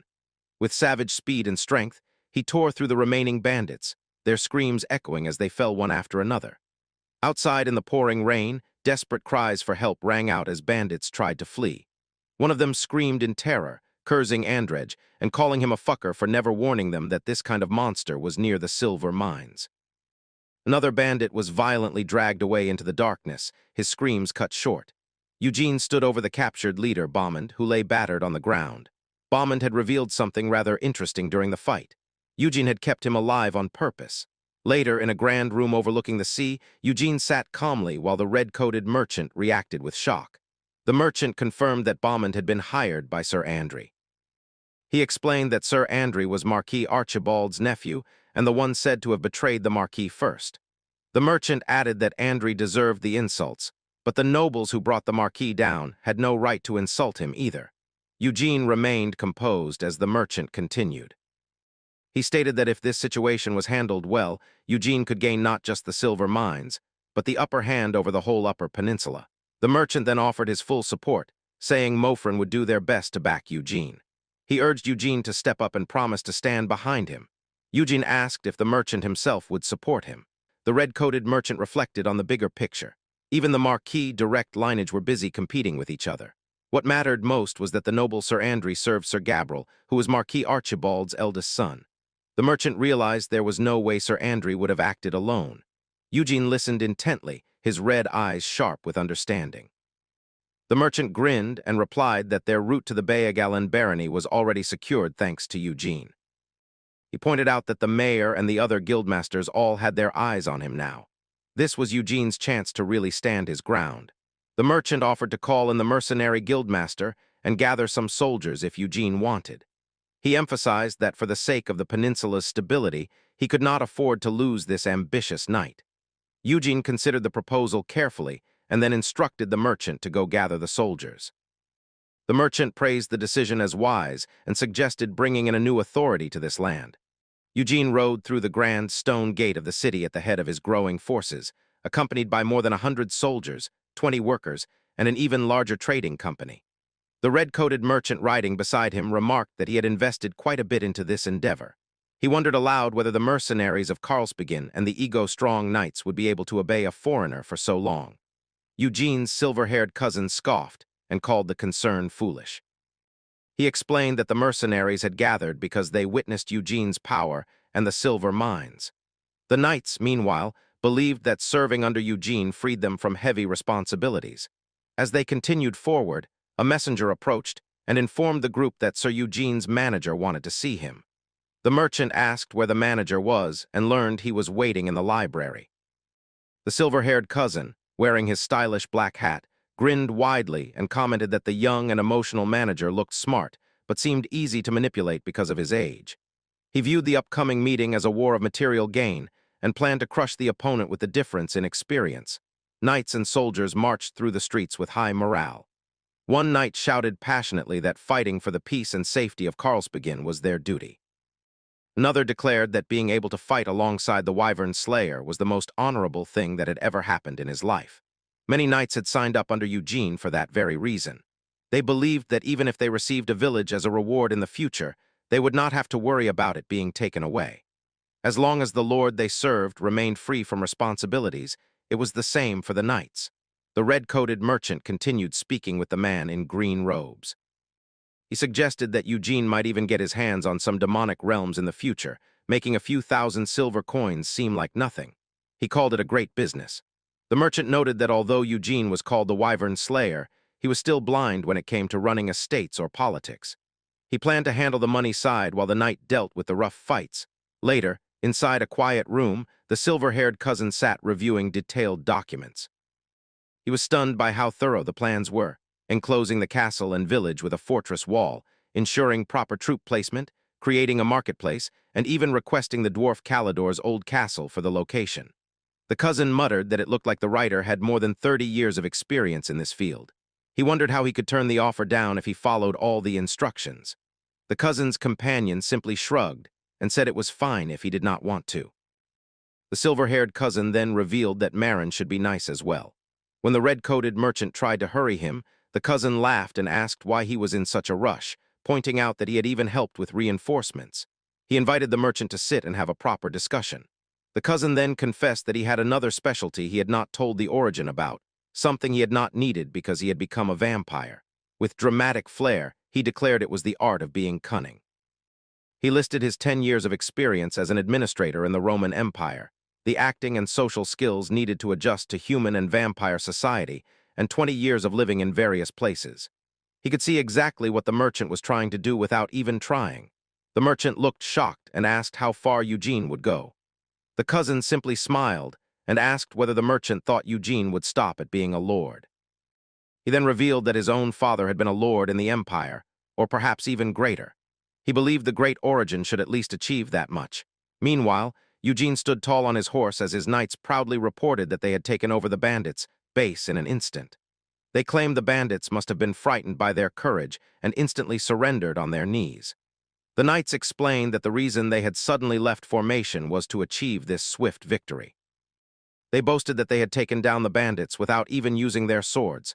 The captured bandits knelt in fear, begging for mercy and offering to become slaves. They desperately pleaded not to be eaten alive, revealing they had heard rumors from a nearby village pub that Eugene ate bandits alive. The knights looked confused and asked if they were not dependable. Eugene simply stared at the trembling bandits with a calm yet intimidating gaze. One of the knights turned to Eugene and complimented him, saying the bandits had surrendered because of his fame. Eugene replied that it was actually because of the knights' courage. He praised them with a simple, "Well done." The knights beamed with pride and excitement, calling Eugene smart. But Eugene suddenly reminded them that he had said he was the one who would give the orders. He forgave them this time, but warned that if it happened again, they would be fighting him directly. That might lead to some accidents. The knights quickly apologized, understanding the warning clearly. Eugene rode at the front of his forces through the lush green hills, his dark cloak billowing behind him. He calmly explained that he needed stronger forces in order to scare nobles like Archibald. The knights listened attentively and replied that they understood. Eugene then announced that the Marquisate was right ahead and ordered everyone to keep moving. The knights responded obediently. One of the knights clicked his tongue in annoyance, complaining that they did not even get paid. Another knight quickly reminded him that Eugene was the Wyvern Slayer and urged him to just trust the leader. From that point onward, the land they were crossing belonged to Archibald's Marquisate, and now to Sir Eugene. The red-coated merchant riding beside Eugene remarked that half of Karlsbegin was part of his estate. He added that although the region Eugene had taken was small, his family had a long history and many vassal nobles, even though they had all split off by now. Eugene acknowledged the merchant's knowledge and noted that Gardedge had recommended him. The merchant humbly replied that Eugene was too kind. The merchant continued explaining the route ahead.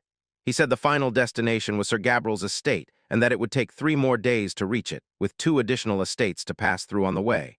One of those estates belonged to Lady Ascendra, the eldest daughter of House Archibald. According to customs, she was the legitimate successor to the house. She possessed the legitimacy, but Sir Gabriel currently held more power. Eugene listened carefully and then declared that knights and nobles were easily swayed with enough money. After a moment of silence, he made his decision. He announced that he would meet Lady Ascendra and ordered an emissary to be sent. His subordinates immediately responded with respect. In a grand cathedral-like hall, a group of important figures discussed the situation. They noted that the conflict had been caused by the Marquis losing his position. Bloodline and status were what truly ruled this world. It would be difficult to convict the Marquisate using Bommond as evidence, since the reality was that soldiers captured as slaves on the battlefield held little weight. Inside the opulent estate, a red-haired woman named Lady Ascendra stood barefoot on a luxurious carpet stained with blood. She asked who wanted to see her. Her subordinate informed her that it was Jan Eugene, a knight from the foreign lands. He had taken 2 villages from Sir Vimos and the Nader silver mines. Sendra showed mild interest and recalled hearing about the Templars who had come from the Baegalan barony. She was told that Eugene had successfully raided the ancient ruins there, though some dismissed the Wyvern corpse rumors as false. Despite her attendant's protests, Essendra ordered the emissary to be brought in. Her protector warned that Eugene might be acting under Sir Gabriel's orders and mentioned he commanded about 100 men. Essendra remained unfazed. She walked gracefully through the hall, her red hair swaying as she decided she would simply tell Eugene to fuck off if she did not like him.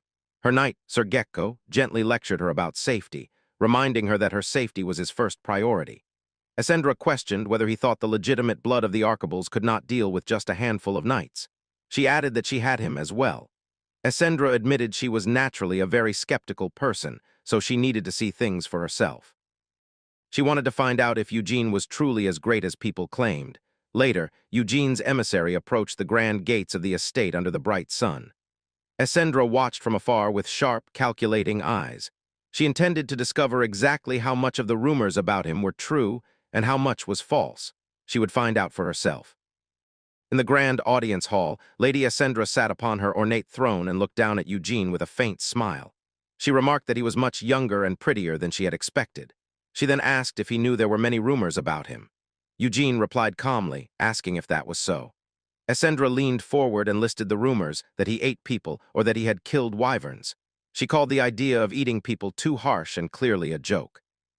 She admitted that it was true he had killed wyverns, but pointed out that he had agreed to meet her out of curiosity rather than to address those stories. Eugene remained composed as Essendra suddenly raised her voice and demanded to know what this insolence was. One of her retainers laughed loudly in the background. Eugene simply stated that he had not been trying to get on her good side, but thanked her anyway. He then got straight to the point and said he had a favor to ask as well as an offer. Essendra narrowed her eyes and guessed that he wanted her to acknowledge his rights over the villages. She asked if he could really do that and told him that was not how one asked for a favor. She then sharply questioned whether he was provoking her right now. Eugene ignored the hostility and revealed his offer. He told her that he had captured Bommond, the head of the bandits who had taken over the Nader mines. He explained that Bommond had confessed he was paid by a knight named Andry, who promised to appoint him to a noble position if he seized the mines. Eugene added that he had heard Sir Andry was affiliated with Lord Gabriel. Essendra's expression changed as she repeated the name Andry and confirmed there were certificates from Mofern. Eugene then made his proposal clear. If she handed over Bommond, it would help her become the Marquis. In return, she would officially acknowledge him as a lord. That was his offer. Essendra laughed loudly and asked if she had been too cold, then immediately offered to get him the certificate as well as some money as a token of apology. She admitted she had thought he was there to start a fight. She acknowledged that Eugene had the legitimacy regardless and praised him for being well aware of the situation.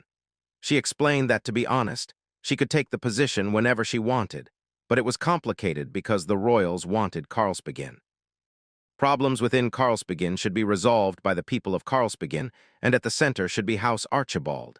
She said she guessed it was a sense of duty. She was trying not to antagonize her younger brother, but Gabriel was so greedy. He was winning the dungeon that the family owned. Eugene listened quietly as Essendra continued. She pointed out that even the royals could not do as they wished with powerful nobles or cities. They were always trying to expand their influence, and Gabriel seemed to be the target this time in Karlsbygden. She guessed the king had promised him a better title. If she became Marquis, she would only have half the power she originally should have, and she would still be under the threat of Gabriel. Eugene then revealed that he had land in the demonic realm and needed to raid it. Essendra was surprised. She explained the problem. The fourth sibling, Edric, was blocking the path to the demonic realm. He wanted to charge a toll fee to pass through his estate. It seemed the others did not care who took the Marquis title, but if they sided with one person, they would be antagonizing the other siblings. Eugene calmly stated that he would go alone. His subordinates were shocked and warned that he had more than 100 men, which was a huge fee unless he went alone. Eugene simply repeated that he would go alone. One of them muttered that people often said he was crazy.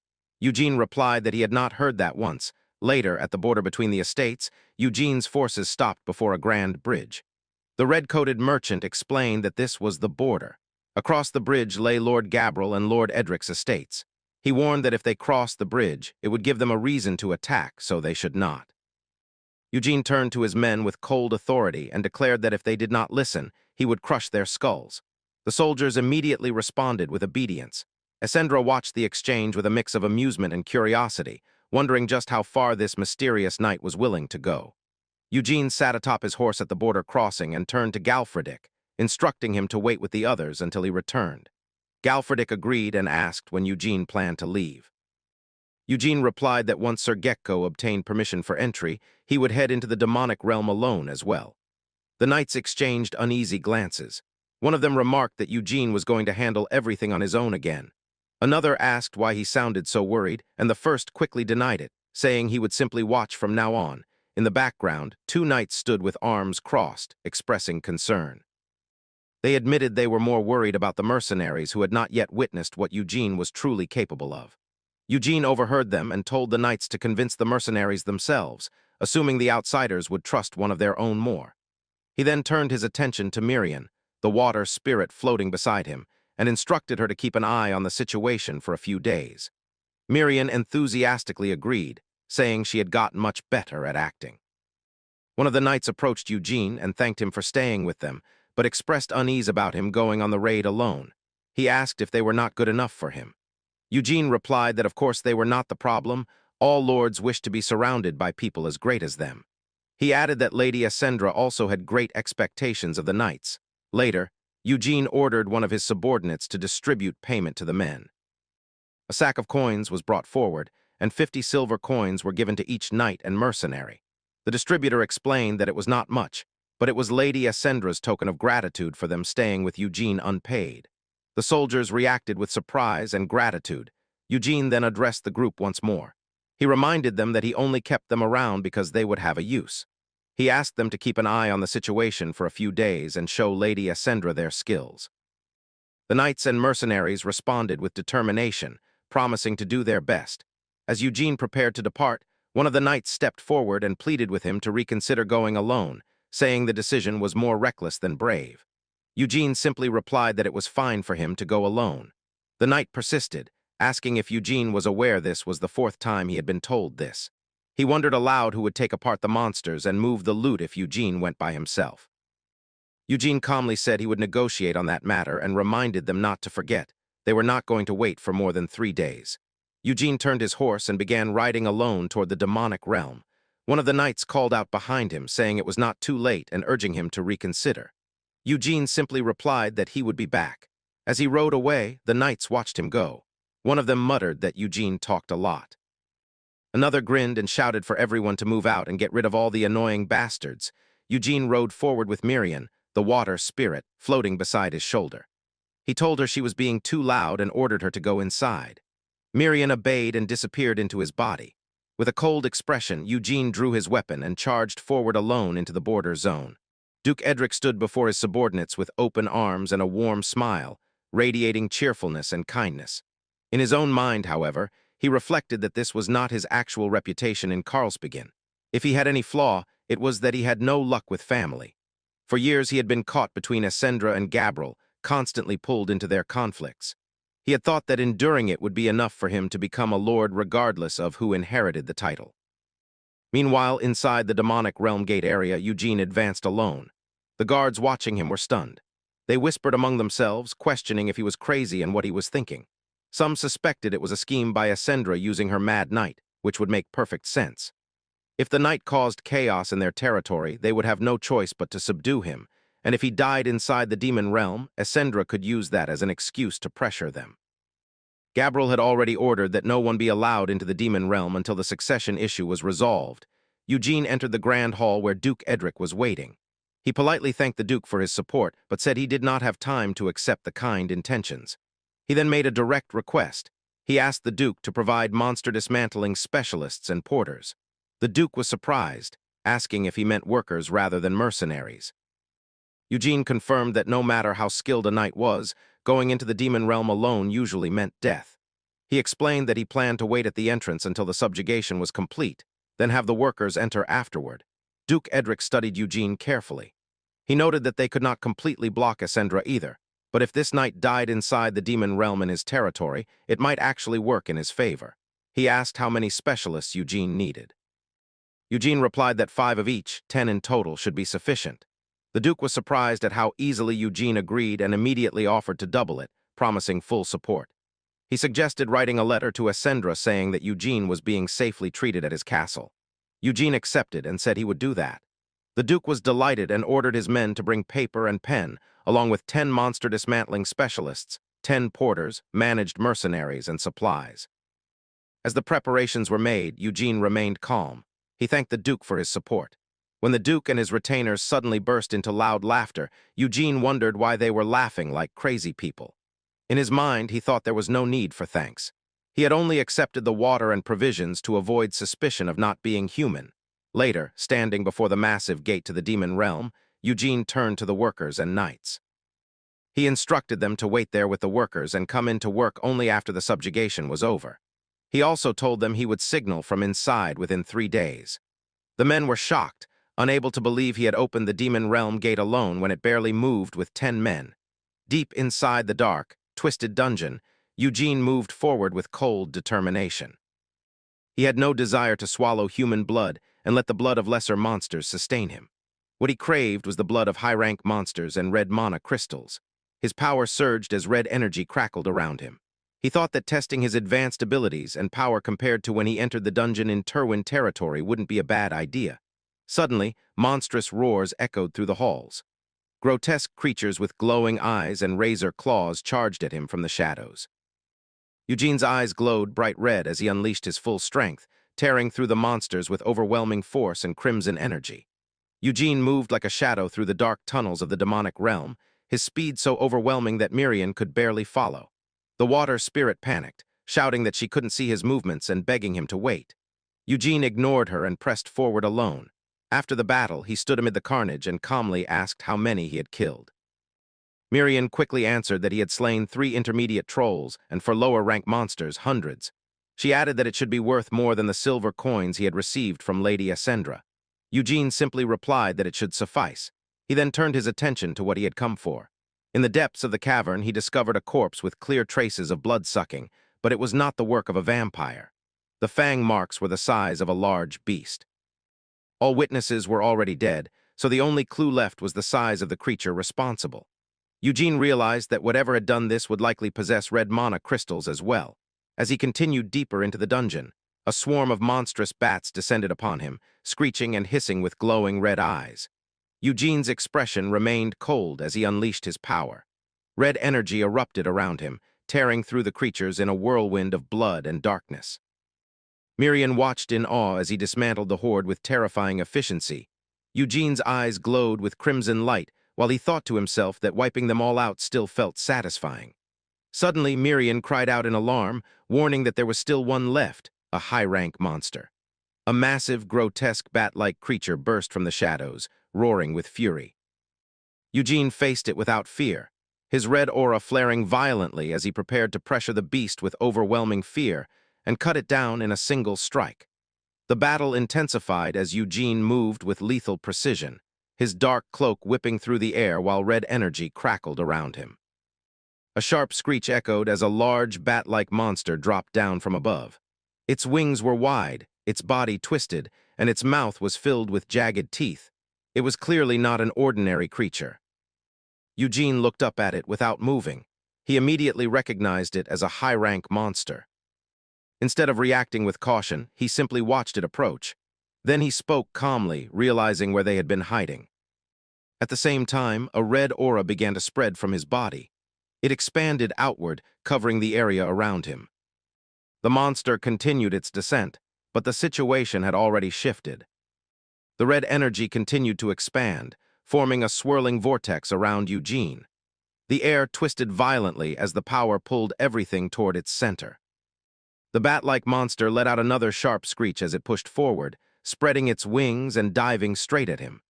Its claws reached out, aiming to strike before the energy could fully take over. Eugene remained still, his gaze steady. The creature closed the distance in an instant, roaring as it descended. For a brief moment, it looked like it would land a direct hit. Then the red aura surged again. A sudden force slammed downward, crashing into the ground with overwhelming pressure. The impact spread outward in a violent burst, shaking the surroundings. The monster's movement broke mid-attack. Everything was swallowed by the force of Eugene's power. Eugene's eyes narrowed as he watched the creature closely, a faint realization forming in his mind. Something about it felt wrong. Its presence wasn't stable. It was shifting, changing, as if its very form refused to settle. The monster crouched low within the swirling red energy, its limbs twisting unnaturally as it let out a distorted cry. The moment stretched for only an instant before the ground beneath it exploded outward. The creature launched forward again, faster this time, its movements no longer predictable. Eugene reacted immediately, his body moving with precision as he swung his weapon down. The impact struck the ground with force, sending another shockwave across the area, but the creature twisted mid-motion, narrowly avoiding a clean hit. Its form flickered, its attack pattern shifting once more. He clicked his tongue slightly, observing instead of rushing. The way it moved wasn't random. It adapted constantly, reshaping both its body and its rhythm, making it difficult to pin down. The creature lunged again, roaring as its massive jaws opened wide, but this time Eugene didn't meet it head-on. Instead, he shifted his stance and raised his hand. A concentrated sphere of blue energy gathered in his palm, humming softly before he released it forward. The blast tore through the red haze, forcing the creature to recoil. Its screech echoed sharply as it was pushed back, its body distorting again under the pressure. Eugene watched carefully, and then a faint smile appeared on his face. He had figured it out. If the creature kept changing to avoid attacks, then overwhelming it with controlled force wouldn't work. It needed something it couldn't adapt to in time. Without hesitation, the red aura around him surged violently once more. His body shot forward, cutting through the air as he descended straight toward the center of the creature's movement. The energy gathered into a single point as he drove downward. The impact was direct and overwhelming. The force collapsed inward before erupting outward in a violent burst, the red energy swallowing everything around him. For a brief moment, the creature let out a broken cry as the attack connected fully. Then the battlefield fell still. Eugene straightened slowly, the red aura fading just enough to reveal his calm expression. The realization had settled completely in his mind. His strength had grown, not just in power but in control. He glanced at his hand, feeling the lingering energy pulse faintly through him. The change was undeniable. At the same time, his awareness sharpened. The presence he had been ignoring until now became clear. Something else was there. Something that shouldn't exist. His gaze shifted toward the distance.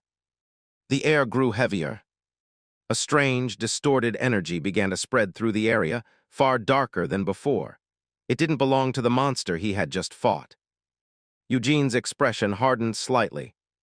Without another word, he began moving forward. The small figure hovering near him hesitated, clearly sensing the same thing, but he didn't slow down. There was no need to explain. The deeper they moved, the clearer it became. The energy was unnatural, like something forced into existence. Then the source revealed itself. Two massive figures stood ahead, their forms unnatural and grotesque. Armor fused with flesh, glowing eyes starring without life. Their presence alone carried a suffocating weight. Eugene stopped. So this was it. The strongest existence in this place. The creature let out a low, distorted sound, as if acknowledging his presence. The air trembled. Eugene tightened his grip on his weapon, his red aura slowly rising again. Without hesitation, he stepped forward. The scarlet mana crystal pulsed faintly in Eugene's hand, its light reflecting across his eyes as fragments of unfamiliar memories surfaced. The figures within those visions were indistinct, their forms blurred, yet one thing became clear to him without doubt. They were vampires. Even so, the image was incomplete, the truth still hidden beyond what he could grasp. He lowered his hand slightly, his expression calm but firm. This alone wasn't enough. If he stopped now, everything he had been chasing, both revenge and the truth behind the past, would remain out of reach. Before he could move further, the ground shook as the massive undead closed the distance. A heavy blow crashed down, forcing the air to split apart, but Eugene met it head-on. Red energy surged from his body, coiling around his arm as he struck back, the impact sending a shock through the creature's frame. The small blue figure nearby cried out in alarm, but Eugene remained steady. Even after being thrown back moments before, he rose without hesitation, his gaze fixed forward as if nothing had changed. The creature lunged again, but Eugene's movements were faster now. His body twisted mid-step, and with a single command he forced the opponent back. The strike connected cleanly, pushing the massive form away. The fairy-like companion hovered beside him, clearly relieved, though her voice still carried tension. Fear would not work here. These weren't living beings. The twin-headed ogre roared and charged again, its heavy steps cracking the ground beneath it. Eugene didn't retreat. He adjusted his stance, letting the red aura wrap around him more tightly, his focus sharpening. The creature's attack came down violently, but Eugene slipped past it at the last moment. His blade moved in a short, precise arc, aiming not to overpower but to interrupt. The attack grazed instead of finishing, forcing the monster off balance. He clicked his tongue faintly. There was no time to waste. He shifted his grip and drove forward again, this time aiming directly at the core of its movement. The blade struck, but the creature twisted just enough for the damage to be incomplete. Still, Eugene didn't stop. The undead roared again, swinging wildly, but its movements lacked control. As Eugene stepped in once more, his eyes narrowed slightly. Something about this wasn't natural. Then he saw it. A figure stood behind the chaos, partially concealed, its presence barely noticeable at first glance. A mage. The realization settled instantly. The undead weren't acting on instinct, they were being controlled. Eugene's gaze sharpened as he moved without hesitation. He remembered the advice clearly. If a mage appeared, they had to be dealt with before anything else. The air shifted as the figure raised its hand, dark energy gathering around it, but Eugene was already moving. His body cut through the distance in a single motion, his blade descending before the spell could fully form. The strike landed cleanly. The mage staggered, its control breaking in that instant. Behind him, the massive undead faltered, their movements losing coordination as the link weakened. Eugene didn't look back. The answer had been simple. Without the one controlling them, they were nothing more than empty shells. He exhaled slowly, his expression unchanged, as the battlefield quieted once again. There was still more to uncover. And he wasn't done yet. The realization struck him harder than anything else so far. At first, he had dismissed Eugene as nothing more than an unstable man acting on impulse, someone reckless enough to stir chaos without understanding the consequences. But that assumption no longer held. What Eugene had done here wasn't madness. It was precise, deliberate, and far beyond what anyone had expected. Even someone like Gabriel wouldn't be able to suppress this outcome. The situation had already slipped beyond control. His eyes widened slightly as the pieces began to fall into place. Essendra hadn't sent Eugene here as a pawn for her own plans. This was something else entirely, something that moved independently of her influence. Far away from the battlefield, the balance of power had already begun to shift. The image of Essendra lingered like a shadow over everything, her presence subtle yet undeniable.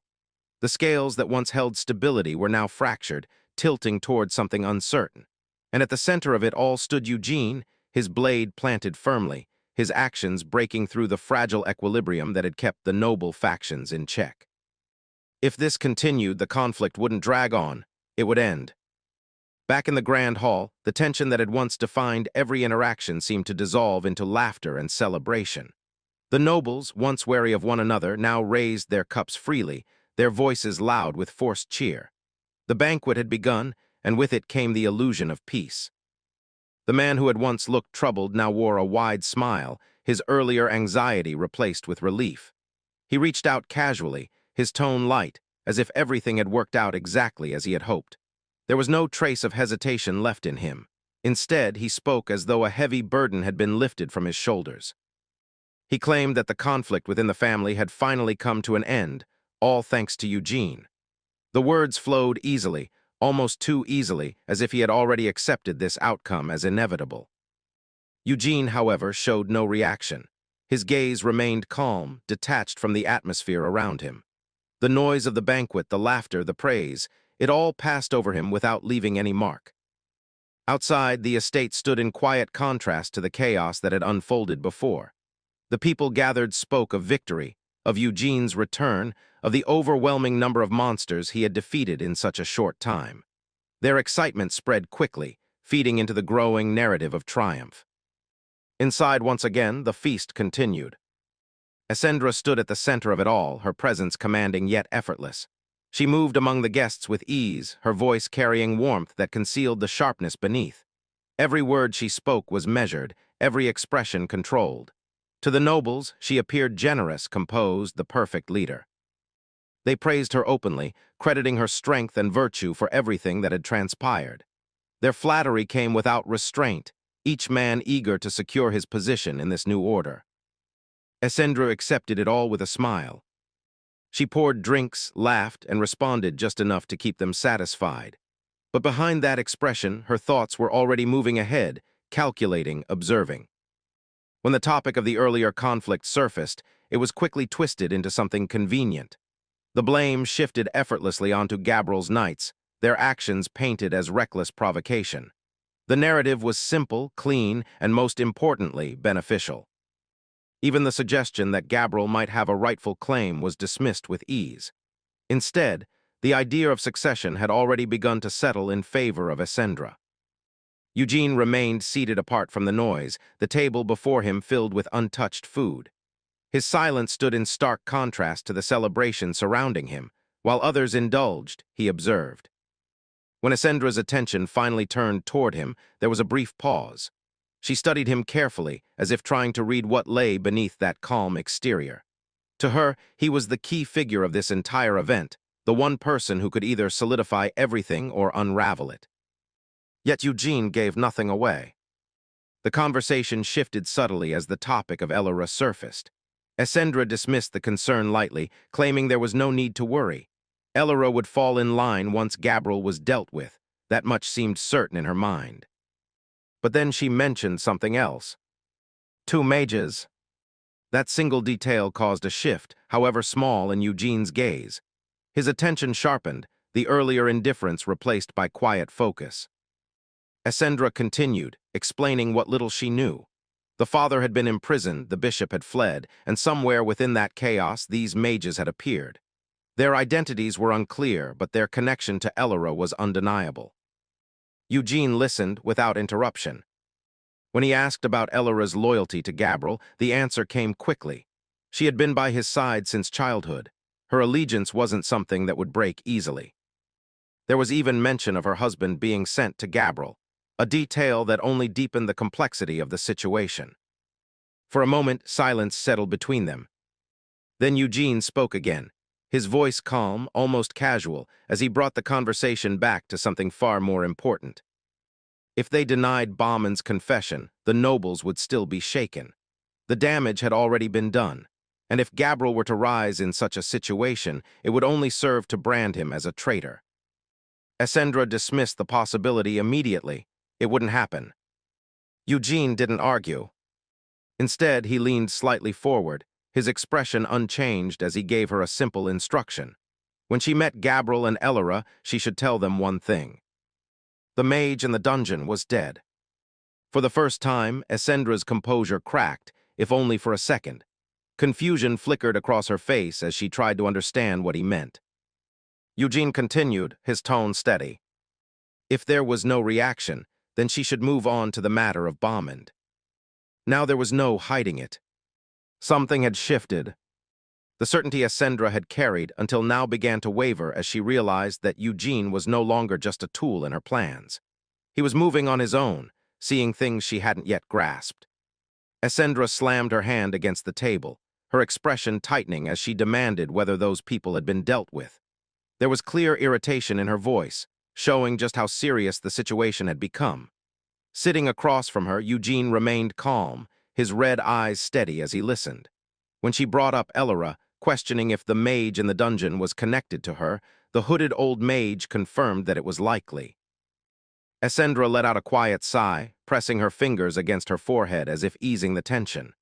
She admitted that Eugene was always helping her, but she understood that he never spoke without reason. There had to be a purpose behind this. Eugene simply confirmed it, and when she told him to speak, saying she would do what she could, the conversation shifted toward something much larger. Outside, House Archibald was already moving. Nearly 800 people had responded to the summons, gathering under their banner. The atmosphere among the knights was restless, especially with the news of the recent murderer spreading rapidly. Many were angry, their patience wearing thin. It became clear that Essendra stepping forward to take the marquis position was no longer optional. If the royal family interfered now, it would disrupt the balance of power surrounding House Archibald. Among the knights, discussions continued about loyalty and honor. They believed that while people might change, the name they swore themselves to should never waver. Those who had denied the Archibalds would soon face consequences, and instead of weakening them, this chaos would only give them a chance to rise stronger. Soon after, Essendra appeared before the gathered knights. Standing tall, she addressed them with authority, welcoming those who had answered her call. She acknowledged their loyalty and made it clear why they were here. Those who stood to end the chaos would share in the glory, while those who turned away would be judged alongside those who had already trampled on their honor. Her words ignited the crowd. The knights raised their fists, their voices rising together as their resolve hardened. At the same time, attention began to shift toward the figure standing beside her. Whispers spread quickly through the ranks as people started asking who he was. The answer came just as fast: Sir Eugene, the man who had apparently cleared the Garensa dungeon on his own. Some were surprised they hadn't heard of it, while others mocked the lack of information, but either way, it only added to the mystery surrounding him. Rumors followed soon after. Some claimed that Essendra had changed her decision because of him. Others went even further, suggesting he was her lover, though those words carried more jealousy than truth. Eugene, however, remained indifferent to all of it. When someone tried to bring up monsters and wyverns, he calmly dismissed the topic, telling them to focus on what truly mattered in front of them. The announcement continued as Essendra revealed that she was protecting Andri, the one responsible for killing the noble Bommond and attempting to seize Vimo's mines. This caused unrest among the crowd. Many questioned how such a man could be considered the successor of the Archibald family. Still, Essendra did not waver. She declared that those who stood with her would be remembered, while those who turned away would be judged alongside those who had betrayed their honor. Her voice carried across the entire gathering, leaving no room for doubt. At that moment, a familiar voice called out. Edric arrived, waving casually as if the tension in the air meant nothing to him. He greeted them with a relaxed smile, acting as though it had only been a few days since they last met. His attitude stood in sharp contrast to the seriousness around him.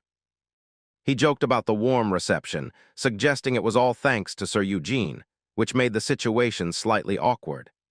Essendra quickly dismissed the misunderstanding, stating that she respected Edric as well. When Edric turned to Eugene, asking him to confirm it, Eugene simply responded without showing much interest in the exchange. But Edric wasn't done. Placing a hand on Eugene's shoulder, he spoke in a friendly tone, saying that he had supported everything while thinking of him. From the outside, it looked as though he was treating Eugene like a close ally, almost like a brother. Watching from the crowd, the knights began to piece things together. If Essendra truly took the marquis title, then it was clear that Eugene would stand beside her. That alone made him someone worth paying attention to. Some even began to see it as an opportunity. Getting close to Eugene could mean gaining influence. But for Eugene himself, none of it mattered. As someone pointed out that this attention would benefit him, he dismissed it completely, making it clear that such things were not important to him at all. Eugene stood calmly between them, his expression unchanged as he spoke in a low voice that what mattered right now was Essendra becoming the marquis. Only then would everything fall into place, and the deal would finally be completed. Hearing that, Essendra turned slightly, a faint smile forming on her face as if she had already made up her mind. Far away from the gathering, tension was rising inside the castle. A man shouted in frustration, questioning why there was still no news. He had trusted them, believed everything would go as planned, yet nothing had come back. The name Elora slipped from his mouth, filled with doubt. Elora, however, remained calm. She explained that the one sent had gone to search for his master, so news should arrive soon. She added that the mages had requested more time and reminded him that the promise had come from them first. At the same time, a darker truth was being revealed elsewhere. In the name of the Blood Shadow faction, a plan had already been set in motion. The undead would be controlled to create chaos across the Marquis estate. If Sir Andrew managed to defeat them, his name would spread throughout the entire world, and the vassals of the peninsula would naturally support him as the next Marquis. Everything had been calculated. The chaos caused by Bommond, the pressure placed on Edric to deal with the demonic realm, all of it had been part of a larger scheme. But something had gone wrong. The silver mines had been lost to an unknown knight, and even the dungeon, which had been sealed off, had been raided. Now the situation was slipping out of control. Their sister's army was already approaching the estate borders. Panic began to creep in as the man slammed his fist down in frustration, unable to hold back his anger any longer. Reports came in quickly. More than 70% of the nobles were already supporting Ascendra. That number alone made the situation dangerous. He began to wonder what he should do, realizing that internal conflict would only make things worse. If there was even a single traitor inside, everything would collapse instantly. Still, those around him tried to steady his thoughts. They told him that the people of the castle still believed in him, that he was the one who could lead them forward. While Ascendra had been born with the privilege of becoming the successor, he had built his strength on his own. They urged him to endure just a little longer. If he stayed patient, the castle would eventually become his. Once the final move was made, Ascendra's army would retreat and everything would return to his control. Elora stepped forward then, her eyes glowing faintly as she smiled. She assured him that no matter what happened, she would make him the Marquis. To her, he was the only one she truly considered a brother, the only one worthy of that position. But elsewhere, something had already gone wrong. In a dark underground passage, the aftermath of a battle could be seen. Bodies lay scattered, the air heavy with death. A voice echoed in frustration, saying that only a part of the plan had been lost, but it was still a problem. Without the master present, they would have to move things themselves. They had already sacrificed too much to turn back now. Even if it meant losing an arm, the plan would continue. The hooded figure, his body stitched together unnaturally, began to move, his hand trembling as dark energy gathered around him. But suddenly he froze. His eyes widened as he sensed something approaching. Footsteps echoed through the corridor. Someone had arrived. At the entrance, a group of knights moved quickly, torches lighting the dark passage. Orders were given without hesitation. If they saw the mage's disciple, they were to kill him immediately before he could even cast a spell. The atmosphere grew tense as they advanced deeper inside. The hooded figure hid in the shadows, gripping his staff tightly as he waited for the right moment. Then the spell began. Purple energy gathered, strange words leaving his mouth as the air itself started to distort. The knights noticed too late. A massive magic circle formed above them, expanding rapidly as something began to descend. One of them shouted, warning the others to look up. A monstrous skeletal structure formed entirely from magic appeared above them, its presence overwhelming. The circle beneath it glowed brighter, energy building to a breaking point. In the next moment, everything exploded. The force of the spell tore through the area, sending debris flying as the ground itself shattered under the impact. And in the chaos that followed, a familiar voice echoed once again. He was back. The man let out a long breath, pressing his fingers against his forehead as if trying to calm himself. For a moment, he looked unstable, but when asked if he was all right, he simply told them to continue. The report came in hesitantly. Lady Ascendra had not taken over all the villages as expected. Instead of expanding control, she had sent her forces into the Loddon Forest to deal with monsters. He paused, clearly confused, wondering if they were dealing with griffins. But the answer came quickly. It didn't seem like it. These creatures were something far worse, something no one had seen before. Rumors had already begun to spread. People were whispering that the monsters were undead. At that, his expression stiffened. Undead. If that was true, then the situation was no longer just about Essendra. The problem had grown far beyond her. Dealing with undead required paladins, and with the bishop currently missing, finding any would be difficult. He muttered under his breath that this was bad, then immediately gave orders. The nobles needed to be informed at once. At the same time, he decided to send a message to his sister. When someone asked if he meant Essendra, he gave a simple answer. No matter the conflict between them, the safety of the continent came first, even if they were in the middle of a fight. Hearing that, the man behind him felt a strange sense of admiration. He realized that this was the kind of person fit to be the successor, someone who valued the land over personal power. But the one standing at the front thought differently. A faint smile appeared on his face as shadows deepened around him. In his mind, everything was finally falling into place. He believed that luck itself was on his side now. If things continued like this, his sister's army would be swallowed by the undead, and the blame would naturally fall on her. All he needed to do was use Andri at the right moment, eliminate the undead, and take the credit for everything. That would be enough to bring her down. With that thought, his gaze darkened as he imagined the future he wanted.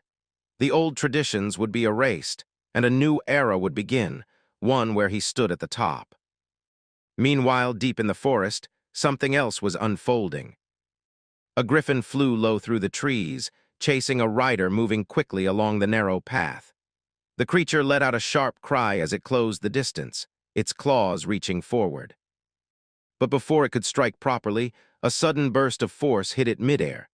Its body twisted violently, crashing down as blood scattered across the ground. Standing there calmly, Eugene lowered his arm, his sword still in motion from the strike. The griffin barely had time to react before it was cut down completely.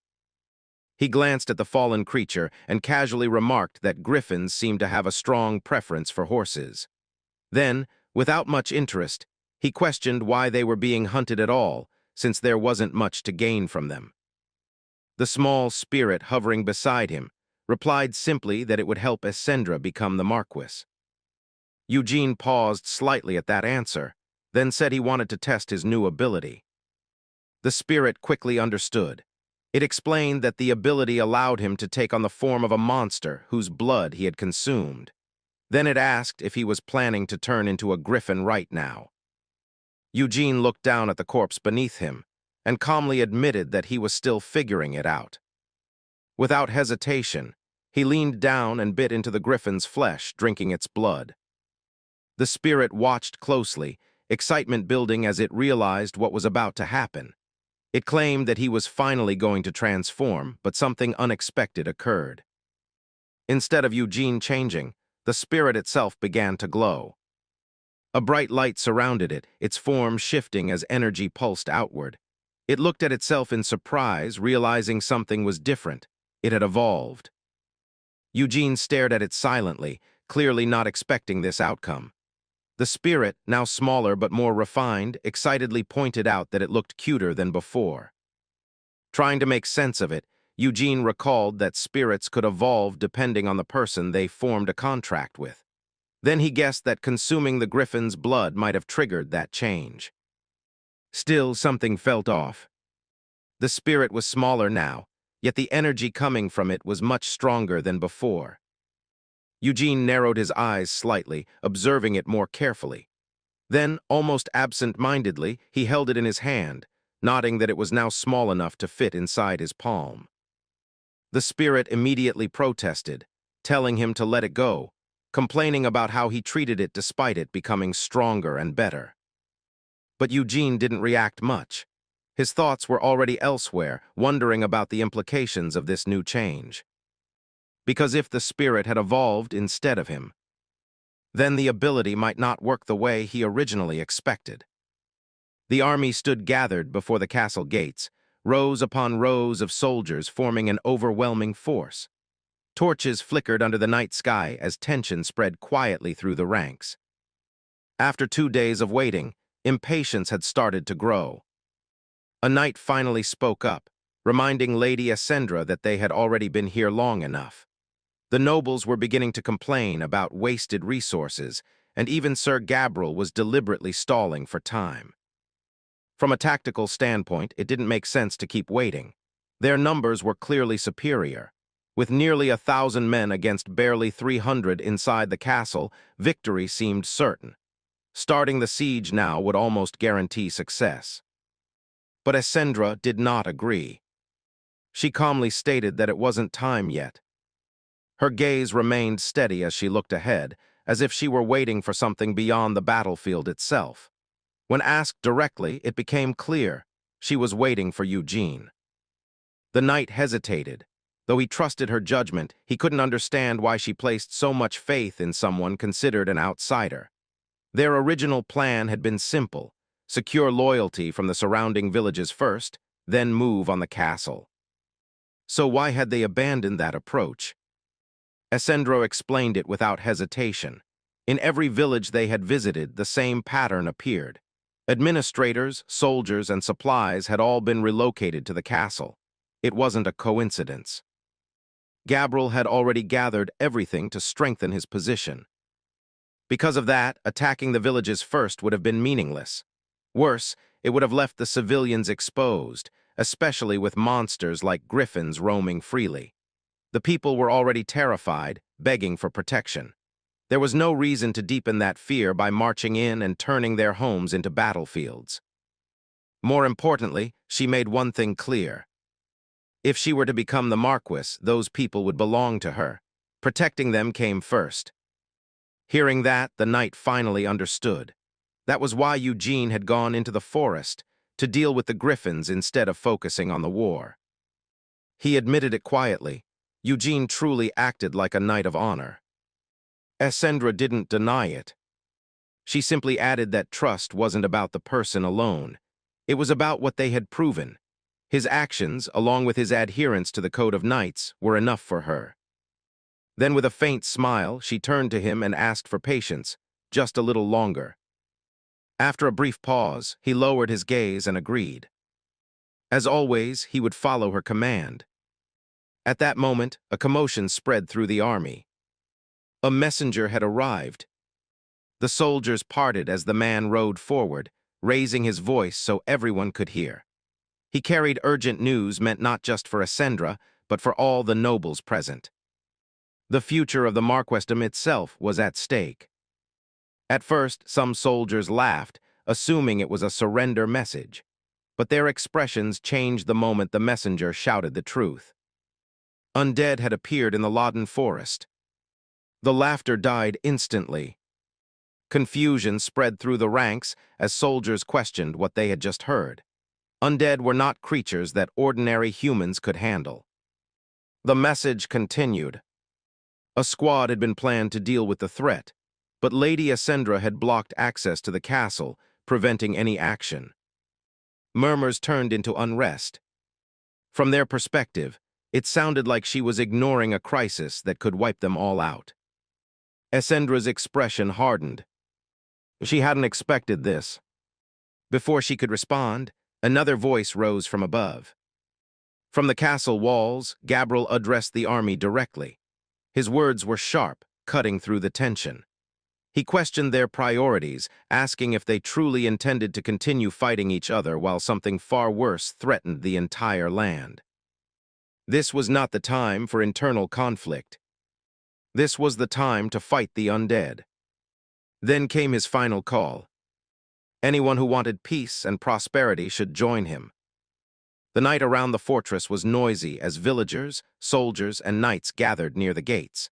Everyone was worried after hearing rumors about undead appearing across the peninsula. Gabriel stood in front of the crowd and tried to calm them down. He said that those who wanted peace should work together with him and claimed that he knew the proper way to deal with the undead. Some of the knights watching nearby became confused. One of them mentioned that Sir Edric and Sir Eugene had originally gone out to hunt griffins, not undead.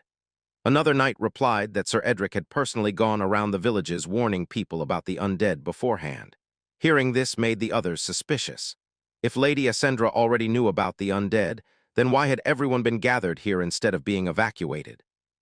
Gabriel continued speaking and blamed the current chaos on his father's mistakes. He declared that, as a member of the Archibald family, it was his duty to fix those problems and protect the peninsula. Some of the villagers started agreeing with him and thought that he sounded like a good leader. Then Gabriel questioned whether it was right to ignore the current disaster for the sake of political peace. He also asked whether a successor should block peace simply to gain more power. The crowd slowly became more divided as people listened to him. Before things could get worse, Essendra suddenly shouted at everyone to be quiet. The entire area became silent. She ordered all the knights to remain in position until she gave another order. At that moment, panic suddenly spread through the fortress. Someone shouted that the undead had appeared. Soldiers quickly raised their weapons as several undead creatures rushed into the area. One large undead monster charged through the soldiers and caused people to panic. Then Galfredick arrived. He jumped directly into the middle of the undead and started fighting immediately.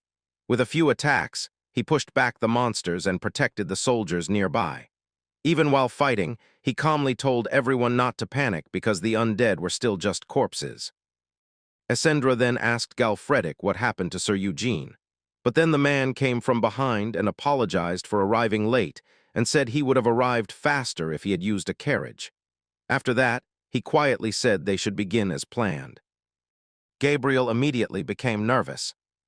Eugene then explained the truth in front of everyone. He revealed that the undead ogre was not natural and had been revived through forbidden magic used by evil mages. He also explained that Sir Edric had warned the villages before coming here, while Eugene himself stayed behind to defeat the griffins attacking the abandoned village. As Eugene continued speaking, more people started realizing that Gabriel's actions looked suspicious. Eugene explained that Gabriel only became active after hearing about the undead, because he wanted to use the situation for his own benefit. Essendra added that this situation could become proof that Gabriel was connected to the evil mages. Gabriel quickly started panicking. Elora also became nervous after hearing the accusations. Eugene then said that the person who manipulated the conflict inside the Archibald household and tried to profit from it should take responsibility. He asked whether that person was the one who hired killers to attack Sir Vimo's mines and sided with evil mages. Gabriel and Elora were both shocked. Elora tried defending herself and claimed that her siblings would never do something evil like that. But even she started doubting herself after saying those words. Gabriel finally gave up and surrendered. He shouted that he would open the gates and begged everyone not to attack him. The knights quickly surrounded Gabriel and Elora and forced them to kneel. Essendra calmly stated that surrendering was the correct decision because the knights would have attacked if Gabriel had resisted. Then she asked Eugene who should take responsibility for everything. Eugene answered that the person who manipulated the Archibald household conflict and tried to benefit from it should be held responsible. He then looked directly at Gabriel and Elora and asked whether it was one of them or both of them. Elora became silent while her father lowered his head. The people around them also stopped speaking as they watched the situation unfold.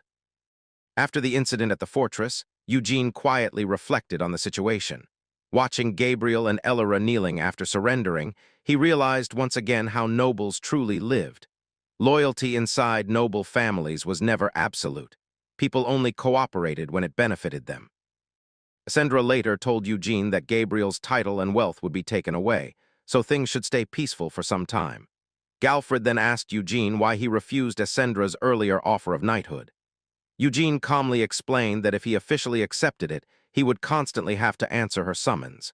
However, he still needed recognition as a lord, so he had one condition instead. At that moment, a young knight approached them. It was Gabriel's first daughter, Selina Farron Archibald. She had apparently offered herself as proof of trust from House Archibald. Eugene immediately rejected the idea and told them to take her back because he had no interest in taking disciples. Selina became annoyed internally, feeling as if she was being handed around between nobles like property. Still, for the sake of her family, she endured it. But instead of backing down, she stepped toward Galfred and asked if he would allow her to test Eugene's abilities. Galfred found the request amusing and asked if she really wanted to fight right there. Selina confidently introduced herself as the sword prodigy of her household and said she wanted to judge Eugene's skill personally. Later, Eugene and the others traveled away from the fortress in a carriage transporting the captured undead. Selina also joined them. Galfred looked uncomfortable seeing both Selina and the undead traveling together and admitted he did not feel good about the situation. Romery casually explained that Selina had simply fainted earlier because Eugene's killing intent scared her too much. Eugene denied doing anything serious and claimed he only glared back because she glared at him first. Then Galfred asked Eugene whether Ascendra had truly allowed him to take Romery as his subordinate. Eugene answered that he told Ascendra Romery was his most trusted friend, so she approved it. As they continued traveling, Galfred asked why the undead corpse suddenly moved again earlier after dying. Romery explained that it was probably only a post-mortem spasm caused by transporting the body around. She also mentioned that the magic sphere controlling it had already been destroyed, so it should be harmless now. While checking the undead, Romery complained about why they were even carrying such a dangerous testing subject around. She admitted she came along because there was too much work waiting for her back in Marin anyway, especially lab research and money-related errands. Eugene immediately pointed out that she talked far too much about money. Galfred then mentioned that many people suspected them of being dark mages because they were transporting undead creatures. Eugene replied that he convinced the others to allow it, because otherwise the undead would have been destroyed by Sir Eugene's forces anyway. Romery then asked about the fake Blood Shadow faction members they fought earlier. Eugene calmly answered that nobody survived, so there was nothing left to worry about. After hearing that Eugene was unharmed, Galfred expressed relief. Eugene then explained that his survival was mostly thanks to his armor and equipment, especially the weapon that could pierce stone pillars and endure wyvern fire. Hearing that, Eugene became interested in obtaining more armor of that quality. Galfred explained that Count Winslan was hosting a night competition soon, and the prize for winning was top-tier armor. He also explained that the Winslan family was one of the founding royal families and possessed enormous influence and wealth. Winning the competition could also lead to gold, titles, and political recognition. Eugene immediately decided they should stop by the estate first and then head toward Marin. However, he unexpectedly announced that only he and Luke would continue onward. Galfred was shocked and asked why. Eugene explained that Galfred needed to stay behind and properly manage the estate while protecting Romery and the others. He also admitted he still could not fully trust Del Mondo and wanted Galfred to keep an eye on him. Then Eugene reminded Galfred to visit the Archibald family's demon realm if he became bored, since Eugene had already informed them beforehand. Meanwhile, in another city, discussions about Eugene continued spreading among the nobles and merchants. People talked about how an independent lord recognized by the Marquis of Karlsbegen had suddenly appeared. Rumors also spread about Eugene owning silver mines, commanding 7 knights, and supporting the redevelopment of the mines. Many believed Mofern invested in Eugene because he saw great potential in him.